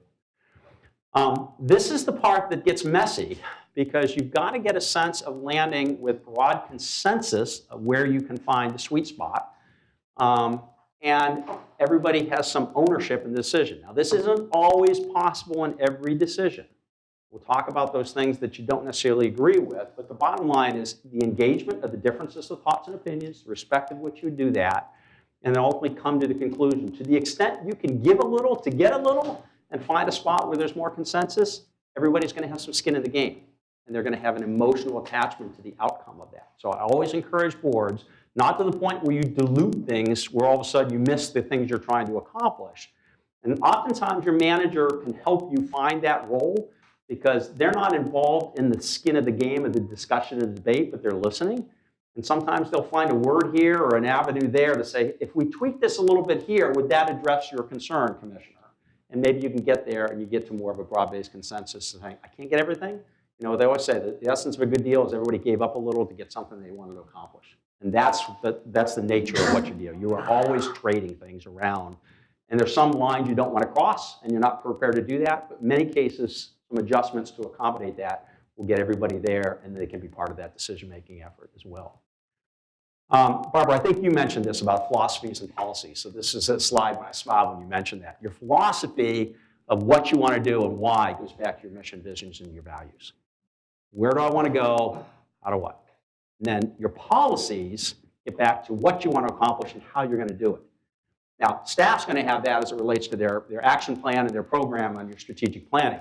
The commission will have that in what I've traditionally referred to as your norms and procedures policy. You may call that something different now, but we're going to talk about reviewing that document. And this is the question of how you're going to engage each other and how you're going to engage staff and how you're going to engage the public as a whole as you deal with the business of governments. So this is the one that I've become much better at this as a consultant, because now I can see it differently as I work with different boards across the country. You all know that the minute, the best analogy is a citizen will come up and issue, you know, a challenge or an issue or a problem they've got. And I can count, you know, every time that immediately the response is, well, this is what we got to do, or this is what we got to do, or this is what we got to do, coming right off the process. the hardest we did it up north. well, you just got to do this. That's the case. That I guarantee you, most items are much more complex than they appear to be when they come at you from the citizen or from the dais or whatever when you're sitting up there. And so, what I always encourage boards to do is take a chance to step back, hear what you've heard. Remember the telephone tag discussion I had earlier? You may not have all the full story. Staff's going to have to sort it out. I know it sounds like that's an elongated process. But 99% of the time, that's the right process to do without just trying to jump in, well, this is how we ever solve the problem. So I encourage you to understand, okay, we've got a challenge, we've got an issue, let's make sure we understand it. Use the HAs in us, if we will, and then figure out, all right, what do we need to do, as opposed to immediately going to the solution. It's perception. Yep. To make sure, yeah, what you're perceiving is really what that person is trying to get across. Yep, Pete, you said something about maybe I've given the wrong message. We weren't clear on what we asked to do, sometimes in the heat of it. So if you take the time to just at least process that, and I realize not every, in the middle of a crisis or circumstance or emergency, you may not have that benefit, but most of the time you do to do that. So don't jump to conclusions without making sure that we fully understand what's going on behind the scenes. Because, as I say, telephone tag, that's the best example. You're not always going to have all that piece of information because why? Everybody's processing it differently and bringing different things to the table. What's important from there. All of that boils down to communication skills. Absolutely. Communication is a very big part of it. How you articulate yourself, how you take things in, the perception that you do, all of those are communication skills. Yep, absolutely. Some are Be good, very precise. some are not good at it. I'm smiling because I've got some slides directly on that point. Exactly. We're there as well. Is there a break slide coming up? Yeah, I'll give you I don't know, I'll have it built right in, but we'll figure out where you need to go at that one, Pete. All right, so this, I think, Barbara, you mentioned the point that's earlier. I said something about this is a $70 item versus a multi-million-dollar item. Sometimes you just don't sweat the small stuff. The litany of things you deal with, and I don't mean to be callous about it, but the litany of the things you deal with, the scale and the scope of the things you deal with, you can't treat them all the same. You got some things are much more important, and you got to provide more effort. It's a lot like when you're raising your kids. You know, the big stuff. Although I heard some interesting stories about hanging out in Central Station, and the big stuff you sweat out. The small stuff's like, I'm going to let that go. It's just I'm going to pick and fight that battle. It's not worth that battle as well. So recognize that you may well draw that line differently, but you can't treat everything as a $100 million item. You got to just understand some of the stuff is the nature of doing business.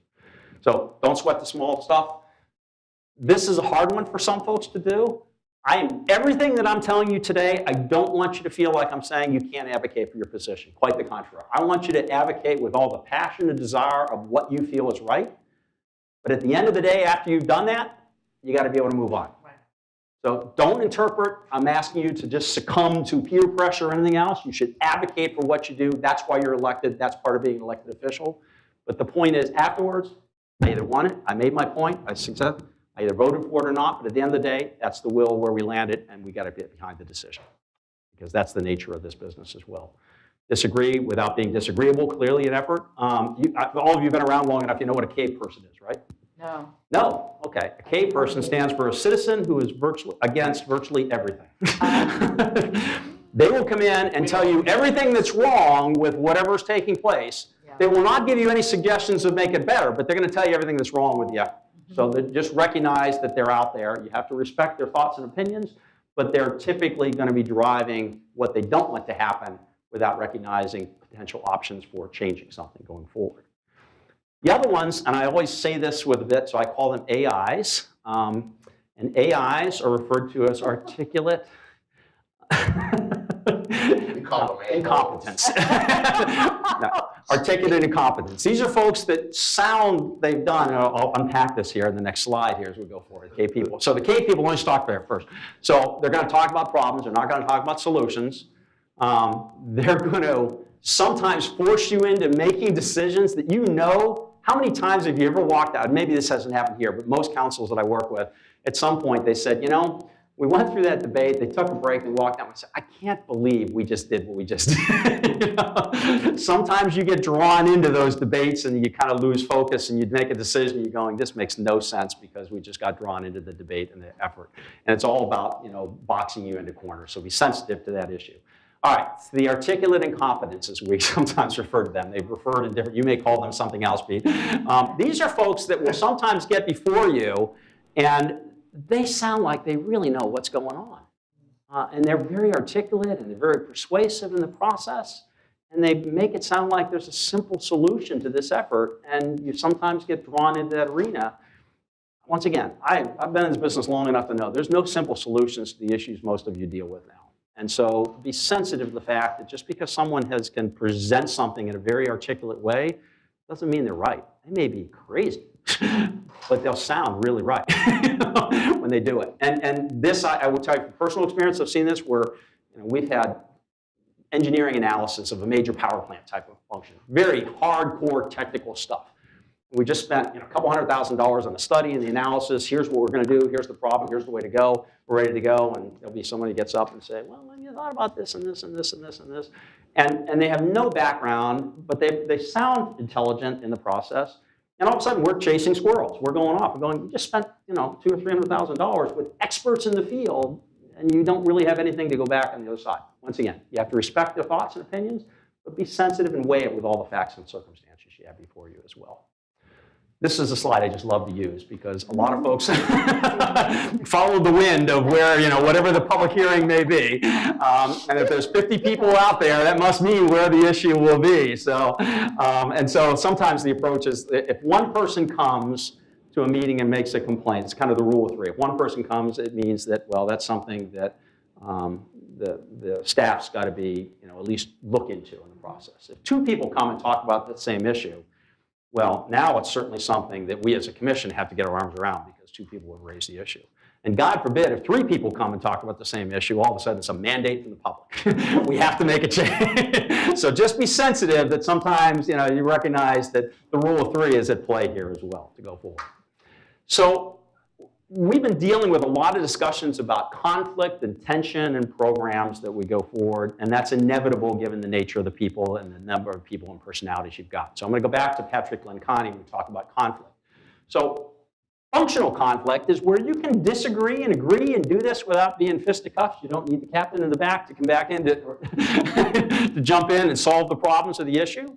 You can also be on the other side of the equation where it's artificially, nobody wants to deal with conflict. And so that 800-pound elephant in the room always stays in the room. And it's artificial because you're working your way around the stuff instead of dealing with it. So I always like to use the analogy of the perfect part of conflict is like a guitar string. If it's too tight and the conflict's so tight, what happens? It breaks. If it's too loose, it doesn't make a sound. It just But if it's balanced between tension, it can make beautiful music, okay? So think about the fact that conflict having a pull on both sides. Don't pull it too tight or it'll break. Don't let it too loose or you can't make music. It's got to be something, but conflict inevitably is going to be there. And how you manage that, as we kind of talked through some of those issues earlier today, that is the appropriate way of handling conflict, to talk through it, to understand it, to come to an understanding and appreciation. It doesn't mean you're always going to agree. But you want to think about that analogy of a guitar string being at the right tautness between the two ends of it as well. So groups that don't deal with conflict, and we're going to spend a lot of time on conflict here, the meetings can be pretty boring. Not exciting, not any issues. There's a lot of back-channeling stuff that's happening because, once again, you're trying to work yourself around the conflict rather than dealing with it. You typically don't deal with the controversial issues. So, oh crap, we're going to be here till 3 in the morning trying to deal with this issue, so we're just not going to deal with that as well. And recognizing that if there's conflict, it means there's different thoughts and opinions on the board. So you've got to be able to tap into those perspectives going forward. And you don't want to waste the time. I've told you all before, you got a short period of time to do a lot of work here. And the more you don't deal with it straight on and come up with effective solutions will certainly be a waste of time and effort. If it's good, it'll be honest. You'll all be passionate about what you've advocated for. It's going to feel uncomfortable at times. I suspect that's already been the case in the past, in the present, and even today as we go forward.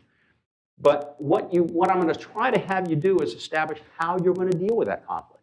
So there's a common understanding of what you're going to deal with and how you're going to address that.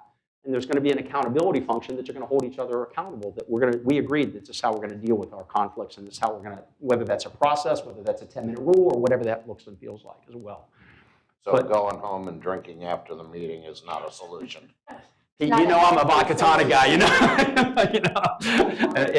know. Many of us that do that, it's all part of the process. Just as long as that's still acceptable, that's all right. So this is a rhetorical question because I'm going to get you later, but I want you to think about your behavioral expectations about conflicts and how you're going to deal with that as a board. I'm going to give you some ideas about that as we go further. So this gets back to the point of, Pete, you mentioned earlier about communicating and being effectively done about what we want done. And you're on a path of that, especially as it relates to your strategic planning effort, clear, objectable, and KSIs measurable. And be careful about unspoken expectations that can create unintended consequences. If you're not precisely clear, you might end up, what's that definition of a camel? Somebody trying to do a horse and something else, and they end up with a camel in the process because they weren't clear about what animal they were trying to create as well. So, I always like to throw in some quotes here. You don't know where you're trying to go. Obviously, any road will get you there along the line. That the Mad Hatter there, Chester Cat and Alice in the Wonderland. You got to be clear of where you want to go and how you get there. You knew that one. You knew that quote then as well. All right. So expectations, commitment. And this is stuff that I really work with as part of your strategic planning effort as well. I love the second part. Commitment means staying loyal to what you said you were going to do long after the mood you said it when it's left you. The stuff is long-term. The stuff that you deal with, or the commitment of the left, either you're in or you're out. There's no such in between. You're either on board or you're not on board. You can't keep changing this effort. And so recognizing, setting your goals, and remaining committed to your goals is going to ultimately get you to get to the point of some of your goals and objectives and some of the legacy items that you want. If you don't commit, it's going to create all sorts of questions. And I've seen this happen year after year in some communities. They'll set their goals and objectives. They'll do their budget. Next year, they set a goal and objective. They forgot everything they just did in the front, and all of a sudden, that project didn't get done. And then 5 years later, says, well, wait a minute. I thought we were going to get, Price Boulevard done, and it fell off the area. Right. That's why I said you're on the right track here. So I'm giving you kudos that you're heading in the right direction, because if you do that year to year and you don't think about those things and you don't remain committed to those things who are priorities, certainly you have the ability to change and modify over time, but I've seen organizations whipsaw back and forth and staff doesn't know what you want to get done, and then they're up before you 3 years down the road saying, well, how come that project didn't get done? Well, 2 years ago you changed your budgets and you didn't do this. So commitment is an important element to do it. All these are outcomes of that, second guessing, why or how things, lack of confidence, fear of failure, things of that. This is one of my other best quotes, I think, on analysis by paralysis. We've all seen the squirrels that are diving out in front of the road. Do I go left? Do I go right? And guess what? They get flattened. You got to make some decisions at some point. In your words, we've used it a couple of your terms. You got to be able to land the plane, because otherwise you're going to be the dead squirrel in the middle of the road. Nobody wants to be that. So recognize that your decisions are important. You make a commitment. You go forward and go effort. So other efforts, commitment, clarity about your direction. It gets all the people pulling the oars in the same direction. And I guarantee you, if that doesn't happen, it's hard to do that in the small organization. By the time you add hundreds of employees, and the person that's still in the grass in the street, to your police, your fire, and all that, what are your goals, what are your objections? They got to feel like they're part of a team. They're trying to get to a goal and an outcome that you've accomplished. They're willing to move forward, but recognizing the world does change. We had COVID and things like that. You had to make some pivots along that. That's okay. So this is getting back to your point, Pete, about a scenario where, I'll give you an example. So the man is bribed, murder trial. He bribes a friend to try to work with the jury to try to get him off the charge, if you will. So afterwards, it came back with a verdict of manslaughter. Prisoner comes back, he thanks it, said, must have had a hard time convincing them to vote for a charge of manslaughter because he wasn't clear. He said, you're right. The other 11 wanted to acquit you. Be careful what you ask for and make sure that you're providing clarity in the direction there. So, all right, so this is the effort of commitment. It takes buy-in, which is all of you having skin in the game, the emotional component of that, and then clarity. What do you want to accomplish? And make sure that the assumptions and the ambiguity, to the extent possible, are removed so that everybody understands what we're trying to do, everybody's part of the conversation, and what your outcome is going to be as well. Buy-in clarity. This is the last line I really want to say. Members of great teams learn to disagree but still commit to a decision. I guarantee you are going to have split votes. Oh, yeah. The nature of the game. But that doesn't mean you're not a great team and you still can't commit to whatever the decision was made to go forward. And I just have to interject I still remember, I have to give kudos to Vice Mayor. Was something we had voted on for Warren Middle Springs, and I can't even remember what it was. Barbara didn't vote for it initially, but when it came back again for additional For funding the or budget, something, for the budget. and you voted for it, and you said because the board wanted to do it, and I thought, wow, that is something I've never heard before from listening from a resident, as a resident, and that just showed such a great level of support. Like, okay, I didn't support it, but now I'm going to support the board's decision to move forward, because otherwise, like you were saying, you become paralyzed and you don't go anywhere. Yep. You just keep locking horns. So, I will tell you, as a former city manager, there's lots of decisions that my boards over the life of my career, they made that I didn't think was the right decision, but if I couldn't get behind it, I was in the wrong line of business. It's just the nature of it. You're going to have things that you don't agree, and you just move on. That's where the will, the decisions took place. So, all right, we talked at the beginning of this about trust, and this is really difficult, especially on elected boards as opposed to appointed bodies that come together. But trust, and this goes back to Len Connie as well. Remember I mentioned the 5 dysfunction themes? If you don't have trust, nothing else works above it. You've got to learn to trust each other. Before this? if he wants a break. You're right, Pete. I promised you a break. Let's go ahead and take a break. Let's take 10 minutes, okay? Thank you, Pete. You're welcome. It hasn't been 2 hours. If you can do it shorter than 10.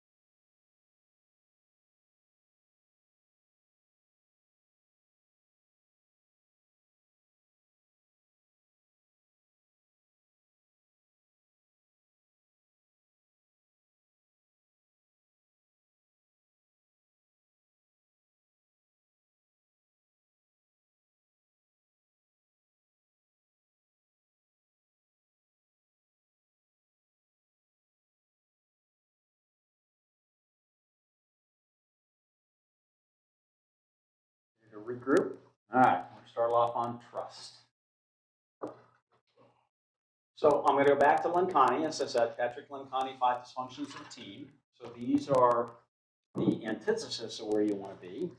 Boards that don't have a sense of trust with each other will typically conceal weaknesses and mistakes, hesitate to ask other members for help and support and feedback, as we've had some of that conversation today as well. Won't really go outside their own swim lanes of the areas of expertise. They won't rely upon the expertise and folks of other individuals.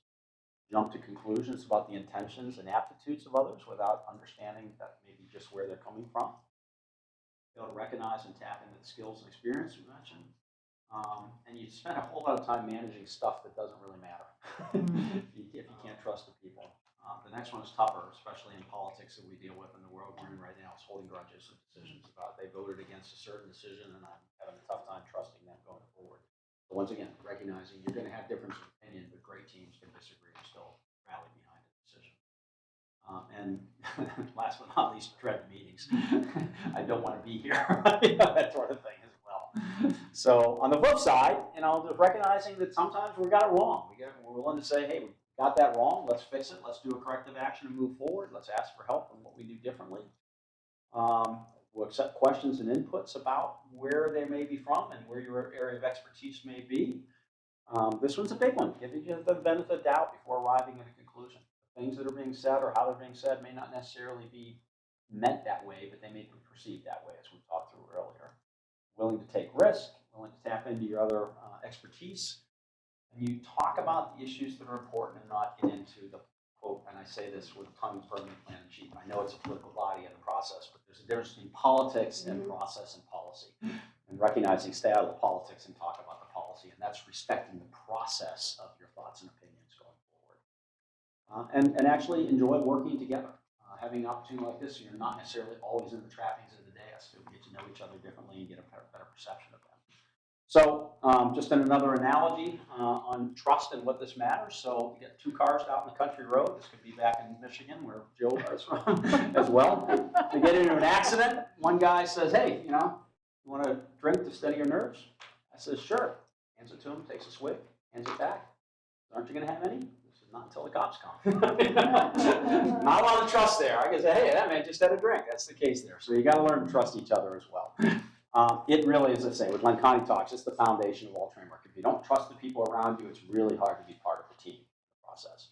And that means at the very beginning, I was just telling Barbara, I said, I was blown away. You guys all really at the front end of this conversation when I asked you to talk about what your background, your histories, and that. You went right to the heart of things. That's not easy for people to do. I've been in rooms where they're saying, I just can't, my background, I can't get there. So you guys did a great job in that area. But just as you learned about yourselves and all that, you realize that's who you are and what made you who you are. I encourage you to continue that, to be able to, especially when you hit difficult times, be willing to have the conversations to talk through those challenges, because if not, it becomes artificial and it just erodes the trust overall. So that's it. It takes time, just like a marriage. Marriages take time to nurture and continue that relationship. Yes? But I want to learn about myself so I can better myself. Sure. I never want to stay flatline. I mean, anything that stands static is dead. Yeah. And so I will Yeah. only improve when I learn about myself, because I will adjust and I'm not afraid of change. Well, and that, as I said, as a group, that's the same as well. If you stay the same as an organization, as a board, and what you do, you have to be adaptable and flexible and grow and effort. So this is the understanding part of this. I added the slide because it's a lot of stuff that's gone on. Just I can see in the recent years that have changed even since I've been out of active city management. So recognizing that, I use the analogy, don't walk across the river just because of the average depth of 4 feet. Average depth means there's a lot that are less than 4 feet, and there's a lot that's over 4 feet. And if you assume it's 4 feet all the way across, you're going to find yourself head underwater as well. I talked earlier about not making a decision before, offering solutions before you fully understand the issue. This is an interesting dynamic that you face now, is that because, especially the internet, is active fact checks going on. Now, I say fact in quotes, because facts can mean different things. But I mean, what you find is I've seen where I'm watching meetings and the decisions being debated, and you've got people in the audience at home, they're actually Googling the questions, the issues, the process, and then chiming in. And I've actually seen where they're actually sending messages and text messages, ask about this, ask about that, to your, this kind of active fact checking that's going on. That never occurred in earlier years, but that's happening pretty regularly now. Recognizing that, hey, if it's on the internet, it's got to be true, right? We all know that's not the case. Blogs, internets, especially blogs that cover media stuff, their journalism expectations may or may not be the same as professional journalisms, and facts may get blended with fiction and a lot of thoughts and opinions, especially with blogs. As I said, dynamic fact checking is taking place. You know, less trusting of personal, professional opinions. My God, we've seen all that happen through the whole pandemic process as well. And basically using your set of facts to advance your particular agenda. And I don't mean you per se, just the individuals that may come to you with their issues. And obviously this whole concept, we didn't even have the effort of fake news until, what, 6 years ago, somewhere in that area. I think it came forward. It's now pretty common discussions as well. Accountability is something I mentioned earlier as well, that as a body, you've got to be able to hold each other accountable. I can't tell you the number of times I've had council members come to me when I was a manager over the life of my career, say, we've got to do something about this council member. You got to do something about that council member. And I can have a conversation with it, but you're my bosses. The manager can't solve that problem. They can have dialogues and discussions, but at the end of the day, each of you were elected and you all hold an equal position, with the exception of the mayor, obviously, which you elect amongst yourselves to coordinate things. And so you got to hold each other up to whatever those standards and abilities are, because the manager, the attorney, nobody else can. So this is something you've got to be willing to step into to others. So if you avoid that element, you're going to create resentment. You're going to get a sense that people are boxed off into corners. Mediocrity typically comes out. You don't see great organizations that don't hold each other accountable for what you're trying to accomplish. People don't prepare for meetings in the process. And it really becomes a problem, and this is an issue because in some cases where the mayor is elected individually to represent the community versus a mayor that's elected amongst your court, and sometimes there's just a council president, it all varies. There's times that the board would defer solely to the person in charge, or in some cases the leader may not necessarily be willing to, the accountability leader may not be the manager or the mayor or the chairperson of the group. But it does place, if there's not a willingness to share and have that accountability, it places an undue burden on one individual who may or may not have the legal authority or the voting authority as it relates to. Sometimes mayors don't even vote on issues. It depends on the structure there. So, but on the flip side, you know, if you hold each other accountable, all of a sudden you're going to want to make sure all the players, once again, the football analogy, if one player isn't playing their position to the best of their ability, guess what? The quarterback gets sacked, the player doesn't, play doesn't happen, we don't get to score the goal. You got to hold each other up, and everybody, the weakest link really starts to become a challenge. So you want to make sure to be effective that you're all performing at that highest level. You're quick to be able to deal with challenges and issues, and you're doing it in a respectful manner. That you're expecting everybody to pull their weight along the line, and that you're ready to look around performance management. You're looking at data, you're reacting to data, you're being able to adjust and make modifications on the field as well. So this embracing accountability is the role that each of you play, even if you're not in the mayor's slot. This is the things that hopefully we've agreed to do and how we're going to do it, and I think we need to get back to honoring those things as well. A big rock and roll guy as well. At the end of the day, it's pathetic, but you guys have to do it. Nobody else can do this as well. So God rest Jerry Garcia in the process. Okay, so 3 accountability questions here.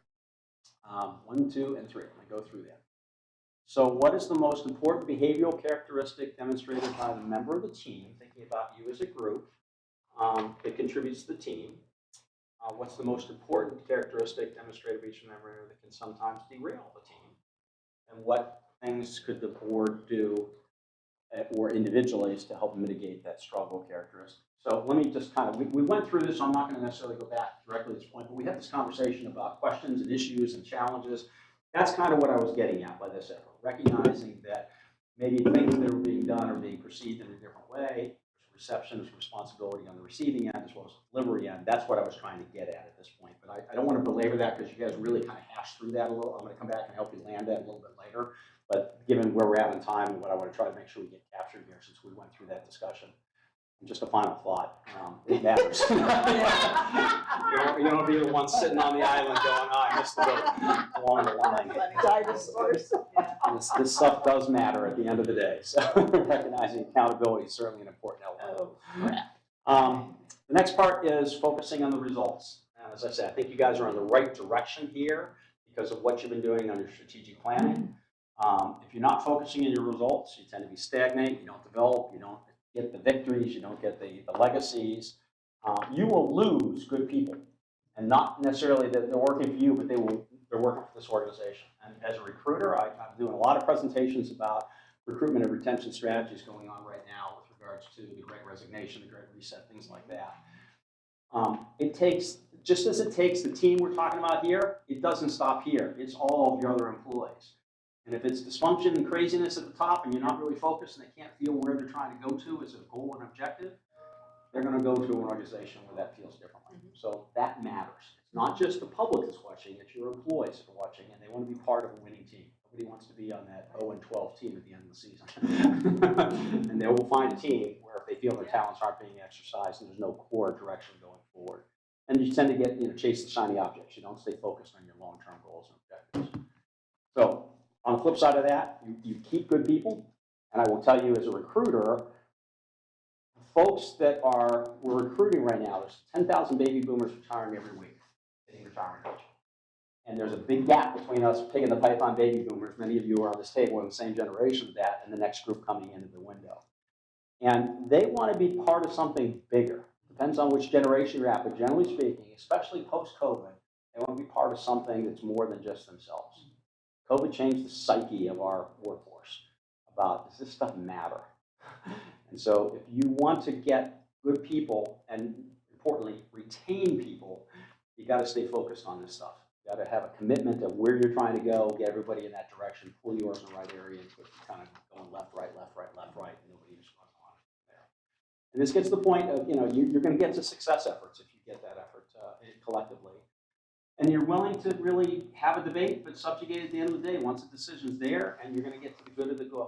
I've had my chiefs. Hopefully I've gotten a piece of what I wanted, if not everything, but I'm ready to go forward, and you can remain focused on those things that are most important to you as well. So that's the point. I mean, this is you up to this right now. How many things you get thrown at you between staff, the agenda, the population, the neighbor, whatever the case may be along the line, you got to sort out and say, these are our goals, these are our objectives, these are our priorities, that's where we're going to get. If they fit into that, great. If they don't, we have to say, I'm sorry, we're focusing on these arenas the best we can as well. This point of being clear and objective, and Joe, you mentioned about communicating, the clarity of what you have so you don't have unexpected expectations or unintended results. So you're on this right path. You're accomplishing the goals and objectives. Some of those things you already had done when I asked you about legacies. Some of them are still in process. A good conversation when you did your strategic planning about collective results over the individual wants and desires. You all got a chance to throw things to the table, but not everything landed and stayed on that. You had a chance to at least advance them to see where they shake out. Clarify desired results and keep them visible. That's really the process that you're now doing with regards to your key success indicators and the effort. And this is the point, and I've mentioned this to Jerome and the team as well. It's not about measuring everything. It's about measuring what's right and just selected measures to make sure that you have a good pulse of if you're advancing the meter in the right direction going forward. So focusing on those results are important. So the next thing I want you to do, I'm going to hand you a scale called the Effective Governance Polarity Scale. You have some time to have some homework here. You're going to do it here. You're not going to leave on. Not another break yet, Pete. Sorry. Want to bet? Well, I always said the mayor can ultimately do what he or she wants to do. But I didn't have enough. I will have to move a break slide out if you want to take another break at this one. But so, all right. So this document is not to be scientifically developed. This is something we've just done internally to SGR. And what you're going to see is there are 3 different pages. First deals with major government challenges. The second page deals with characteristics of effective boards. And the third page deals with roles and responsibilities of the board. As you'll see, there's 50 questions. Oh, All right, so I'm going to ask you to get your next one there. Okay. All right, so the way this works is you're going to see there's scales. So I'll just take them the top. Under major government challenge, number 1, live by clear mutual mission and vision. that's a good thing, or less than clear mission and vision, that's a bad thing. So depending on where you scale between 1 and 10 for each of these, they're going to be diametrically opposed, just kind of like the opposites in the lab schedule. So you either land on the lower score or the higher score, depending upon the perception you've got of them, okay? So what you're going to do is you're going to go ahead and just circle the scores. Try not to overthink this, okay? Because I realize there's a lot here, but just try to work your way through this. Take about 10 minutes to just answer your questions. When I start seeing the calculators come out of the phones and you're adding things up, I know you're close. And then at the end of the day, you're going to end up with a score, and I'm going to ask you what those scores are or where you all landed. And then we're going to unpack the data that comes from there, and I'll try to interpret what that looks like. So this is how we're performing as a board. group. Yes. As a board. Now, correct. Right. As we now. perceive As it now. of the 20th of 2022, right? Alice, I'm not 22. I'm still there. It is 420. 10 is the highest. What? 10 is the highest. Yes, but 10 isn't necessarily a positive score. It depends on your, So Give it a 1. Right. you're going to see the low score of the things that are really done well, and the high score of the ones that don't do so well. And then, but now each one will be, we're all going to put this where we want. That's, One is good, like one is this good. So because one you're means you're closer to accomplishing. that All right, so scale. here's the clue. I'm going to give you a sense. Right. If you're on the lower end of the scale, those are good governance principles. If you're at the higher end of the scale, those are normally poor governance principles. Not everybody is going to be at one end or the other on all these items. So what I want to do is I'll collectively ask you to total your scores and get a sense of where you are. Then I'll tell you kind of here's where that score shakes out. And then we're going to talk about particular challenges that are high scores. Okay? So 1 is the best. One would be reflecting that you are doing it Well done, exactly the way, Jen. well done, good governance principles, things I like can that. go into double digits on that one. Especially as beefy as those books are. So, Oh, but it's so valuable. so just to be clear, everything on the ones, on the left-hand side of the sheets, those are generally good governance principles. Everything on the right-hand side of the sheets are generally poor governance principles. But it's what we think we're doing it now. That's correct. On each one of those So I items, think we're doing poorly. then you It's a put a 10. 10. That's right. If I Or think maybe we're an doing 8 or, good, yeah, right, I got you. exactly. You pick the scale. That's right. Okay. So left is generally good governance. Right is generally poor governance. Okay. So take some time. As I say, don't overthink this. Just give your kind of first reactions. Yeah, but what's a large org SRX? Your experience, I think. Yeah. Is that what it is? Organization. Organized? Which one are you on? Number 3? Number 3. Org with ample, large, org senior experience. I'm sorry, SR senior experience. Large A lot of people have been on board. organizations. They've got seniors. They've been, they're not all freshmen elected. Right. Yeah. Okay. Just wanted to make sure.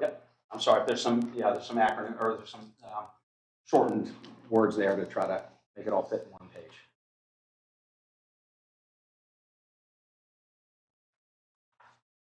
Go ahead.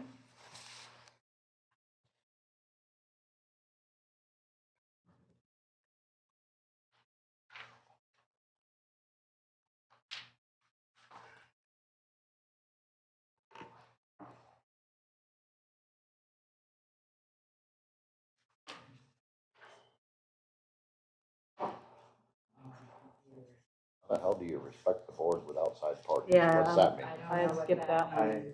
I think that means that when you're with someone external to the board, that you speak kindly and politely of the board that you're on. Oh, that's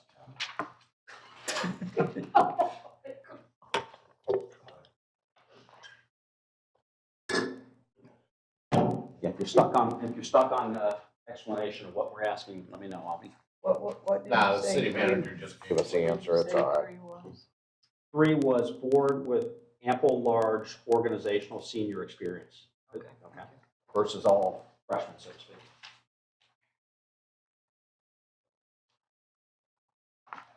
It also means that you bring experience from, how do I say this?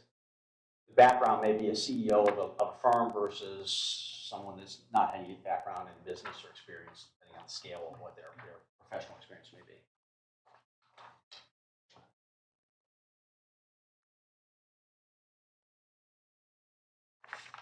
Board makes good use of boards. Sorry, which question? 16. 16. Board makes good use of boards. But these are like boards and committees, processes, citizen boards, citizen task force, things like that, advisory boards. Thank you. Yep.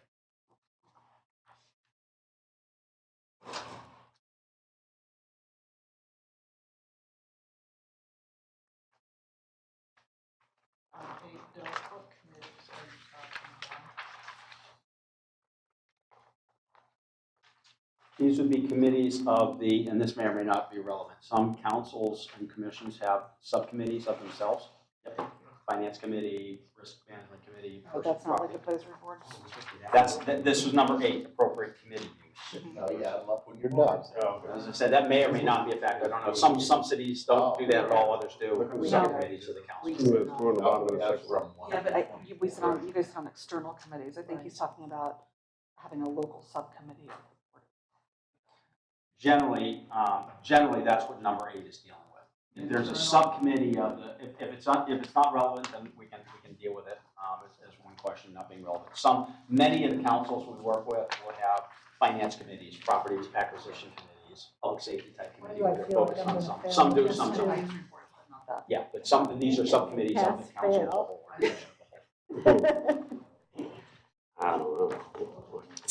Just so on the fence, it's 5 all the way. Easy that up too. 5 times 5 is 25. A lot of these were just in process. Process it.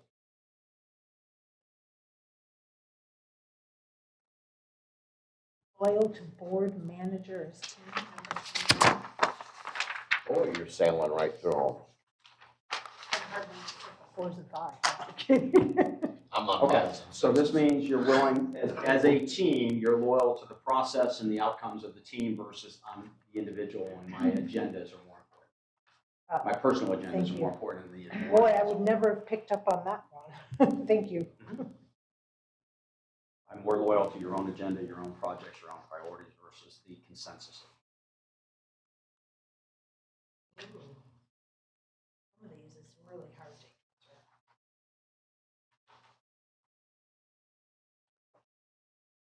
Oh, yeah. Because I got to think about myself and then the whole board. Right. Not just you. So it's not just me. Right, that's what I'm saying.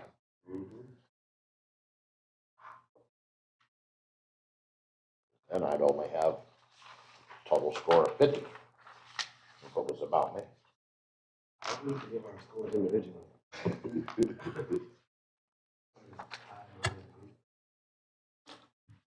I'm going to be at 353 by the time I get done with these numbers.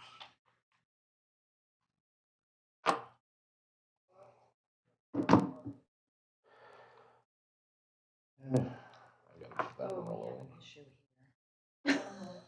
They're all issues, Barbara. Word is kicking down. I'm all messed up. So this goes here. Oh, It's not did you the whole mess up? line. Can she get a new page? Number what? 32. 32? Here we go. That's the articulated competence? Is that the AI thing? That's the AI, those are the AIs that I mentioned, yep. A lot of these I just don't even know how to answer. I won't say what Pete called them, but that's. Well, now my eyes are blurring and I'm seeing Bird focuses on government issues, not board Anytime anymore. it should be BD, will be board. Yeah, it's Bird.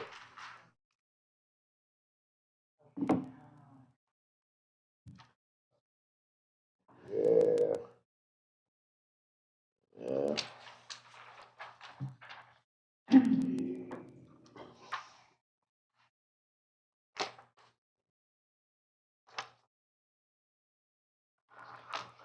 Yeah, that's a no on that one.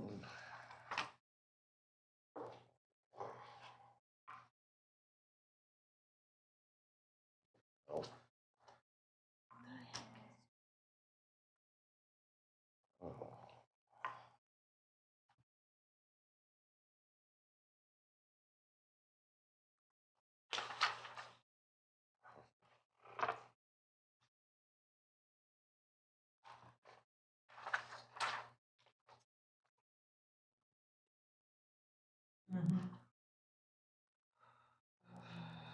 Did I just see you counting with your fingers? And I was like, just counting work hours. I've already done that part. I count work hours.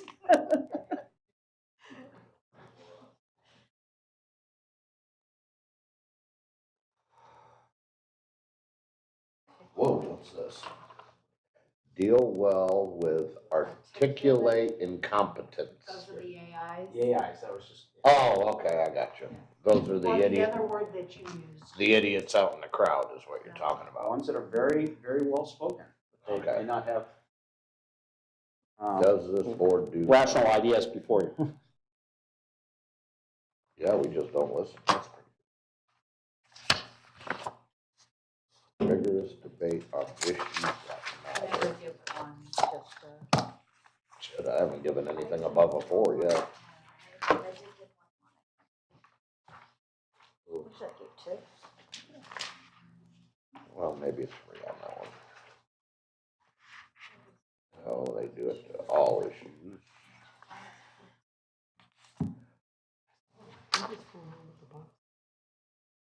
You, Not liking this. All right, let's you, collectively take scores, see where we stand. I got a whole bunch of 8s in that one.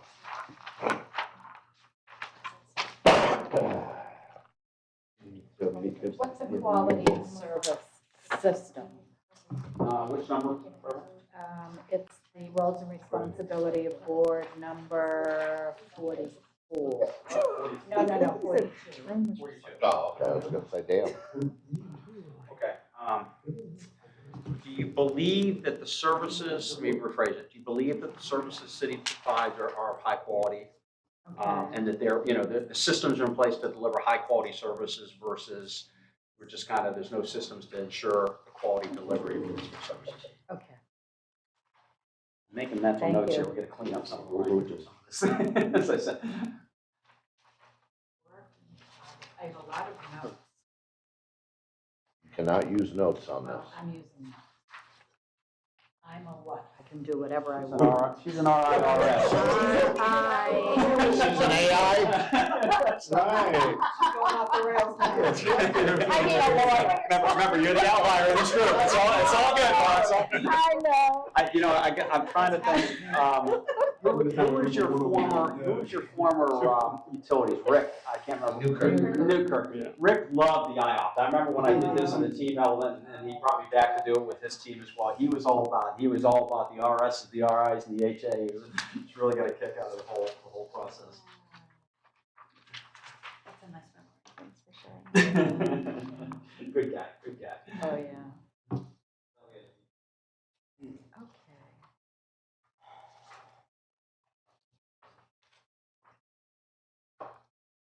Oh. Okay. You wanna add them up for me? I don't think I have my fingers. Do you want my calculator? So if you're calculating, if you come up with a score that's less than 50 or more than 500, there's a problem somewhere in your math. So I'll just give you those as the 2 parameters.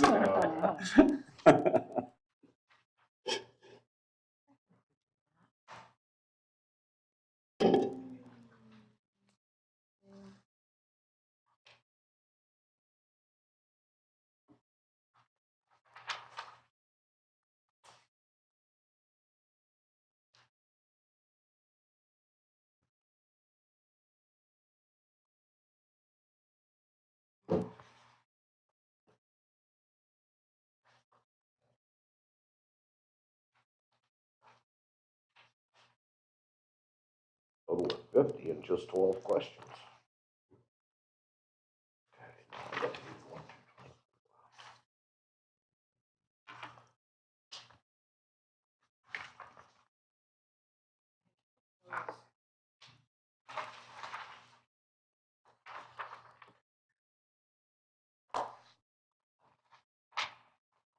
I always have trouble when things are on both We're trying to count sides. over here.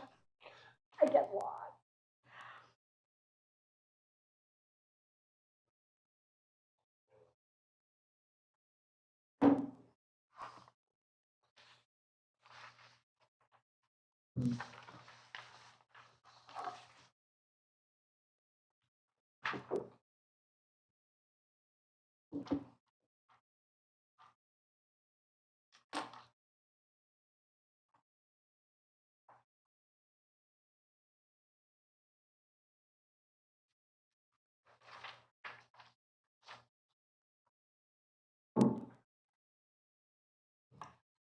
Close. Trying to overthink it. Overthink it when it comes to math. Yeah, it's all these big numbers. All right, where are my LPs? Let's Yeah. get the LPs, let's I get the need some calculators. instruction. I've done mine, I'm just double checking. LPDs in North. 61 and 46.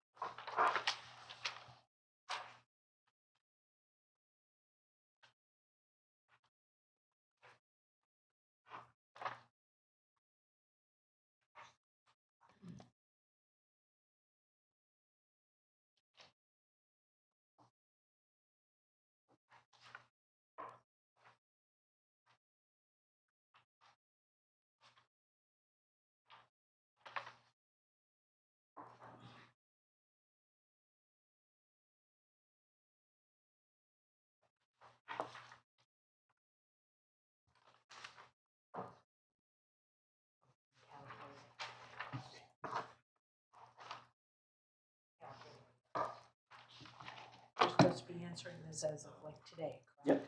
Thank you.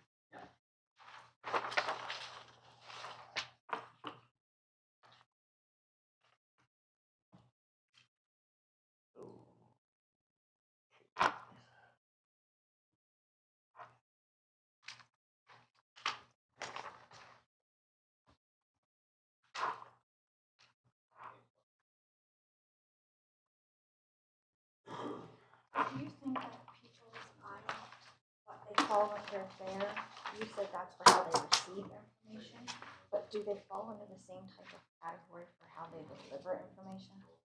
Yes, that's so the two components, you may remember the CPU example. You're hearing information, you're processing what's important, what's not important based upon your IOPS chart. And then outcome is based on how you process that. So delivery is part of that. Now, the delivery is the output. How you do it may be different, but the decision that you reach with what I'm supposed to do with this information. Or maybe the how we spit it out. How you do Does it, that go under that's more different style of delivery as opposed to the actual what you're trying to do. The output should be the same. How you deliver the output could vary based upon your personality. Right. Absolutely. And that falls under Yeah. this type of. That's more personality driven and Yeah. some people are more rough. Lower end of the spectrum. You know, we heard software, hardware, That's the things way like I that. see That's it. not, that isn't what IOPS is about. It's just how you're, the output. But how you spit back Well, out. you is said the The whole output will day. be the same. How you deliver the output may vary based upon your style. Yeah, that's mine There too. was just so Mine many delivery, I questions have where, Okay, are we there? because it was skewed, everybody towards, not the majority, but still there. We there? Everybody got scores? Yep. Okay, all right, good, all right. Okay, so what I'm looking for, total scores. Let's just see where we land on this. Pete, what do you got? Total? The total of the three segments. 241. 241. Okay, Barb? Oh, I'm sorry, I didn't realize my back was towards you. I didn't realize you were. It almost came out her nose. That was close. Waiting for I was waiting. 163. 163. Debbie? 202. 202. Alice? 126. 126. Rookie. That's right. Jill? 133. 133. Jerome? It's starting to question whether or not he did this right. I got a 328. It's okay, we're gonna be different spots here. 328, okay. Amber? 302. 302. Heather? 197. 197. I see y'all much better than Well, hey, we may need to recruit 2 people here. Coming up here shortly. You don't get to go back and I have to change your slides about what you just said about your constitutional officers, right? The process. Yeah, Okay. I made a lot of notes. So let me tell you SDR's interpretation of what the various ranges look like and how we perceive that. So let me walk you through. So nobody was down below 50 or 50 in or there. 50 of the people, they have no unrealistic expectation. Everything's so great, we're not there yet. So 51 to 100, so nobody there yet either. pretty good governance culture, but if that's the case, you got to be at my end. You get to get paid to do this sort of stuff as well. So, all right, then we start working into the 100 to 200 range, 101 to 200. Pretty good governance culture. Mention how you protect and strengthen the culture will be improved. You're getting there, but there's some tweaks you can make along the line. How do you train new governing body members and the systems and the culture to ensure the ongoing? So that's a pretty strong effort. So you got a couple in there between 100 and 200. So you got Barb. So 3 of you are kind of in that spot. Okay. All right. Total of 4. Yeah, that's 4. 4. You're right. Thank you. The LP in me is not showing as well. Okay, so then we get into the next level, the 201 to 300. That's typically what we find when we deal with local governments. That's why there's a healthy business for what we do along the line. But no, the bottom line, some things work well, some don't. You generally got some systems in place, but how you deal with it, how you get compliance, how do you work that through? The team doesn't necessarily fully kind of get together yet in the effort. There are ways to improve upon that by compliance and issues and having sessions like this to help you kind of work your way through that as well. So you got 2 of them there, right? Pete, Debbie. All right, and then And our 2 new open positions. You gotta give me an easy. You gotta give it her. Okay, so that the 2 aren't on the board that came to this conclusion, so there's probably some discussion and dynamic on that as well. It doesn't have to be painful, it can be self-inflicted, so it's a perception from looking out to look in. How do you handle it? Do you have policies? If you do, are they being ignored? How do we address that? Resentment may lie in the issue. So these are ones that are much more challenging, obviously. So that's what I said, on the scale on that. So you got a couple. And I'm not going to pick on these 2, but it is ironic that Yes. 2 of your charter officers that are pretty much in the meat of a I lot don't of think what it's you do. ironic, I think it's telling. It's It's perceptions telling. of No, I They think- have a very different perspective. And I think we all should shut up and listen. Right. That's what I'm thinking. Where I'm going to go next is to that point, because this is the They're point. seeing it from the outside. Exactly. So they're trying to administer what this sausage looks like, and then of making this effort. So fortunately, nobody got to this level. These are the ones. It's like it's going to take us a 3-day session to go through that. Just try to Well, once he's here a year, he'll reach that. It's only been 6 months, right? Still on the honeymoon. He's still being Such as it kind. is. I have to admit, in the 6 years I've been with SGR, I haven't had any that have been 400. I've had some that have been 390, 395. Wow. Then we had to really kind of take the gloves off and really, get into that stuff as well, because there were some challenging opportunities. I mentioned one was here in Florida that involved lawsuits amongst the council. I didn't know where that was going to land. I was emotionally drained at the end of that. Oh, I would imagine. I'm not sure how it could have blown up at any given time, because there was that much tension in the room. And I'm trying to talk about how do you get trust when these people are being deposed. It was a bit of a challenge. So fortunately, I've not encountered the 400 to 500 area. So, all right. So now I want you to go back, and I want to get your numbers. Did any of you have 10s on any of your numbers, or any of the scales of the 50 questions? Ron, what did you have as a 10? What number, or what was the issue? Or the number, just give me the number, I'll do that. Yeah, no, I did. 26. Number 26. Okay. Anybody else have a 10? 16. 16. Okay. Any other 10s? Any 9s? I have a 10. I had a 9, I but thought it, I had a 9. Wait, I still have another 10. Oh, you have another 10? 44. Which one? 44. Number 44. Okay. All right. I'll take the 9s. I had a 9, but it's not the way that it's. Number 28, communicate openly with staff, and then plays gotcha with staff. My 9 wasn't the plays gotcha with staff, it was more the we can't communicate with staff. It was more, I made up my own, Okay. So 28, well, I'm sorry, it's not on my sheet. Okay, so 28 is 28 gotcha says- with staff versus what were the two Okay, so extremes? 28, it says communicate openly with staff, Uh-huh. and then the other spectrum was plays gotcha with staff. That's Oh. not it.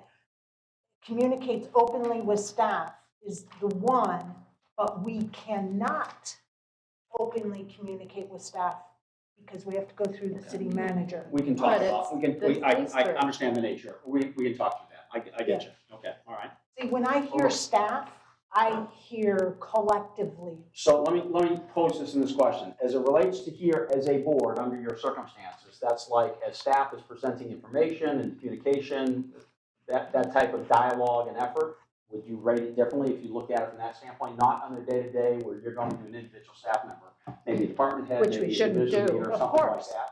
That's why I put it a 9, because we But- can't go to staff. I've got a difference on that though, Yeah. because you can discuss stuff with staff, you just can't direct them to do anything. So if you have an open dialogue with them, hey, how are things going? How are you coming on the new water plant piping that's going on? Oh, we're doing very well. You don't just say, yeah, make sure you put that elbow on the right way. You just have a conversation. That's an open dialogue with staff. How is your day going? And stuff like that. That's the way I look at it. I'm not telling staff what to do. That's what I do with him. Okay. And I agree with that. I just don't understand why that's so hard to all of us to understand. You having that relationship, we want our staff to have relationships with our elected officials. That seems to be normal, but as long as we all know what that line is of giving them a direction versus coming to me and saying, hey, I spoke to John today and, you know, blah, blah, blah, blah, and then what about this and this? And that's a different kind of conversation, but I don't know. So I'm gonna take your numbers and we're gonna unpack the ones that are the highest level. So there's reason for conversation. So, okay. All right, so we still on 9? Still any other 9s out there? Got Yes. 35. Number 35. Okay. Any other 9s?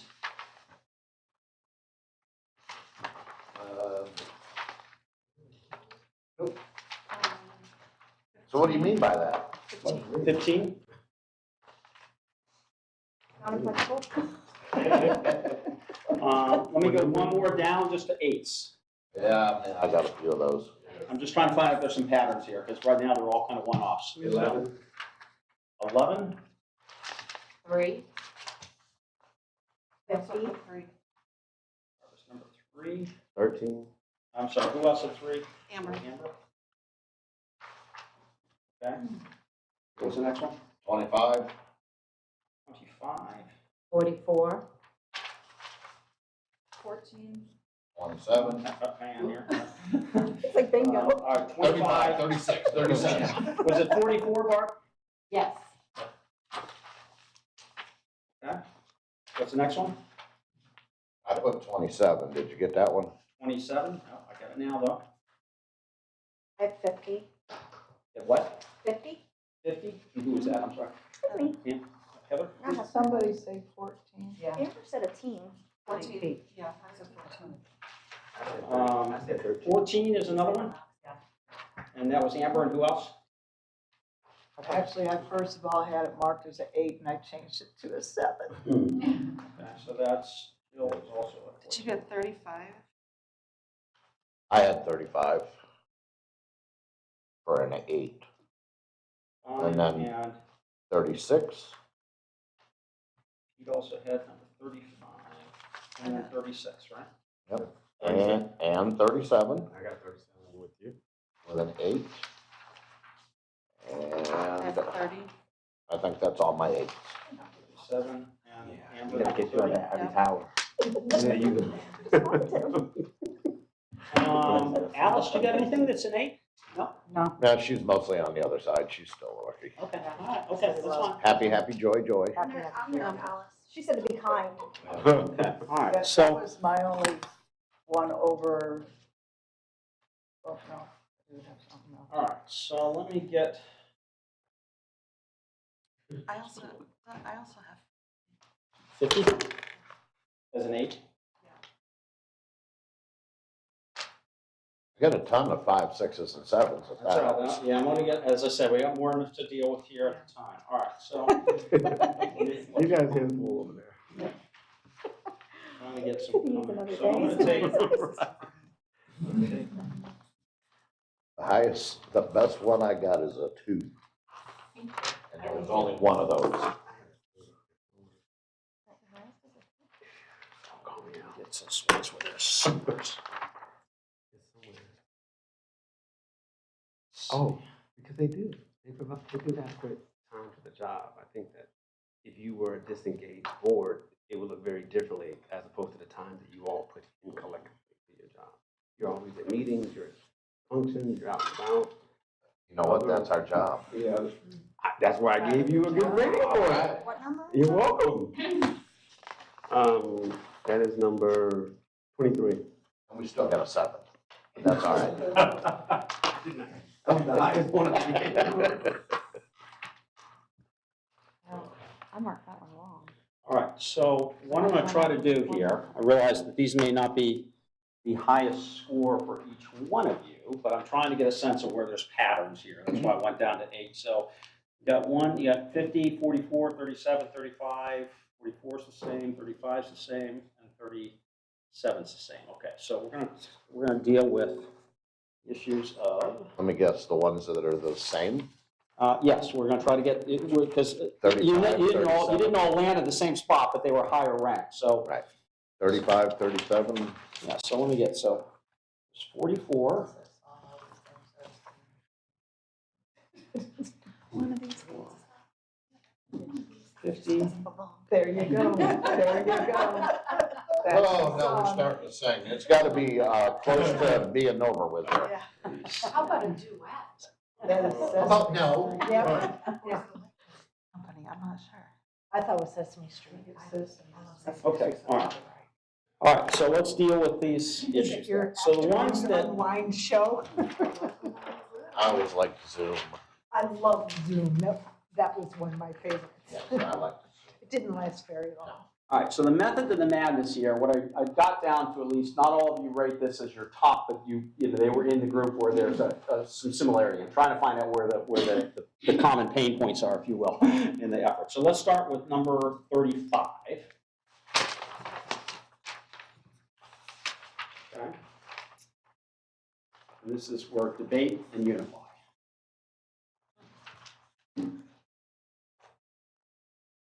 All right, and the other Quiet, one, got quiet. and the next one's going to be 37. Yeah. That pretty much goes from 35. Give this and move on.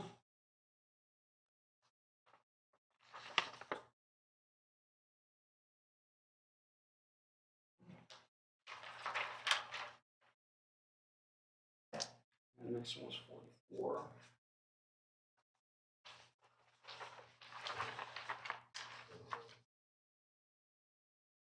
Effectiveness in place.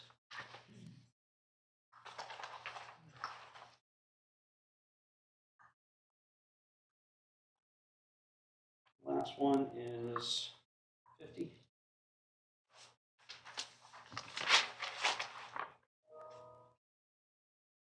$50. CM. Do that? CEO. That was the highest one I gave you. There were I gave you 2. numerous people who said that. There you go. One more. I don't know. So did I. I have 50 So did you. circles. 1, 2. Yep, 2 came up with it. Well, I didn't say that. Okay, all right. I'm gonna have to eat this cookie. So I'm going to deal with more than 3 issues here. We'll just try to work our way through. So, all right, so let's talk number 1, debate and unify. So scale here. So a number of you identified this as a problem. So let's kind of talk through what that problem looks like and how we might be able to best come up with some strategies to make you score in the future on a lower level. So I'm going to interpret this just based on the fact that a couple of you had indicated this in the higher end of the scale, that you don't do a real good job in this area. There's an effectiveness of debating, but then a failure to come together and unify. But I want to make sure that's the case. Do you believe there's an effective debate first as part of this question? As you debate issues, as those of you that ranked question number 35, does the board feel like they've got a process that allows an effective debate of the issues first? A process, yes, but is it always done? No. Okay. Because you may have, and I'm gonna use Debbie as an example, because it's easy, because she would, with her questions, she would come up and show her argument with the questions and everything, but then somebody else may not have anything else to say.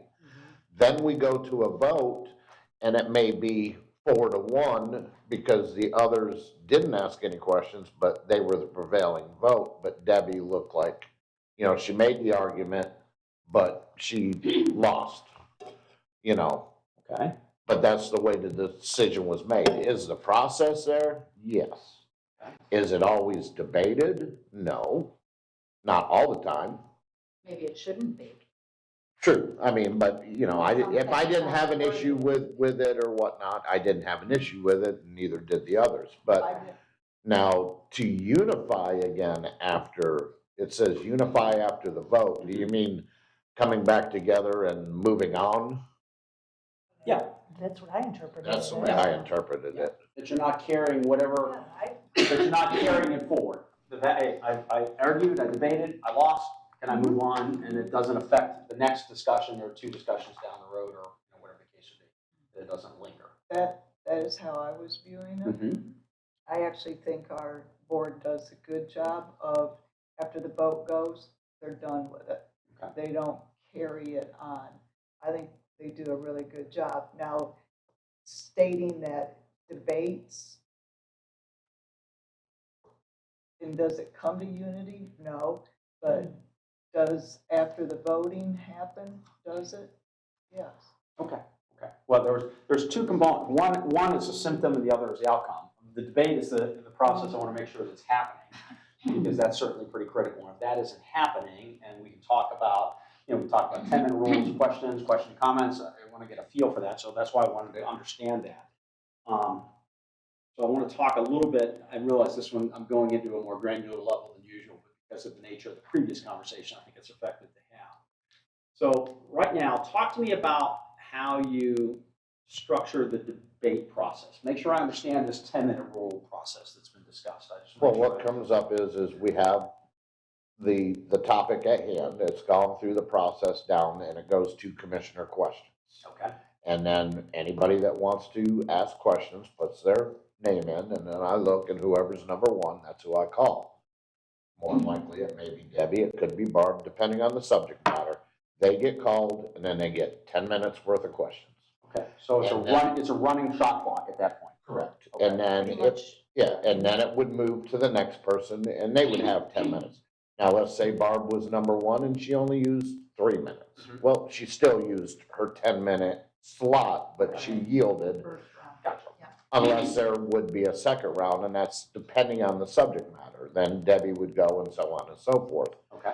Now, if nobody had any more questions at that point, we would hopefully get a motion and then possibly have comments. Okay, so let me ask you this then. And if you ever watch congressional hearings where each congressman gets a certain opportunity to ask so many questions in a certain amount of time. I try not to. Yeah, I know. This is painful. Only for us junkies that are CNN and everything like that, or watching, yes, yeah. So the bottom line is that how do you handle the responses to those questions? So if I've got 10 minutes and I ask 5 questions, how do you handle the responses? Or do they just say, these are the questions I have? Just to make sure I understand how it works out. What we do is, it's 10 minutes, and that's question and answer. Okay. So especially if it's staff or whoever the case may be, let's say Debbie's Q&A asking staff, it's questions and answers from staff. Now, she may only get 2 questions out because staff could be long-winded on their reply.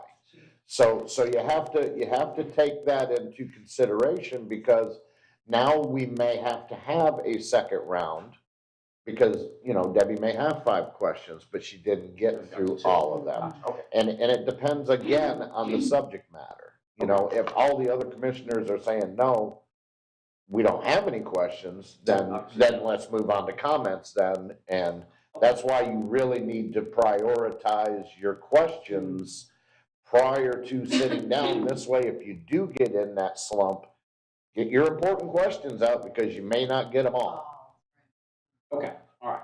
I appreciate you clarifying that. So, So after everybody's had an opportunity to say, I've got questions, they take up to 10 minutes for Q&A. Then at the end of that process, and not all of you may have that, but you at least all had that opportunity. If I'm a council or commissioner that's had 5 questions but only got a chance to do 2, does it come back to them? So I just want to understand your process. Not necessarily, because if we, Now you've completed. if everybody has asked, So it's loose. Okay, I've got it. I maybe, yeah. if everybody has asked questions and we've gone through the whole parameters and it's a very touchy subject, then yeah, we'll do a second round. Okay. And it'll start like, let's say she was number 1, it'll start back at her. Okay. Because her name will be back up there and I'll go, okay, Commissioner McDowell.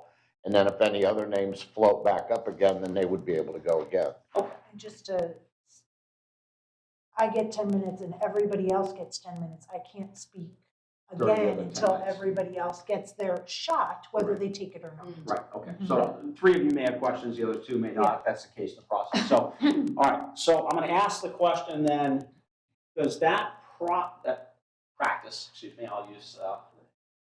Well, I wasn't trying to correct you. No, that's fine. It's not rigid. It's not regimented. Yeah. And that's where I'm trying to lead to boards and procedures about, do you have a practice or a policy of how you're going to engage in this effort? And I just don't know if it's formalized or informal in the effort.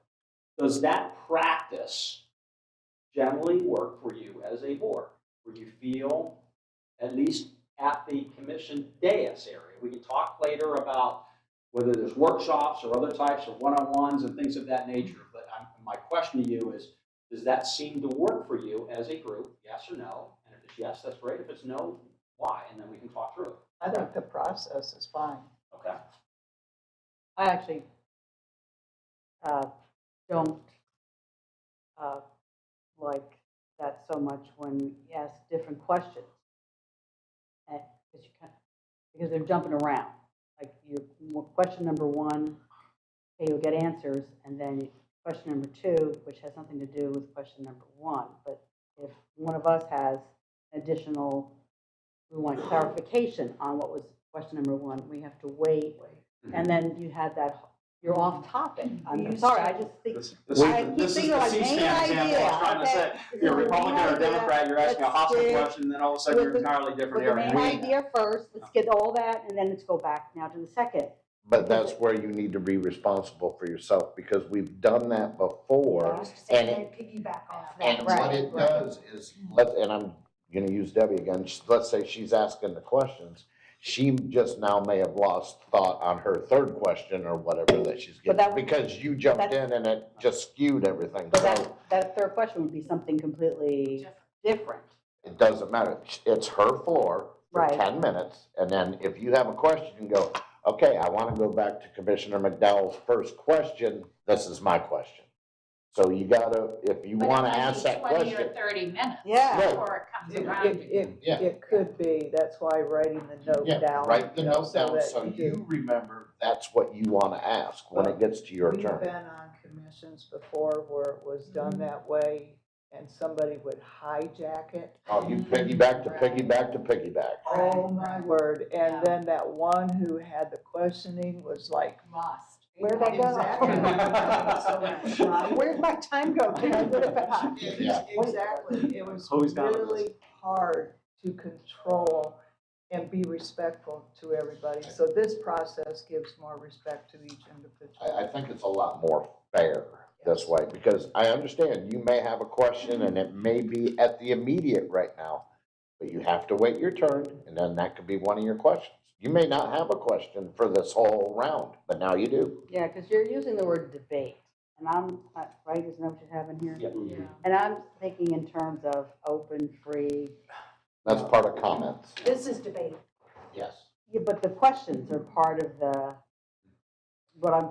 And that's why I want to make sure I understood your practice so that I Yeah. can determine whether. To me, questions are fact-finding, and then comments are part of your So debate. after you go through this practice where everybody's had up to 10 minutes and maybe longer if there's a second round or something of that nature, then what happens next? Comments. Then we can do comments. Okay, so And- at that point, that's where the debate starts to occur. Yeah, right, I support this, or I don't support this, or this is what I learned looking into this, and this is where it may be hazardous, or whatever the case Okay. may be on the Gotcha. subject. So two-part You process. give your comments. Questions in the beginning, then comments. Or you don't have to comment. It's assuming, I realize, not everybody's gonna. There's not true debate Okay. on the dais. There is Yeah. not Right. true debate. There is question, which is fact finding, and then there is comment. That's it. Now, and that's it. So there's not the debate that goes around like this. The debate that used to be a little bit more practice was cut off because people were talking over people. Yeah. Well, that's So yeah, you gotta be able to. It Right. cut that off too, Right. so we don't truly have Right. debate. In your comment time, you can say, I support this because of blah, blah, blah, or I don't support this because of blah, blah, blah. You can say that, but to actually debate Right. back and forth, there's no true debate. Okay, so, Which is different when you serve on an advisory board. yeah. You know, you yeah, are, we have that. you are. It's Sure. like, this is the item on the agenda, and everybody talks about it and asks their questions. That's why and blah, blah, I had it open when I was mayor. It Yeah, because was at more the, of a debate type situation. and I'm not trying to impose anything in the process, but at the end of the day, what that implies to me is everybody kind of processes the information in their own style and then they vote on it.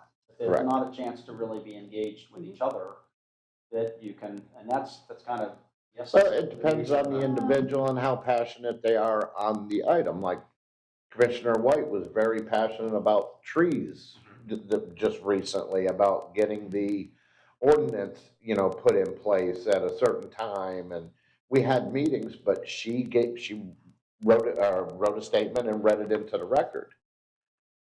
Okay. It changed my mind to where I changed my vote. So she was passionate about that and convincing enough to where I'm like, you know what?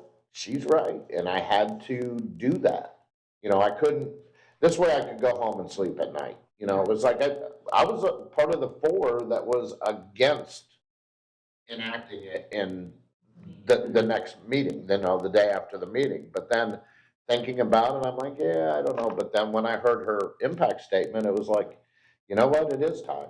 So Okay. it made an impact on my decision. So generally speaking, do you all comment on the comment section? Yes. Some people will, yeah. They do. I mean, I'm talking about not necessarily for approval of the bill, it's my. Right, I mean, I may not comment if Jerome needs a raise or whatever, but I mean, it depends on the subject matter again. Gotcha, yeah, I got you, okay, so, yes.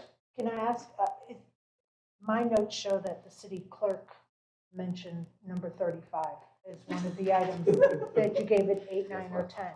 What I'm curious is, most of these numbers are from the charter officers, and I would love to hear why they feel that we don't debate or unify after a vote. I would like to understand that outside perspective. Okay, there may be 3 positions coming up here.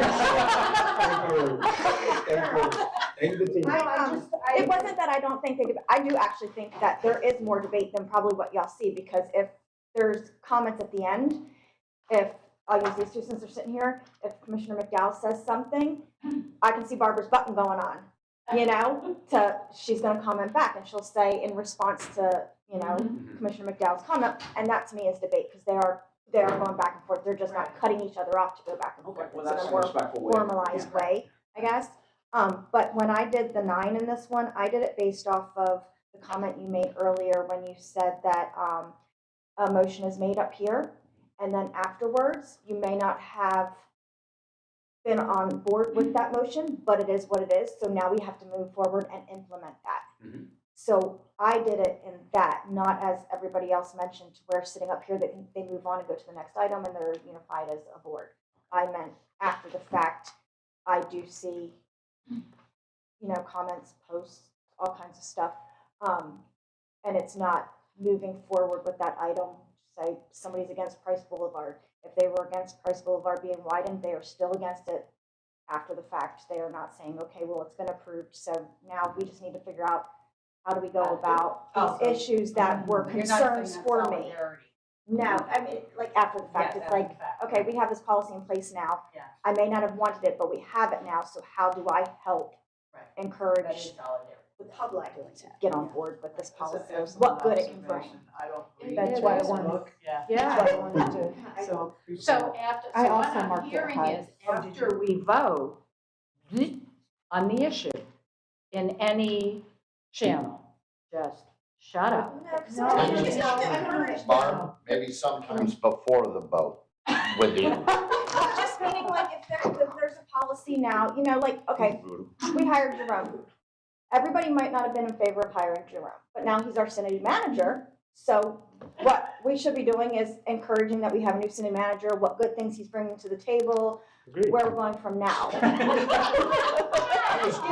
I like your example. Heather, you interpreted the question appropriately at the end. That's what I'm Okay. trying to get a sense on there, so. Here, I'll give you a prime example. I wasn't on the board with the aquatic center. Didn't vote on any of the money, any of the issues, but we have it. We have to promote it. We have to hopefully see it make money. So I can say, I wasn't part of that decision, but I have to help support it moving on because it's part of the city. Yeah. You know, I can- regardless if I was there or not, I would still have to I support it. can use that. I was the only negative vote against the aquatic center, and it wasn't because I didn't want a community pool, it's because it didn't go to referendum.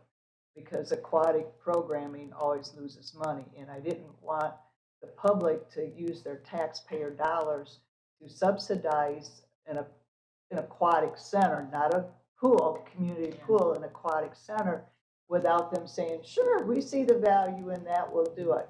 That was my reasoning for not supporting it. But once it voted 4-1, gung ho. Right. I have asked the water polo people in, I've tried to help what I could with programming. I mean, I used to. Into the toilet bowl. Yeah, I I mean, I ran aquatic programming, so I have worked to do that, and I have said if we could get it so it only loses $250,000, that's no different than the large parks that A we library have or that are something like just that, yeah. open area, Mhm. Myakkahatchee or whatever, you know. So it's no different, but yet we're providing something to the community. So I see the good, talk with the good, even though my vote was a no, because that's people's money, I'm behind it. Okay. And I promote it. Okay.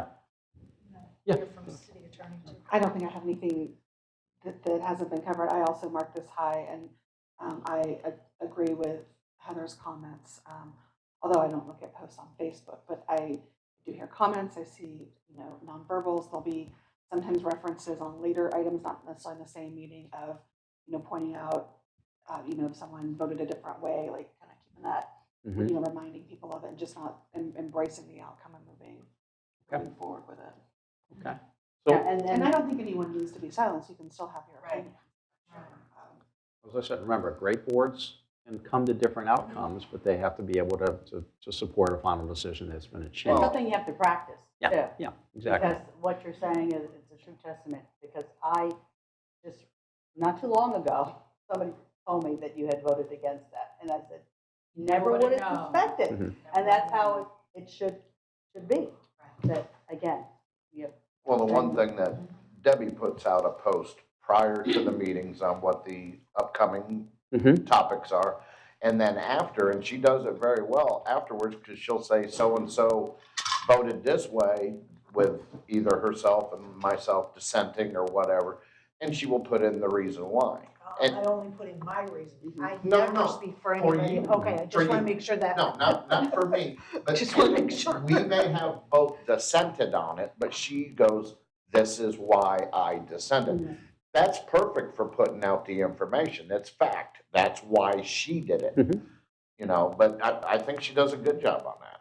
I let y'all talk about why you dissented on your own. Well, no, that's our responsibility. Exactly. But she would say, myself and the mayor or whatever dissented, this is why I dissented on her. I never Understood. talk about that. I don't So- put it out there, but I know that the citizens like to see what happens, and that's her forte. She does that, so. So what I think I'm hearing here then is that on the debate process, I do want to come back and talk about the opportunity to have more cross discussions occurring here, but the 10-minute practice seems to work. Yes? This group, everyone? I think Okay, so. all right. There's some questions about what do we do after the fact? Can we unify the decision?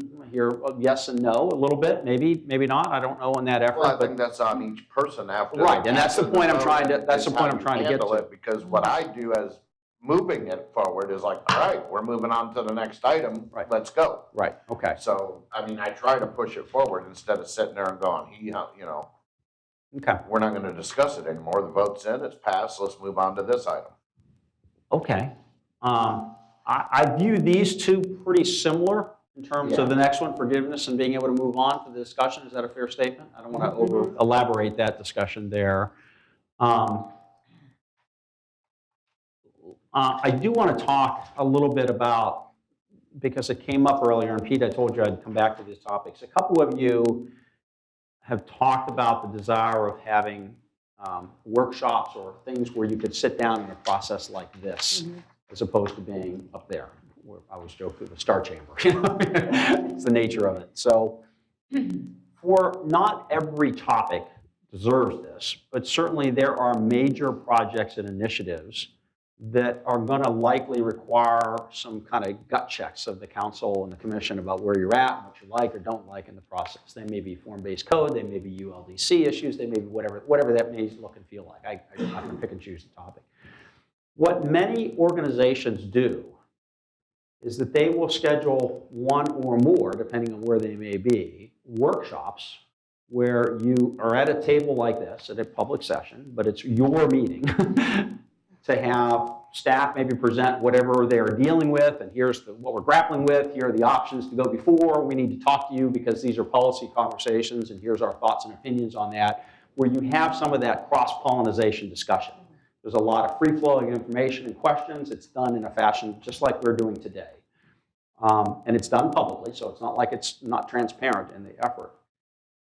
Are there, and I understand you do some workshops, is there a desire, or do you like that process, to, especially in those more complex and bigger issues, to kind of talk through things like that? So that's a question to you as a board. I think as a consensus, you'll find this board will say, we're good with that. We want to discuss, we want to talk about the topics that are hard, rather than sit and discuss it. Because now you're in a 10-minute Q&A comment section and hard to deal with. Another meeting, and then another meeting after that. Hash it out in a workshop. But the way we got to this, because we have the first Monday of every month that is set aside for a workshop. But a couple of commissions ago, it was so long in meetings, and we had 2 commissioners who refused to come to special meetings, to workshops. One was like, I will never be to a workshop. You had another one who had other work, and so did not want to come to meetings, and they were only wanting the regular scheduled meetings. And so it got so we were getting away from the workshops, trying to hook everything into our regular scheduled meetings, and we got away from workshops. That type of discussion, okay. But we do have them, you know, the designated. They are Yeah. valuable. So, They were valuable. They are valuable. Yeah, they are But when you have that going on, and sometimes you're not going to have a quorum. I remember showing up to meetings and we didn't have a quorum of It was just commissioners. you and I that came for one meeting. I'm not here advocating you meet for the sake of meeting. I am not in favor. That's not where I'm going with this, but. I am not in favor of having a meeting to have a Right, meeting. but what I am advocating, that there is value in the types of conversations you're having today. And that my sense would be, I've worked enough with you as a group, the conversations you're having today look and feel different than the conversations that occur when you're up there.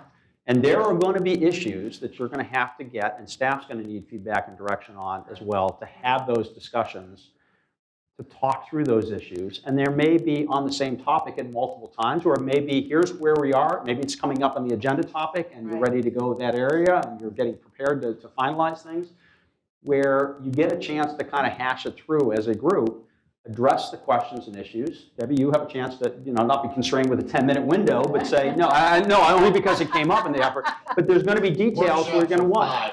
No. Debbie's coming in with duct tape across the No. The nature of the question is that because that type of conversation will ultimately, generally speaking, lead to a better public policy where you're not down to the 11th hour and you're trying to make a decision. It's a yes/no vote. Exactly. That's where the horse trading and that's where the consensus building kind of comes together, saying, okay, you know, I know you want to do this, but if we adjust it here, we can get two other people that say, I'm willing to go there. But it's hard to do that under the process that you've described to me. Right. And as I say, I'm not implying this has to be done for everything, but there are certainly topics that are worthy of more dialogue. And it's the sausage. It is what it is. And it gets you, it doesn't mean that you can't be effective on the board, similar to what you said about Sarasota or some of the other counties in the process. It means that some of that legwork's been done, and now I've gotten more comfortable, and we've had a chance to talk through that stuff.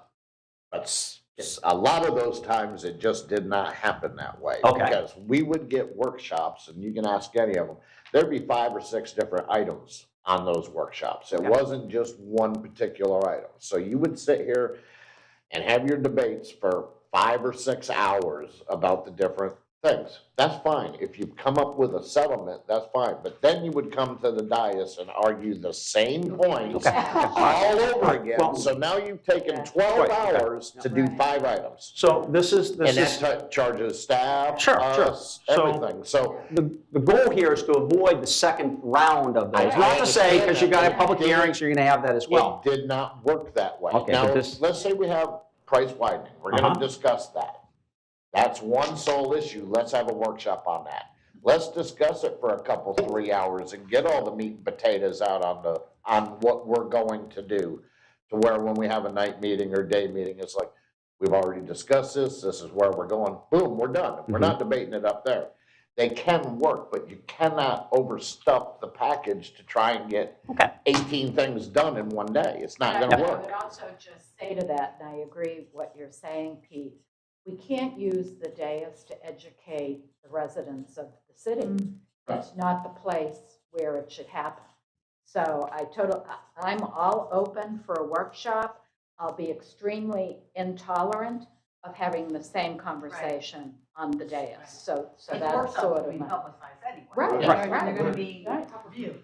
So if they really want to listen to what we had to say, they can tune in prior to. And what I liked about the workshop, because you mentioned the staff has the chance to come and. This gets to where some of that exchange of your subject matter experts and what we're looking for, rather than at a meeting. I feel for staff sometimes because they seem to be uncomfortable sometimes. they're also trying to interpret where the heck you're going with some of this stuff, I suspect. And when these questions are put out, maybe if that was done in a workshop, this is where we're going, they could prepare. For, okay, this is the direction the commission wants to go in, so let's.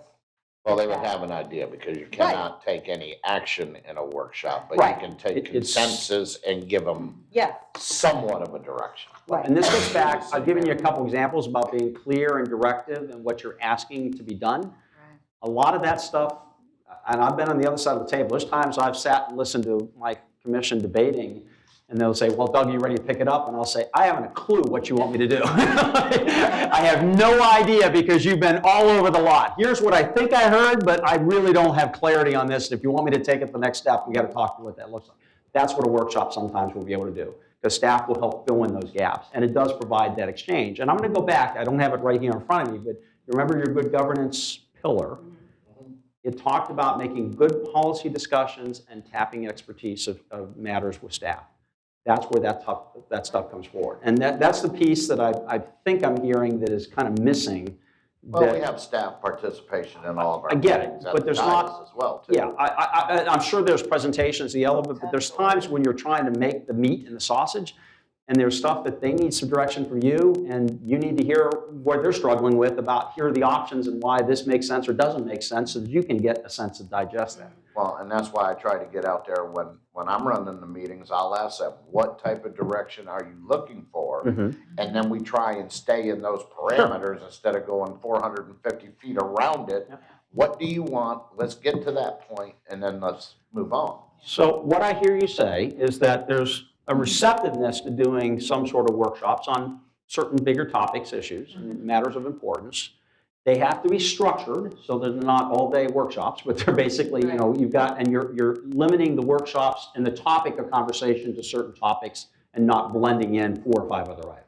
That's what I think I've heard you generally say. Yeah, clearly And a defined. reception to that to say, we're going to start at this time, we're going to stop at this time, here's the topic, here's what we're going to do, here's what staff's going to present, we're going to talk about this. And again, it can be a topic that's citizen,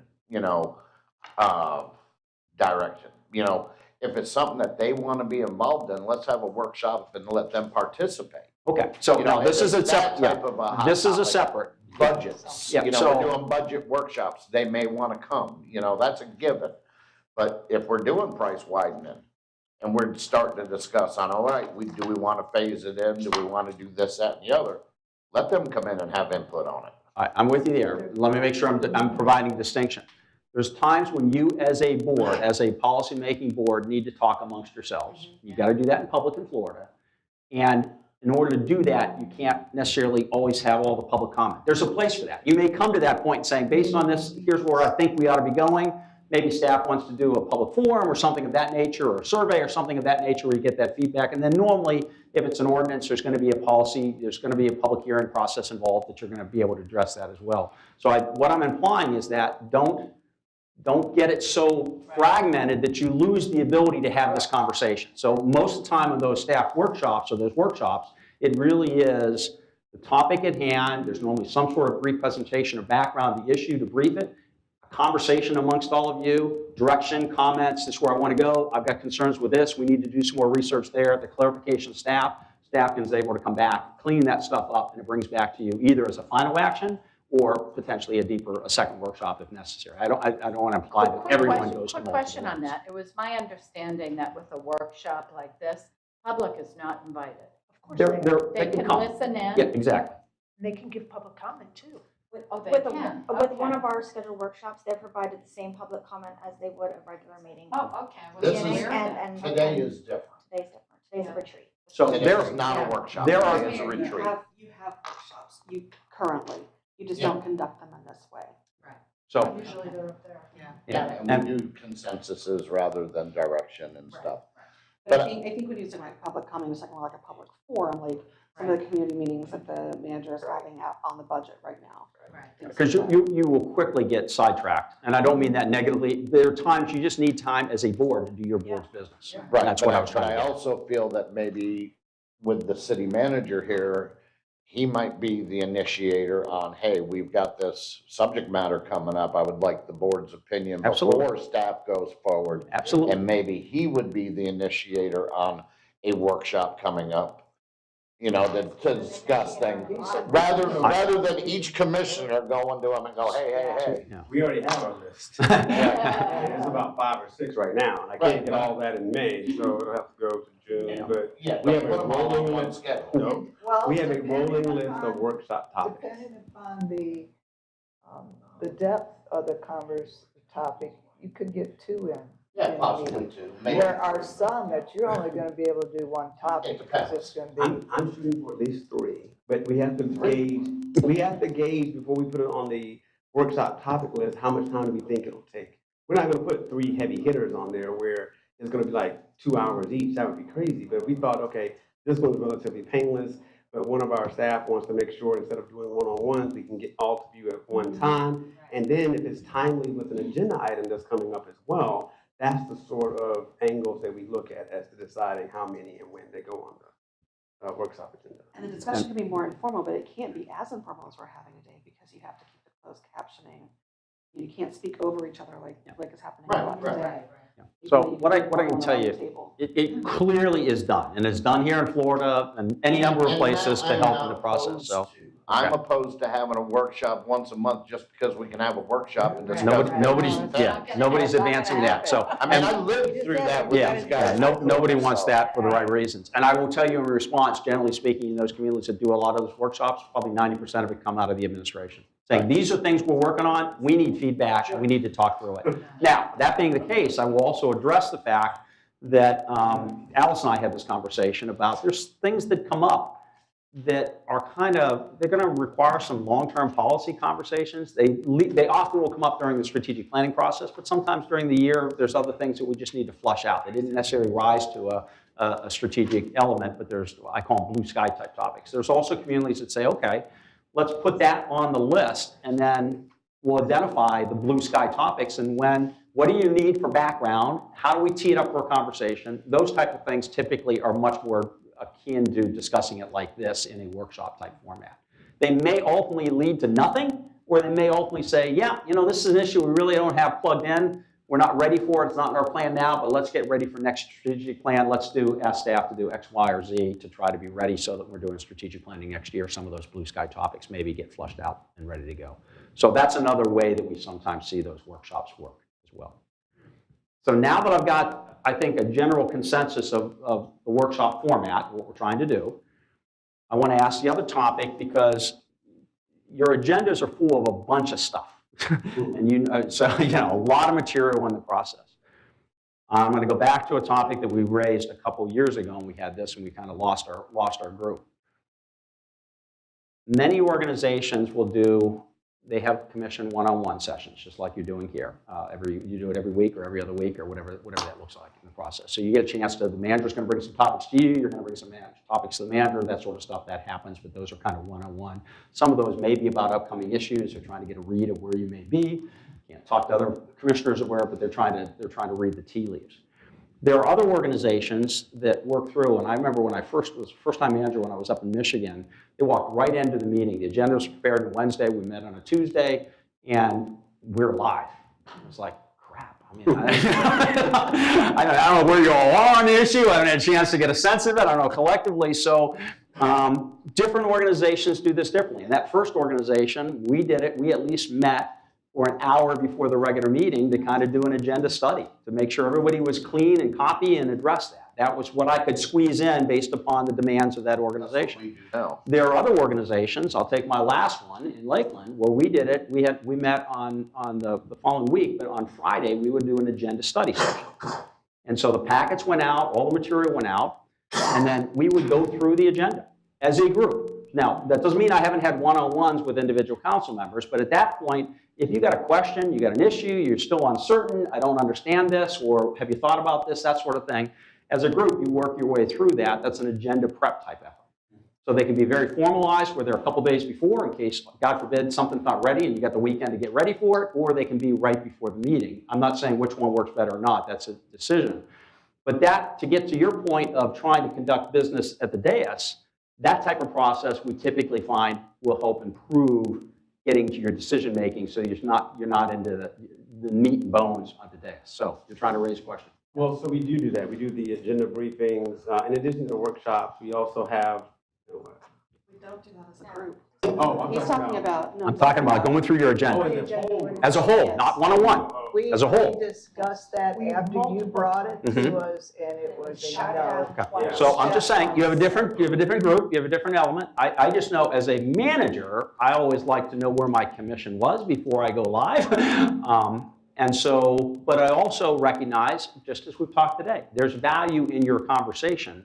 And you can do that at the dais, but sometimes you're out of time because now you're ready to make a motion and deal with a vote, and maybe you're not all together. And so, yes, there are times where I briefed the commissioner about a topic, or all my commissioners about a topic, but once again, that's me one-on-one to each one of you.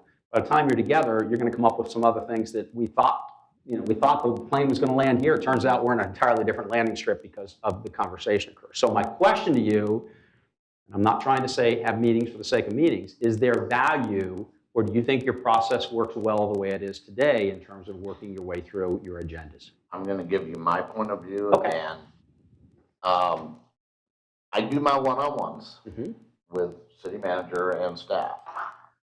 I get all my questions answered there. Now, other commissioner questions will come through via email and stuff, and I can do that at my leisure, looking to see what questions they may have asked. But to put together another meeting, to have a meeting prior to a meeting, to me is a waste of time, to where I'm already in for my one-on-one for an hour, and then I'm here for a meeting the night of the meeting. Why would I want to have another meeting to hear what the other commissioners have to ask or whatever, when I'm going to see that regardless via emails or on the dais? To me, that's just too much. Okay. I understand that perspective. I mean, and I understand meeting fatigue. Yeah. Some of us have been through those days, for sure. I've worked with a lot of boards. I've worked with and observed a lot of boards over the years of my career, city government boards. And I've seen it work incredibly effectively. We do a lot of things here to work around because we don't have that. I don't think, for example, Doug and Jerome may disagree, but I don't think that you would need agenda briefings if you were to have a meeting like this. And I'm not particularly advocating for it or against it, but just letting you know that I think some of those things would change. I don't think it would necessarily just be something in addition to everything that's happening currently. I think that there are some changes that are available to help you guys be more effective, and maybe you just haven't gone through it or seen it yet. I don't think I understand. But here's the deal. This is, okay, so since we're on this plane here, the other meeting would take place of the agenda briefing. Okay? My agenda briefing right now is 1 hour. And I'm possibly done in about, normally, half hour, 45 minutes, and then we'll discuss a few other, we'll do a one-on-one with city business. So for that hour. Now, that may change when we got 5 different other bodies sitting around the thing to where it could be 2 or 3 hours more of time. And again, just to, all I'm gonna personally recoup is finding out what their questions are, which I'm getting via email. I'm still using my 1 hour's worth of agenda briefing. I think it's just complicating things.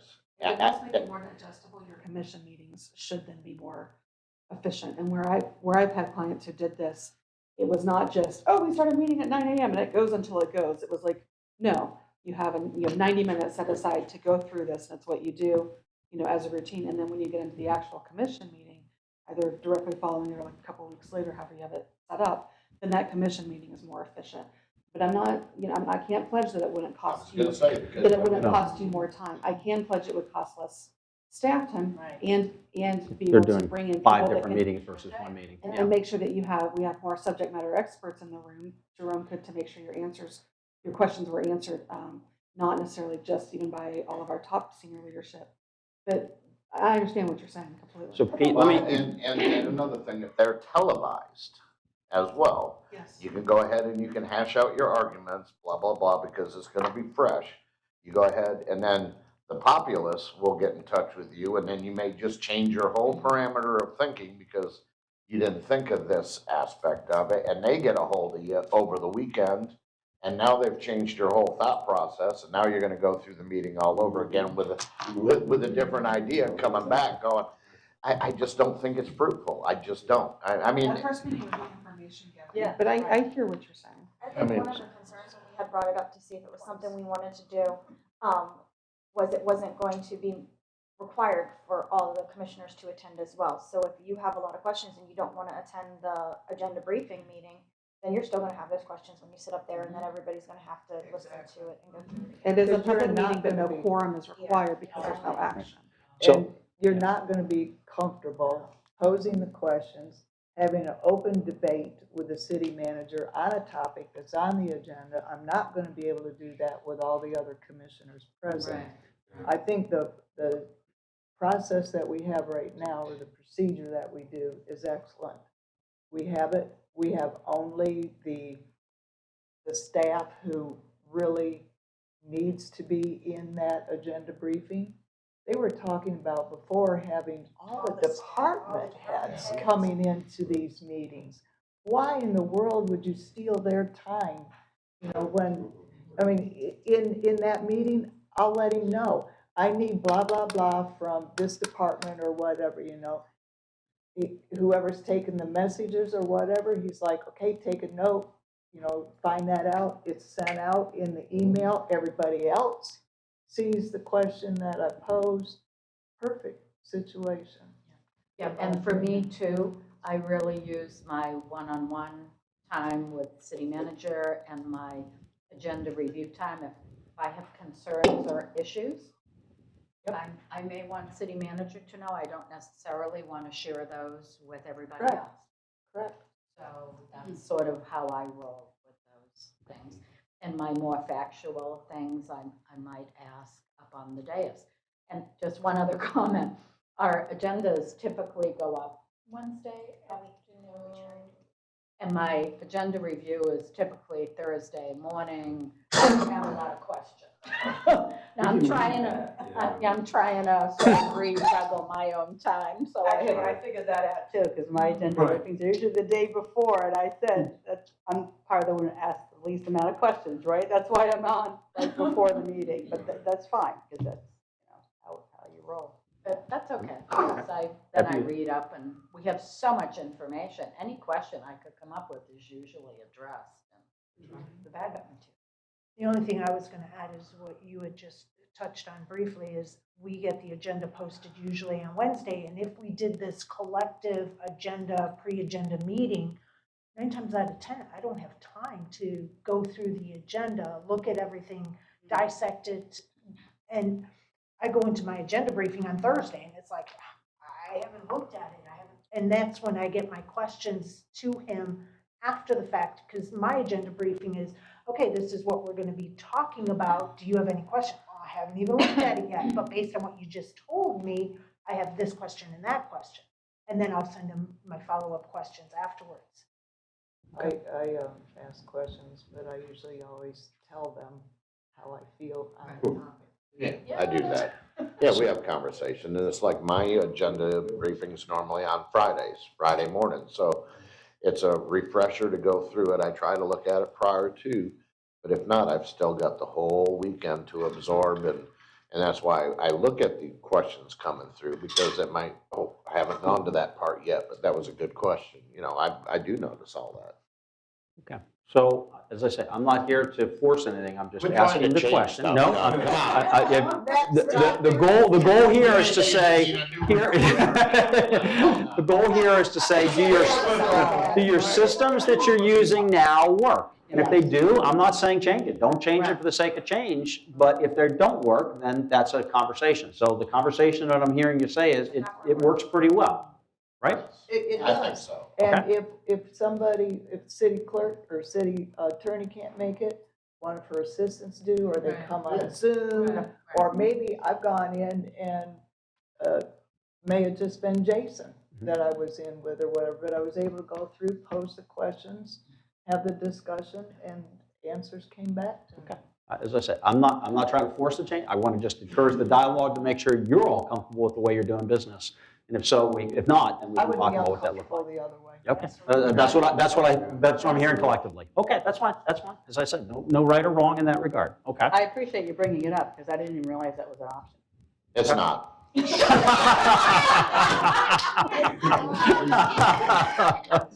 Welcome to the conversation. Alice, would you like to redo the governance polarity scale based on it? You might have a different score on a couple of those things as well. Answering them from your own perspective, okay. Well, that's where I was trying to go to. This conversation we just had here was about that. Do you have effective systems in place for you to lead to effective governance? And how you do that business is where I was trying to go to. Before you go to that, I think forgiveness is a very great Related to topic. this. Okay. Yeah, I mean, forgiveness has to be, it's an action. And we have to make that choice to forgive. And whether it's a vote, whether it's something that's done outside of the office, whether it's somebody that we're affiliated in a party with or whatever, forgive. It helps lighten your load. So I think that's something. Tough to carry all that baggage together. It really is. Exactly. Yeah. Everyone adds one more pound on your back in the process. Back to 44, but I don't want to neglect forgiveness. Okay. It's an important act. Well, I was trying to deal with this processes here down here because that's what I was getting at. The way in which you discuss, debate, have parameters, systems in place is the effectiveness of how you govern. And so that's where I was trying to capture that one. Let's talk a little bit. The last one was to treat the city manager as the CEO. And this is kind of the nature of where rubber meets the road here in terms of roles and responsibilities. I could bring up the slides about the roles of the council, or the commission. I could bring up the slides about the roles of the manager here. But let's have a conversation about. No, that was the high number again? That was well. It got a couple votes. City attorney. If I remember correctly. You've got a couple votes. Tell you where it shook out. You still don't save yourself, though. Yeah. Of course I have a comment. I hate to say this, but it's going to be constitutional or charter Yeah. officers. Yeah. Yeah, because I gave them a 2 on that one. So I would love to hear from the charter officers why they Just want to talk through. felt. Why they think he stinks or something, I don't know. No, that's not that. It's not the nature. Yeah, go ahead. Yeah, go ahead. How we, as a How board, we treat, not, treat it him. doesn't reflect on him, Yeah. it's how we as It's- a board treat him. I treat him as a CEO. But the, As a But board. collectively, this is a board. Officers Yeah. don't see that, and I Yeah, we would treat love. him that way, okay. No, Yeah, I got would it, I like got to what you're saying. understand what Yeah, I'd like to hear what they that see. I don't, because I gave it as a 2. Yeah, that's what I did. Okay. So Let's talk about I'm- perceptions then. I'm one of the 2 charter officers that mark that as a high number, and I think this is something that is evolving, and I think with this commission, this is improving, but in my opinion and in my experience, this is a place for growth for the commission, and that is to really treat the city manager, not Jerome, but the role of the position, city right. manager as the chief administrative officer, and for the commission to focus on really high-level strategic thinking.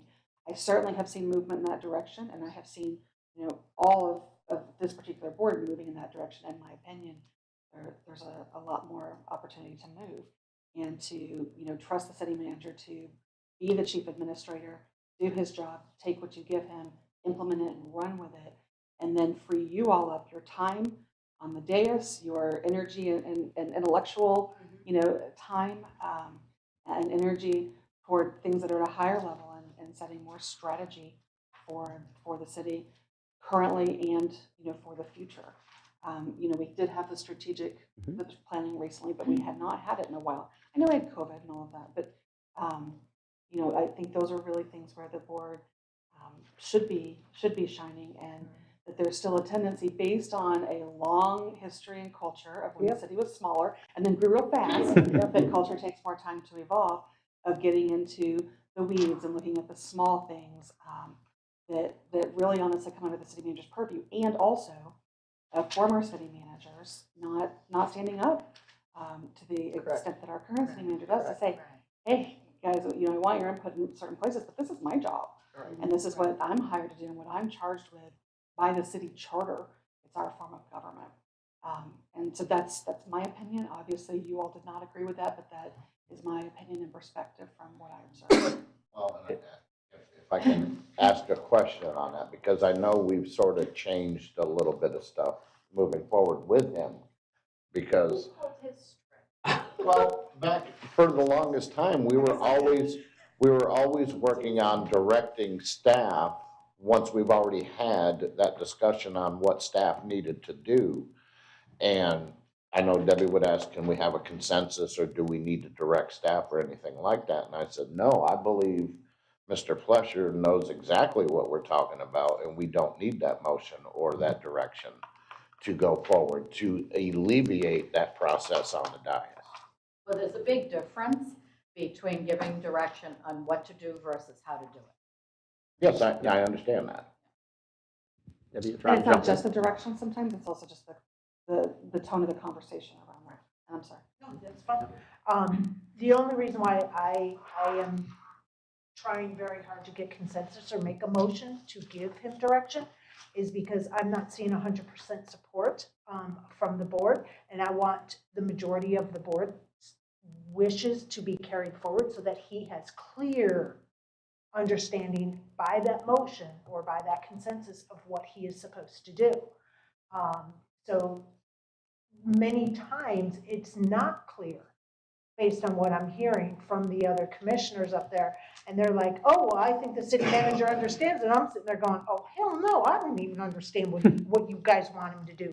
And that's why I tried to give a motion, so that way then we can put it in there and give him the I think that is formal direction. I think that is something that we learned through AIR from the past, getting that formal motion or consensus. Because there were times where one commissioner might state something and staff thought they were supposed to be implementing it. And you don't do that. It's the majority of the board that does that. So there were some things that went on in the past. And so for clarity for the clerk's office, writing things, it's so much smoother to get it concise. I think that's a good practice. Yes, it is. And I support that. To me, that has nothing to do with this topic No. here. It's more what you're talking about as a group and individually, where you're putting importance on. Sometimes even the parameters of the direction can be in kind of micromanaging. You know. Let's go to And the, that's how I felt about it was, I was going to say, go ahead. let's have the recipient of the direction have a chance to talk about this. Yeah. Well, just very briefly. First of all, I agree with everything that Amber said, and I'm glad she said it. But for me, and I rated this one a 7. And as I look at it, and why did I rate it a 7? The majority of you are so in line with how you treat me and how we interact and how we converse and how we do things together. But I feel like this conversation is generated around pacifying the problem of a minority of this particular board and not the majority of it. If you would have said the question that you have here about ranking them, the board as they are right now, and that's what I did. Mm-hmm. But if I would have ranked them by the majority of the board and how they act, my numbers would have been much, much lower. I do believe that there is just a minority of this board that we're trying to figure out holistic solutions for a minority of the board, as opposed to just addressing that minority and saying, look, Okay. just tackling it directly. And to me, that's a shame. This is maybe a little diversion from what he's saying. Again, there has been a long tradition, if I can call it that old mentality of when the city was smaller. The commission is this, they're the board. They dictate everything, make every decision, everything comes through them. And that is not what is within the charter or the parameters of a commission, city manager form of government. That is not it. But for the longest time, I mean, it's only recently that I've been seeing that dispelled. For the longest time, they were the boss. They were the boss. And it was speaking to that city manager position as though they were lower and not a team member, but a lower position that had to be boss. And we had to check and balance everything that they did. That's not our job. That's not why we were elected. And I'm seeing that culture change. And to me, that is pulling our big boy pants up and being the big city and doing what we need to do. So I'm glad it's changing. And then before, we were just talking about this before, that the 3 charter members here, you're all extremely qualified. I mean, you have a law degree. You do, right? Both of you. She worked at Walmart years ago. Just making sure. You spent the night at the Holiday Inn last night, Express. Both of you you achieved your credential. Yes, it's like, we have quality people here. Qualified. And they're quality too, and this is what I always said, like, that's their job, that's what they're good at, let them do it. Do their job. Okay, that's not me. That's like somebody telling me how to make a pie, okay? I would never do that. I know what I'm doing. I would say, Alice, please make me a pie. Let them do what they really are excellent at doing, yes. And that's exactly how I feel when it comes down to telling him after he sat there for the last 15 minutes, hearing what we want, and somebody say, oh, let's put it into a motion. That's why he's an educated individual, knows exactly what the hell we want. Leave it be. Other than that, to me, it's micromanaging. And it's like, I don't need that motion because he just heard it. It depends on what you guys are doing. Your official Well, that's, I I don't know know what there's others different- says, but your different official opinions. record Yeah. is your motion, it's Yeah. not what you all talk about. What Right. she- Exactly. Right. The- for the- Official action is For the minutes to motion. be complete, you have to have what, who's in attendance, the motion, and how, and But some of those all don't, that extra is not even required, it's just kind of practice, so. right, and some of it may It be just getting depends. information and bringing it back. You know what I'm saying? So it depends on the subject matter. But So- you know, this is a good topic. What's motion worthy and what isn't? You know? I don't think bringing back information is motion worthy. No, neither do I. I think he understands that information needs to be brought back. I don't see that as a direction. Now, if we're gonna tell them to put up a bridge, that's a different direction. And normally when you ask, do we need additional direction, I'll look at whatever subject matter expert is down in Right. front of us, and we'll know whether we got it or no, we need a little bit more. So let me So he suggest makes this, the call let on me that. suggest this as a method. I've told you about when I've sat through meetings and I haven't a clue what the council is trying to tell me at the time. Is it, do you feel comfortable, and this is going to be to you, Jerome, as well as this discussion goes into whatever, there's a line between understanding direction and focus and micromanagement, okay? So I just want to make sure we can unpack that distinction, because giving general direction of this is where we're trying to go to, we understand there's a lot of details we've got to work through, but do you have clarity, and do you as a manager understand where we as a consensus of the commission are coming from? That's one thing. It's another thing to say, I want you to do X, Y, and Z, and I don't know if that's happening or not, so I just want to make sure we unpack the question of micromanagement versus general direction amongst the consensus of the commission. Yeah, I mean, I would say, just let me get this quick out. A lot of times when a motion fails because lack of a second, it's because, at least from my point of view, we've drifted into telling staff how to do something. And that's why I won't support a motion. That's what I was gonna say. Yeah, that's- And how and when. It's like, well, we want it back within 30 days, and that may not be the most realistic time frame. But if you give us the time to go back and make sure that we know the problem we're trying to solve for, we can come back and say it'll be this time period. And I come from a different mindset that the motion and the consensus is how we hold our charter officers accountable to do the things that the commission had discussed and talked about to get done and accomplished. And if you don't have that formal motion, how do you know that it gets that check mark or that crossed off that it's been completed and finished? So, Because you trust people to do their job. so here's But the, how do you know that that is what they're going to do? If they don't have a formal motion, how does the city manager know, hey, he's got to bring back this piece of information? Just because we sit there and talk about it for 10 minutes, maybe part of the people don't want it. Maybe everybody has their information.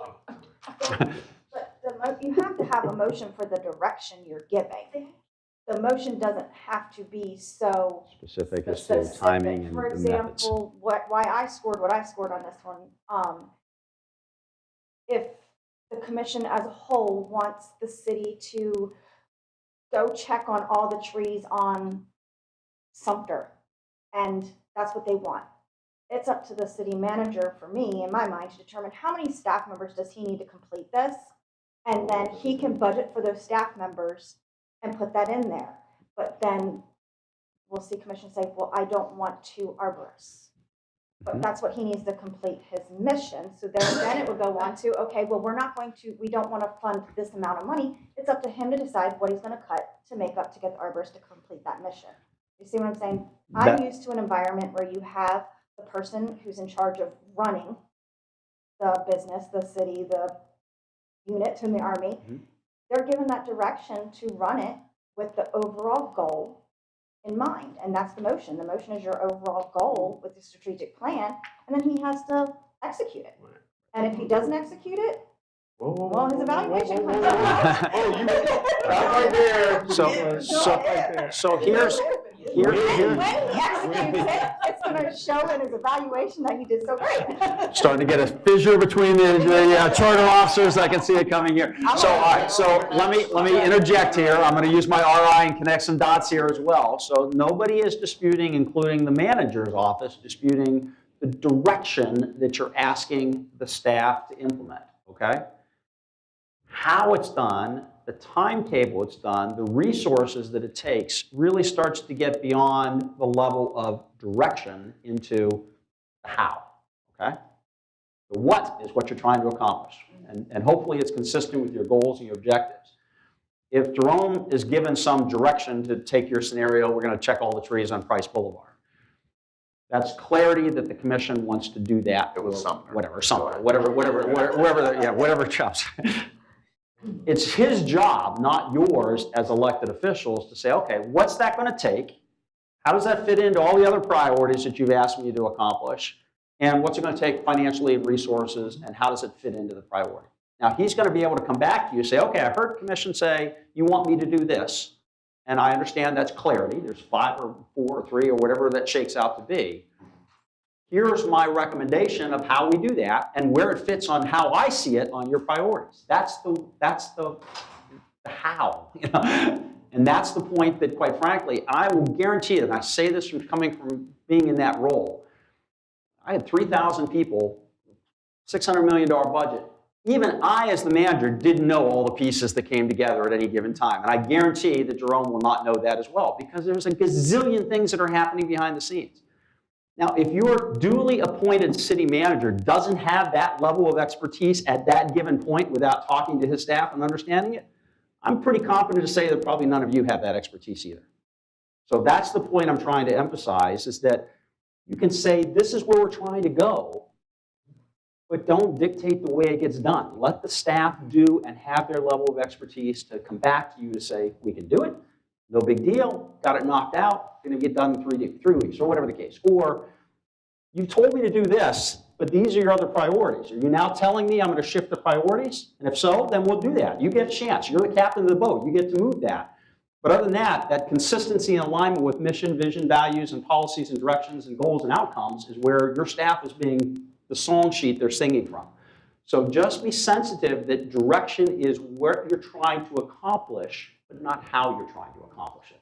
Okay? Changing priorities, motion worthy. Exactly. If ultimately, as I said, now, so take into account COVID. I talked about COVID. Nobody knew COVID was coming about. And I guarantee whatever strategic plan any organization had got thrown out the window because all of a sudden we couldn't do it. Those are conversations that say, I can't do this anymore because of these parameters. Let's talk about reshuffling the deck. But the distinction of this is what I'd like to have done is different than this is how I want you to do it. Does that make sense? Absolutely. And so you still have direction to the manager and the staff, but you're not dictating the way in which it's done. The manager and the staff is going to come back and say, we can do this, and this is what it's going to cost, this is what it's going to take. Everybody on the same page? Great. If not, we need to talk about how it fits into the equation. There's a distinction there. And that's the point that I'm trying to think that we're talking through here. So be sensitive when you're providing direction, that it truly is direction and not method. I want to give kudos to our city attorney. I mean, instantly as you were speaking, several scenarios came through my head where we were giving the direction of how, what time or whatever, and she would hit her mic, and if you're making this a priority right now, you have the right to do so, but I'm telling you, I've got blah, blah, blah, blah, blah, blah, blah, blah, blah. And are you telling me to leave that aside, that that is no longer a priority? By dictating the how, puts them in a pickle. I mean, if it truly is a priority to us, it needs to be stated flat out. Shouldn't be a tail end of a amendment to a motion or whatever and putting pressure on our charter officers. To me, that how it gets done rests with them. It's, we hold them accountable for the action that they're supposed to be doing. That make sense to everybody? Everybody got a sense of an agreement of that? Moving on. Okay. Okay. All right. I know we're running out of time here, so I'll try to keep things rolling here. We'll go from here. You know, we've had some really good conversations here in terms of what you do now certainly impacts what you're going to do, and you can't, you know, you can't stay where you're at and go where you want to be in the process. So I'm going to close with a couple of things here, just to reiterate and drive home the roles that you have as elected officials. Okay, so we've talked through some of those challenges. You have a unique relationship as an elected official with this community this special, because some people have actually voted for you to represent them. And so that is a vital link, and that's a role and responsibility you play. You've got a role to talk to those constituents to help them understand why you're doing and what you're doing. The whys and the hows and the strategic visioning in the process, those are things that are all important to do, and explain why this is critical or not critical. Because keep in mind, as busy as all of you are, you're plugged into at least what's going on. The average resident is plugged into maybe one or two issues, and it's issues of importance to them. They don't care about all the other stuff that's going on. So they're not going to be aware of why this shakes out to be in a different element of your strategic planning process as well. Clearly, you represent this organization. You don't want to have a traitor within your ranks. You can have disagreements, but you basically should serve as an ambassador to this organization. And that's the role. If you want to encourage investment, you want to encourage people that want to come to this area, you've got to be the cheerleader. That's part of being a board member as well. Next one deals with your example of your own demeanor and how you make decisions. I think I told you in an earlier session, folks that are considering making investments in your community know more about you than you think they know. And they've already made a decision whether they're going to go to the next step of the dance or not. So how you do your business up there really matters. And so those external vision, and many of you talked about wanting to have that professional approach and make sure that stuff speaks worlds of business to investments. Nobody wants to get caught up in drama. You also, as I said, you're not going to make all the decisions that are right. You have a responsibility to explain to people that have a different opinion why you did what you did. And that may look and feel differently to all of you, but that's a responsibility and the effort. And the other one is the point of, as you talk through, like we've just gone through, respecting how you're going to do your business, the process in which you are going to engage with each other and what you're going to do and not going to do as it relates to being personal and name calling and things of that nature. That's the process. Respect that process. And when it gets challenged by either people approaching you or by amongst yourself, you've got to be willing to stand up and say, that's wrong, okay? Because you're the only ones that can control yourself as a group, okay? Second role is internal communications. You have the ability to provide reality checks. I often talk about, there used to be an ICMA, it used to be policy and administration. And the old ICMA model was there was a line that went there. I tend to think it's more like the yin and the yang, where you're going to understand what's working and not working, and you're going to have thoughts and opinions, and maybe individual, and maybe as a group. But you're going to be able to kind of share, hey, this I think is going pretty well. Not that you're directing staff, but you also may say, hey, I think we're not doing the best in this area. I'm hearing concerns, I'm hearing issues, and that gets into administration. You're not directing it, you're just providing that compass of, maybe things aren't moving as well as we think they ought to be. On the flip side, the manager and your charter officers are going to be experts in their respective area, and they're going to help you make, hopefully, better policy discussions because they can see things down the road that you may not see and the pitfalls and the challenges that may take place. So I've never taken the philosophy of the old school where it's a black and white line, but it's more of a yin and a yang where there's element there. I'm very cautious that ultimately councils make policy. I'm simply providing input as part of your deliberations. It's not my vote. And the flip side, I ask you to come to me as a manager to say, if you don't think we're doing something right, I'd appreciate knowing it, but don't tell me how to fix it. Okay? Let me understand that and get a feel for what's going on as well. So that insight and understand that reality of, hey, I think we're doing right. So you're not managing the implementation, but you're at least monitoring to say, yeah, I think things are clicking off in the right spot there as well. So looking and basically understanding, you're that compass, if you will, from the outside and internal of what do you think's working and what isn't working as well. Next one, role. Fiduciary overseers. This is where the real stuff is. Whether you know it or not, or appreciate it or not, you are all fiduciarily responsible for the actions of this organization. And so you have systems in place to make sure that you're tracking things, that you're not overspending dollars, and your fiduciary responsibilities are appropriately effort. You're not doing deficit spending on a long-term basis. There may be a reason to do that on a short-term or something of that nature. You have a responsibility to understand the financial information that's coming before you. I guarantee the budget of the city is bigger than any of your respective checkbooks. And it's easy to get lost in all the numbers. I may be wrong. I don't think I'm going to leap on that one, but my sense is probably not. And so you got to understand that, and you've got the role and responsibility. You got the auditing to make sure properly they're accounted for, those expenditures are being done, you're following the policies, rules, and procedures. If you've got resources and investments, all that sort of stuff, that it's being done by the rules and the responsibilities you've got, and that you've got systems in place to make sure that happens. There's a select few that think we are making a lot of money and pocketing it. Oh, I guarantee there's probably some of those folks that feel that's the case as well. We have these side gigs for all these. But this, They were lining our pockets. I can't tell you, and we read this all over the country about that where people are using dollars. I guarantee at all the ARPA dollars and that, there's going to be a mess in a number of places because they didn't have the proper systems in place. And what does that do? That erodes trust in your systems. It erodes trust in people wanting to do business with the organization and questions about what this place is all about. So you want to encourage investment, make sure you have the systems in play, the checks are there as well. This is a biggie. Rule number 4, policy developer. Are you outlining clarity, direction, and policies about what you're trying to accomplish, i.e. your mission, vision, values, your strategic planning efforts? You got to internalize those things. It's appropriate for you to have healthy debate and discussions. You're not all going to agree in the final effort. That's okay as part of the policies. That's appropriate. You should be asking those questions. And always, I always said, I think your strategic plan becomes your North Star. It ought to be where you're trying to get to. And always keep that in your decision on all the items that come before you, especially those policy items, because if they're not helping you get there, they're probably working against you. And you've all agreed through your strategic planning, these are the goals, these are the outcomes, these are our priorities. Use that as your lens as you're evaluating your policies. They either help you or they hurt you. If they hurt you, I question, do we need to change the policy and direction of what you want to do, or are we going to stay the course and then not deal with this issue or deal with it differently?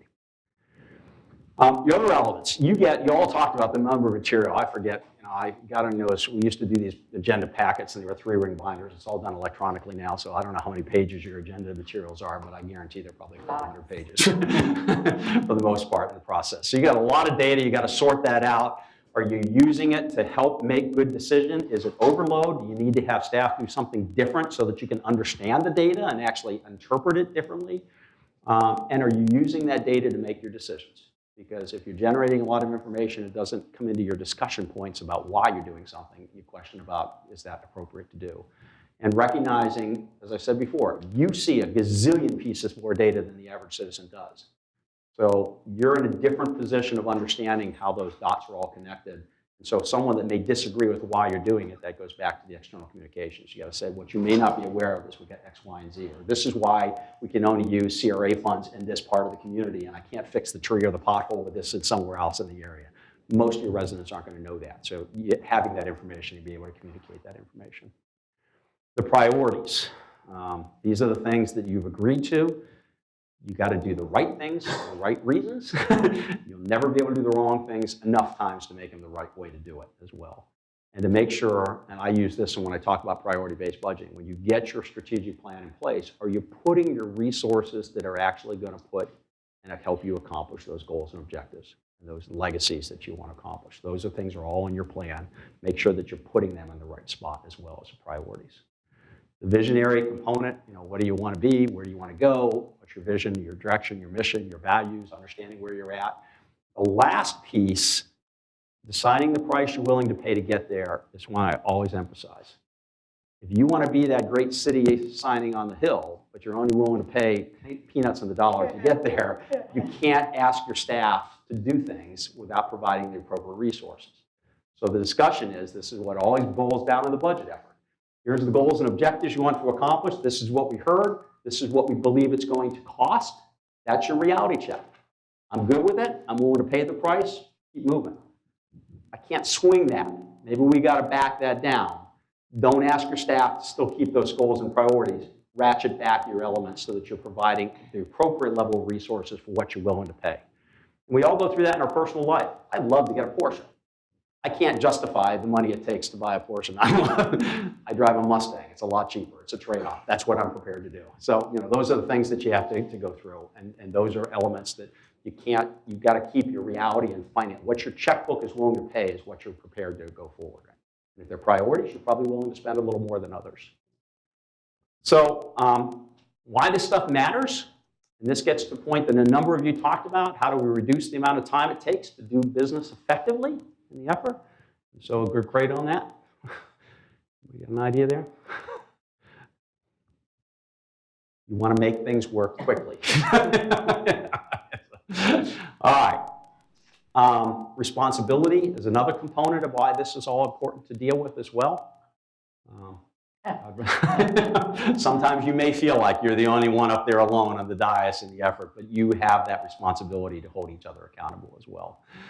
This is one of my favorites as well. You want to try to eliminate the ambiguity and uncertainty for not only yourselves and the decision making, the staff that you're working with, stakeholders that come before you, people that are willing to come and expect certain ways in which you're going to conduct your business in the process. And so, say, certainty of misery is better than the misery of uncertainty. That one came from the great prophet Pogo. Now, many times I work with organizations, and I have a different slide, but I thought I'd show it to you as well as Pogo's. We've met the enemy, and he's us. That in some cases, the commission is, in fact, the problem, and we've got to understand how that goes. I think you guys are on the right path there as well. So this is the rhetorical question I want you to think through. You know, what is it that the shared vision of you as a board, that as staff's bringing things to you, they can expect that you're going to be there? And that may be in all different spots for each of you, but basically thinking about, as you use your decision-making policy issues, are you using your strategic plan? Are you using your pillars? Are you allocating your resources appropriately? Those are all things you're asking the staff to do, and you're saying, I'm prepared to commit that. Are you willing to walk that talk with them and go through that process as well? So I use this. I know that's a dated picture with a Christmas wreath and all that in place. Basically, I've tried to suggest that enhancing the quality of the decisions you make and increase the significance of the impact of the decisions you have on North Board is probably something all of you would probably agree to in terms of your governance efforts as well. So, you know, hopefully that's something you can get your arms around as we go through it. We are running down to the end of the day here, so I want to. Yeah, I know. That's why I said I know we're close here as well. So let me just talk a little bit about maybe some stuff I can provide to you, and then you can hash through at the next level as well. You have had a document that I understand is still in transition. You've done a Northport Commission handbook. It outlines a whole bunch of stuff. I don't know. Have all of you seen this? Yes, no, maybe? 2 years ago. 2 years ago, okay. So these are things that come out of that, and there's a couple sections as it relates to duties and conduct. And I'm not going to go through all this now, but I want you to just be, go ahead and take that and hand it from there. In that, there are some roles and responsibilities of things. And the reason I raise that is many organizations will have kind of their norms and procedures of how they're going to govern in that effort. And so you've got kind of a start on that. I understand that's discussions that Jerome has not even had a chance to kind of get his arms around that, so I don't want to spend a whole lot of time here. Some of you have seen this. I'm going to send you some other material that have some really good suggestions about how they're going to conduct business in good governance models similar to the things we've talked about today. So I'll send that to you as well. They can be pretty elaborate. Plano has done a great job. That one, as you can see, goes back 2016. It's been updated, but there's some great concepts there. I'll send that stuff that can be shared with the board. I love the simplicity of Lancaster's, though. They basically have 10 things. They have it on their dais, so every council member, before they go, has that in front of them, and it's pretty straightforward. They get it, but sometimes in the heat of the battle, the passion of debate, things like that, you kind of lose it. So it can be from very simple to very extreme, but we do encourage boards to adopt some sort of policies, some norms, procedures, because guess what? If you're going to hold yourself accountable to it, you've got to all agree that this is what we're going to do. I've had some communities where they developed that and they've actually all signed off on it. This is their handbook, but they also do have a series of policies they've been adopting by resolution over the last 2 years, 3 years. Oh, I thought you were talking about the one from Texas. I'm like, Actually, so I was learning. Yeah. So I've talked a lot about accountability. For accountability, you'll often have the same hymn sheet, the rules that you're going to work by in order to hold it. So I'm not implying this is the way it works, but I can send you some material and I can work with your staff behind the scenes if need be. So I'm going to send that to you in background. And then I'm also going to send you, I'm not going to go through this. We do a lot of work on servant leadership. I'm just going to quickly go through, but not ask you to go and debate the issue. But these are principles on servant leadership that we think make a lot of sense They're going to tie back to some of the policy and the roles and responsibility of folks. And we ask, in some cases, we've had this become something that a board has adopted with some minor tweaks as well. So I'll just quickly go through those. Making decisions, the next generation, more than just the cycle. Focus on mission, visions, and values. What's good for the entirety of the community, not necessarily just within my particular district. Fact-based evidence. Don't be stuck. Don't be that board that breaks and say, I can't believe we just voted 5-0 to do something that none of us wanted to do along the line. Make sure you're doing the right things for the right reasons. Anybody know who said it takes a smart man to know where he's stupid? That's it. That would be Barney Rubble. That is another great prophet. Recognize that people will tell you, share their expertise, understand their perspective, and that you're not going to be an expert in everything that you encounter with as well. This is always the challenge, the tug and the pull between councils and administration. Your response is to govern, not manage the organization. That if you're doing their job, you're not doing your job. Okay? Your job is to handle the overall policy direction of the organization. Emphasis on solutions and problems. And what we said before, don't jump to your conclusions of solutions before you understand the full issue of the problem. We talked a lot about trust today. I can't trust you. Guess what? They're not going to trust me either. And you have to have that foundation of trust. The process of how you're going to govern and engage yourselves and engage staff and deal with the issues, and then coming to, I'm going to vigorously advocate for my position, but at the end of the day, the vote is what the vote is, and I got to move on. And I'm not going to disagree, whether I agree or disagree, it is what it is. Let's move forward, because at the end of the day, you're trying to think something is bigger than just you individually in that effort. And how you deal with things, and this is extremely hard. This is stuff in the last probably 5, 6, 7 years has really gotten difficult. I used to show videos of councils that are screaming at each other. And I've joked, and I said, do you want me to show the video of your council meeting the next session that I do along the line? So you haven't gotten there, that's great news, but basically how you conduct and your perception and the professionalism that you carry forward. Certainly dealing with people, if they disagree with you, how you treat with them with respect. And this is hard. We're all human, and it's hard when somebody's accusing you of being on the take or graphs or whatever the case may be. You're going to rise above it, be able to sleep at night at the end. And I say this now because I've got a grandchild that's 5 years old, but we always watch how they engage themselves. You always had the thing, everything I learned in kindergarten that helped me as an adult. There's some truth to that. How you deal with people, and how you respect people, and how you just engage with other people is something that is really important. And hopefully if you're a parent, a grandparent, whatever, that you've helped instill that, recognizing. So those are just kind of governing principles. I'll send that to you electronically so you have those as well. Whether you adopt those or not, that's something different there. So with that, I know we've covered a lot of territory today. There's really an opportunity of questions or takeaways. Any thoughts or opinions about what you heard? And then I also want to ask you, because we've spent a part of the day going through a lot of material, always ask, like say, if you don't have thoughts or takeaways, I want to ask each of you to say, what are you going to do differently as a result of what you heard here today? What's your commitment that you're going to do with the information that you had coming out? Anybody want to share those? Remember when we were talking about drinking after a meeting? You're going to commit to having a drink. Anything here hopefully compel you to do things a little bit differently going forward? To try and find softer words. Softer words, okay. And a big roll of duct tape. Duct tape.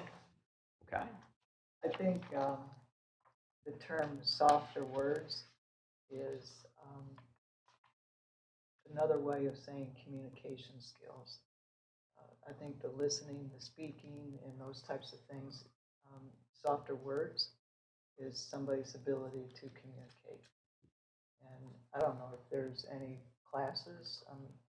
Heather, you take a lot of classes. I don't know if you've come across anything that deals with communication skills, but maybe a short, brief thing sent to all of us to help us hone up on our communication skills.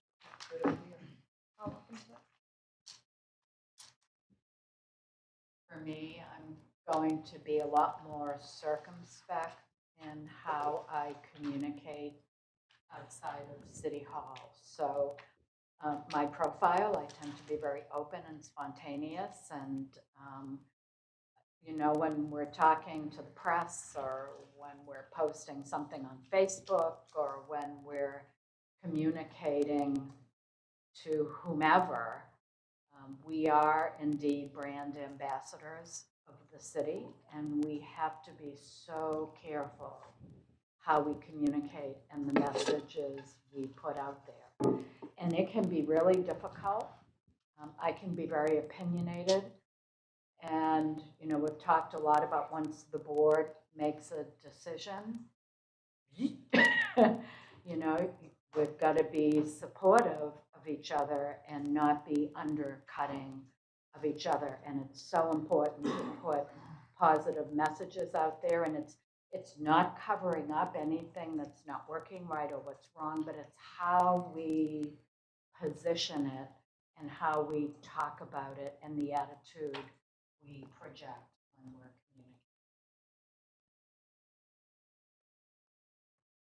communicating. I'm failing to see where we, after a vote is made, whether it's a 3-2 or it completely fails 2-3, where we don't embrace what was voted on. You know, when do we not carry forward, hey, this passed? It's one thing to say, I didn't vote for it. But if it didn't pass, City sewer is one that was extremely divided subject, but it still went forward. And I just don't know of any commissioner that has said, this is stupid, this is dumb, we shouldn't be doing this. I'm not hearing that. And I'm wondering if somebody could give me an example that maybe I just am not cognizant of. I only had that one with Barbara because it was something related to War Mill Springs. I'm sorry, again, I can't remember what the circumstances were, but it was the vote for the money. What it was, Yeah. yes. That, and same thing with the septic to sewer. I mean, that's still going to be, yes, that wasn't a 5-0 thing, and that's still going to be coming forward. So We did a workshop on that. yeah, so something like that is when we're going to, that would come into play as well, that if that we voted to bring it forward, so that it means that the majority of the board wanted to see that, regardless of if you were part of the dissenting vote. But we're yet to see where that goes. But that would be another situation that, okay, I didn't vote for this, but the will of the board was, we're going to move it forward, so continue to move it forward. I can give an example, a fairly recent example. There was an article, I forget who the author was, about Jerome's review, and you were interviewed, Debbie. And let me tell you, when a reporter talks to one of us, they're gonna try to dig out the negative. They are very good at honing in on divisiveness. A suggestion I would make when someone is leading any of us down that path, emphasize the positive. You had mentioned a lot of very positive things in your review. Feed that rather than letting them focus on the negative. Don't allow them to take you there. And unfortunately, the media, when they interview any one of us, they're going to write what they are going to write, regardless of what I say. Because the conversation I had with the media was not anywhere close to what was portrayed in that article. But here's what will But happen. that article We didn't talk- even We didn't talk even about the cover it. positive and we say, 10 positive things, 2 negative things, what are they going to cover? The 2 negative Well, you things. want to know something? I Yeah. didn't say anything negative when I talked to him. Well, then you should write a retraction to that newspaper and make them correct it. That's what I would So suggest. I have always, one of the best lessons I learned when I first got elected is when the media is involved, you can't take it for face value because there is a lot more that is said during that conversation. And they only, like you said, either focus on what they want to focus on or totally change what was said. Because I didn't say anything negative about him during the review. I said, you want to see I said, you haven't even seen it. It hasn't been published yet. The agenda hasn't been Right. posted yet. I have nothing negative to say. Look at the document. It's all there. That's all I kept saying. There's a reason why, politicians have their own press people. You could say something and then they just pull like 3 words out of there and say, this is what you said. Yeah. And after that article, there was another article, and I said, I have no comment for this because I'm just over it. Because, like you said, they focus on what they want to focus on and not the whole rest of the story. So it's like, I got nothing anymore. Well, I just wanted to add what I'm coming away with. I have deep respect for our 3 charter members here, but I have even more respect for how you were frank. All 3 of you were very frank in your observation and what needed to be said. And again, I thought it was very telling that the 3 of you had the same, and that's something to be considered. That when they're having that same observation and they're okay. It's not just, oh, that's just you. No. All 3, and they're all 3 of the same club, as I'll call you. Charter Office Club, COC. There you go. You're the COC. All right. And also, one thing I wrote down is, as somebody said, or I don't know, maybe it was you, Doug, that questions should always be asked with the value of the answer being considered. Like, ask a question if there really is true value in what the answer is going to be, and rather than maybe leading somewhere, it doesn't matter what the answer is type thing. I think that's what we were going for. Yeah. Because questions should be important and really be thought about, so that we don't really spend a lot of time on things that in the end is not going to move us forward. They're just the same things going around. So that's it. We have spent several minutes, I'm going to say some of them 40 minutes, chasing a rabbit, rather than staying focused on the topic, asking what is relevant to that topic. And I mean, we haven't actually ironed out any new processes or anything, or changed anything to the structure. So it rests on the shoulders of our mayor as he handles the meeting. He has heard what we have discussed. So he's the one that conducts those meetings. So. Well, maybe it's one of your future workshops. As I said, I'm going to send some additional material to you with some other examples. Some of those you may use, some of them may be the 11 principles we talked about here, or whatever. But I do encourage you as a board to ultimately get your arms around your processes so that you all have a common understanding of what that is, and that you can agree that this is how we're going to do it, and you can hold each other accountable to it. So I know you've got that in play, but it's not finalized yet. But hopefully the stuff that we've talked about today will maybe allow you to fine-tune that to make it work. At the end of the day, it's not me saying you got to do it. It's you saying this is what we think makes sense for our organization. So that's kind of the next thing to do with this. But the goal here is today is kind of set that table for that conversation. I'm just gonna say, I really do think that just being here the 3 years, that this board, the function of it, how it processes through the meetings, has come a long way in just the time that I've been here. So I mean, it's not like, that's why my scores are different. It's not all bad. You know what I mean? It really has come a long way in all aspects. I mean, so I think it's Well, all good. each of our actions reflects upon the whole. I mean, and you're only as strong as your weakest link.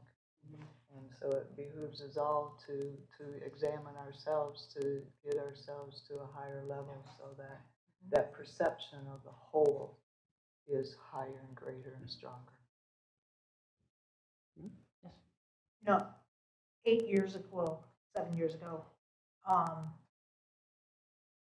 the commission, there was so little respect on the commission prior to my arrival. It was venomous up there, towards each other, towards staff. There seemed to be a little bit of a surprise from my perspective about city commissioners talking with staff and approaching staff without going through city manager. That's what I was taught when I first arrived. When I first arrived, it was you stay away from staff, staff stays away from city commission. And that's how it has been, and that is what was instilled upon me. When I first arrived, I didn't even get a tour of City Hall. Here's your office, here's your keys, have a nice day. Great welcoming committee. And that mentality nobody has redirected me into this is staff, this is commission, do not cross that line. So that is why I don't go to staff unless I talk to the city manager. I will not even, I'll look at them and say, hey, how are you? How was your weekend? And that's the extent of it, because the minute I go, hey, what's going on with the trees on Sumter? I love that example because it just is so benign. I don't want it to get back to city manager. Commissioner McDowell was talking about trees on Sumter with this so-and-so staffer, because I don't want to cross any of those lines. So y'all are brought in at a different level than what I was brought in at. And that could be why I am how I am with staff, and why they think I don't like them or I don't trust them or anything. It's because that's what was instilled in me the first 6 months I was here. You don't talk to them, and they can't talk to you. Actually, my staff were, according to them, told they weren't allowed to talk to commissioners either. And I get the example you used with questioning them, but that also on the other side of it, I mean, you come in and you say hi to my staff, and we appreciate that. But there have been times in the past where a commissioner has come and asked a staff member something, and that staff member provided them the information that they thought was accurate. Lo and behold, it wasn't. There was times where I would just going into the clerk's office, hey, how are you? How was your weekend? Hey, I would ask how are the trees on Sumter? And it was like, oh, I can't talk to you about that. And it's like, okay, sorry, I didn't mean to overstep. And that was even in your department based on your predecessors. And I know that predecessors are not today, but that is still going back to your childhood, how you were raised. That's what was instilled in you. And that's what was instilled in me those first 6 months. Well, and it's still playing out there too, because I've already brought it to his attention a few months ago that there's memos going around that you will not talk to the commissioners. And I go, I worked with these people. I will talk to those people. I do not direct them, but you are not going to tell me that they cannot talk to me. Right. Now, let's be clear for everyone here, so we can walk away with the right feeling here.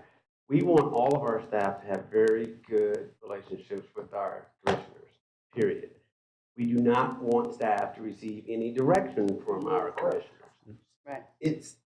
I don't know how to say it any simpler than that, but you should care about them because they represent the workforce that makes the city that you represent the best it can be.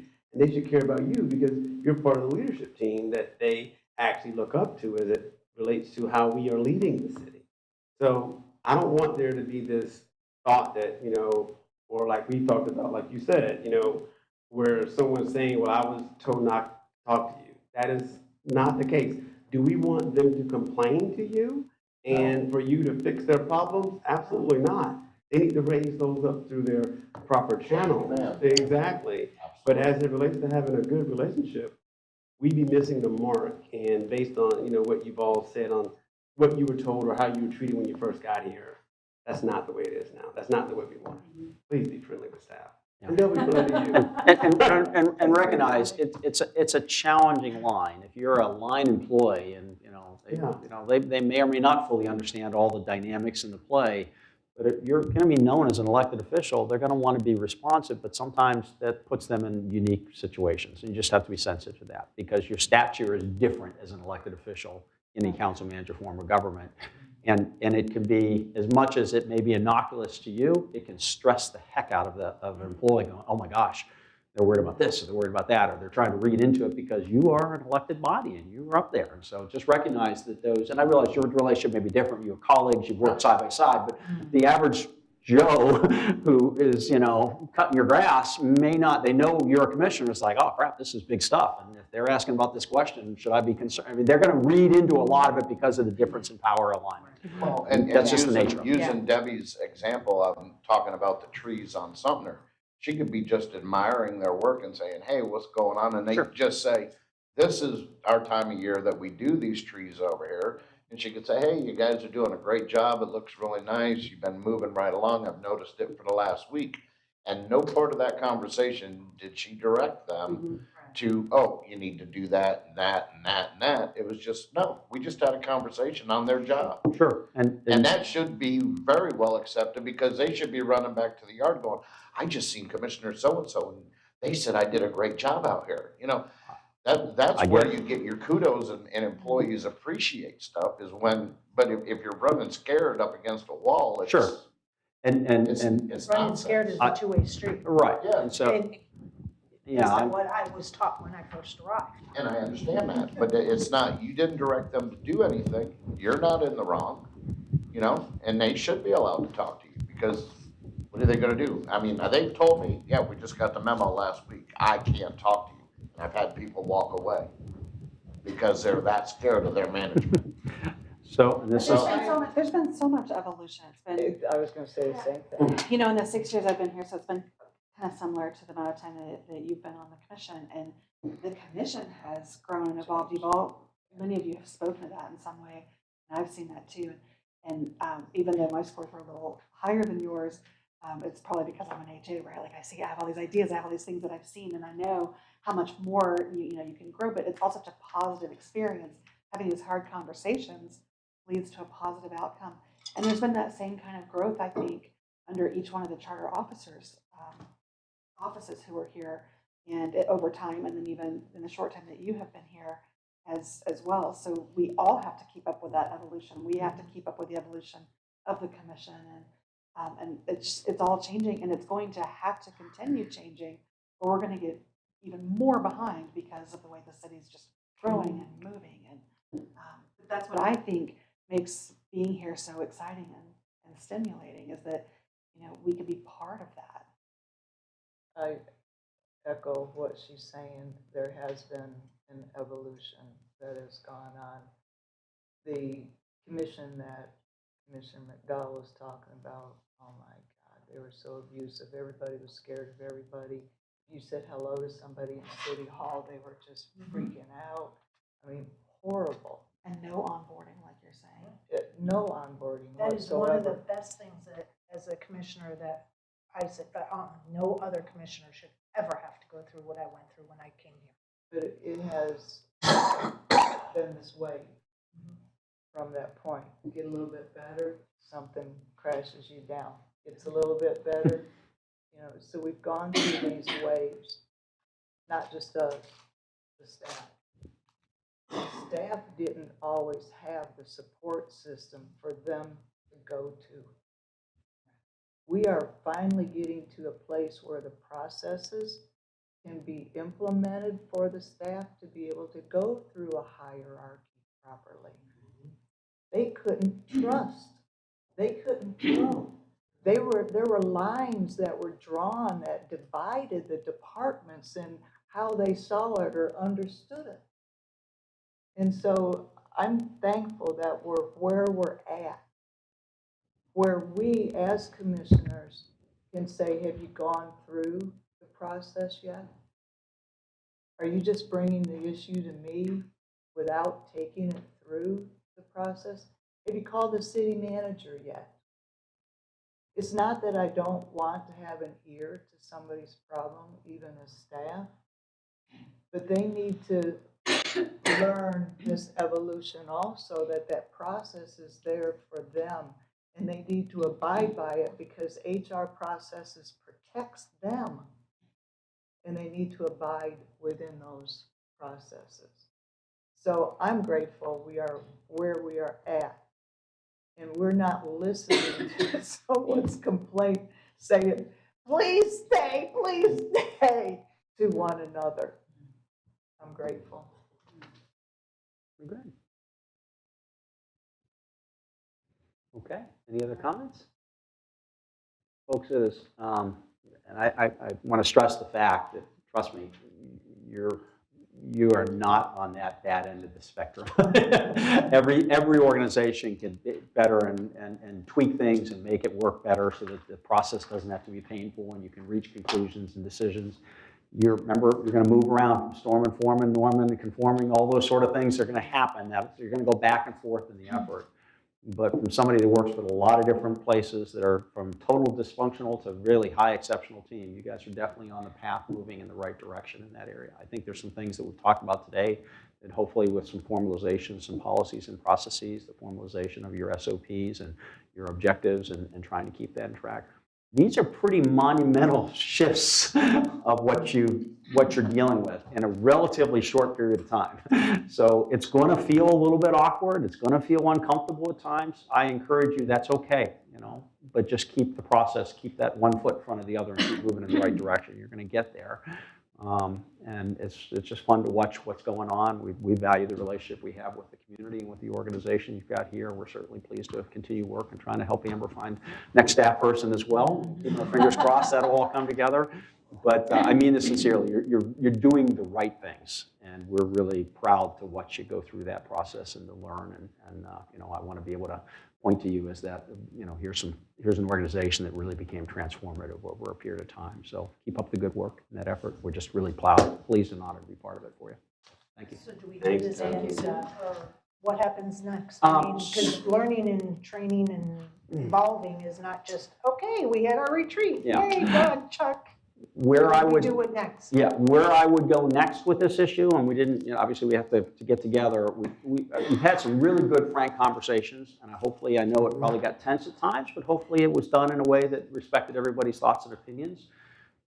Where I would suggest you land is that you come to some consensus and agreement on a governance document, whether you call that norms and procedures, process, whatever that looks like. It may look something similar to what you got. It may look entirely different. I'm going to give Jerome and the team some options that you can look through. But my goal here would be, what we really encourage is that you formally adopt whatever that process looks like, that you say, we agree this is how we're going to do and we're going to govern, so that you can all agree to it and you're going to hold yourself accountable to it, and your staff understands it, your charter officers understand it, your employees understand it, so that you can say, here's the set of the rules and regs and how we're going to do this stuff. That's where I think you go next. So the goal is to set the table for that type of conversation. Okay? Workshop. Yep. Yeah, probably at a workshop. Exactly. But From in there. the meantime, we have heard all of our discussions, and it's up to us to reflect upon ourselves and do any changing. So I'm going to give you some templates you can work from. You can, as I say, rarely in local government do you create something yourself. You normally grab something that's close to this or close to that, and you modify it to make it work as well. So it's not as heavy of a lift as need be, and you've already got a foundational document. The question is whether those things would still be the same or not as you go forward. So I know you're looking at your whole handbook. I would say look at a governance process first and foremost, and that can be a segment that goes into the overall process. Don't let the momentum that you have coming out of today's meeting go to loss in that regard. Okay. All right. Great. Thank you so much. Appreciate it. Appreciate Yep, it. by all means. Oh, my pleasure. My pleasure. Thanks. Miss Debbie. I have them. Write it down. Everybody sign it. I think so, yeah.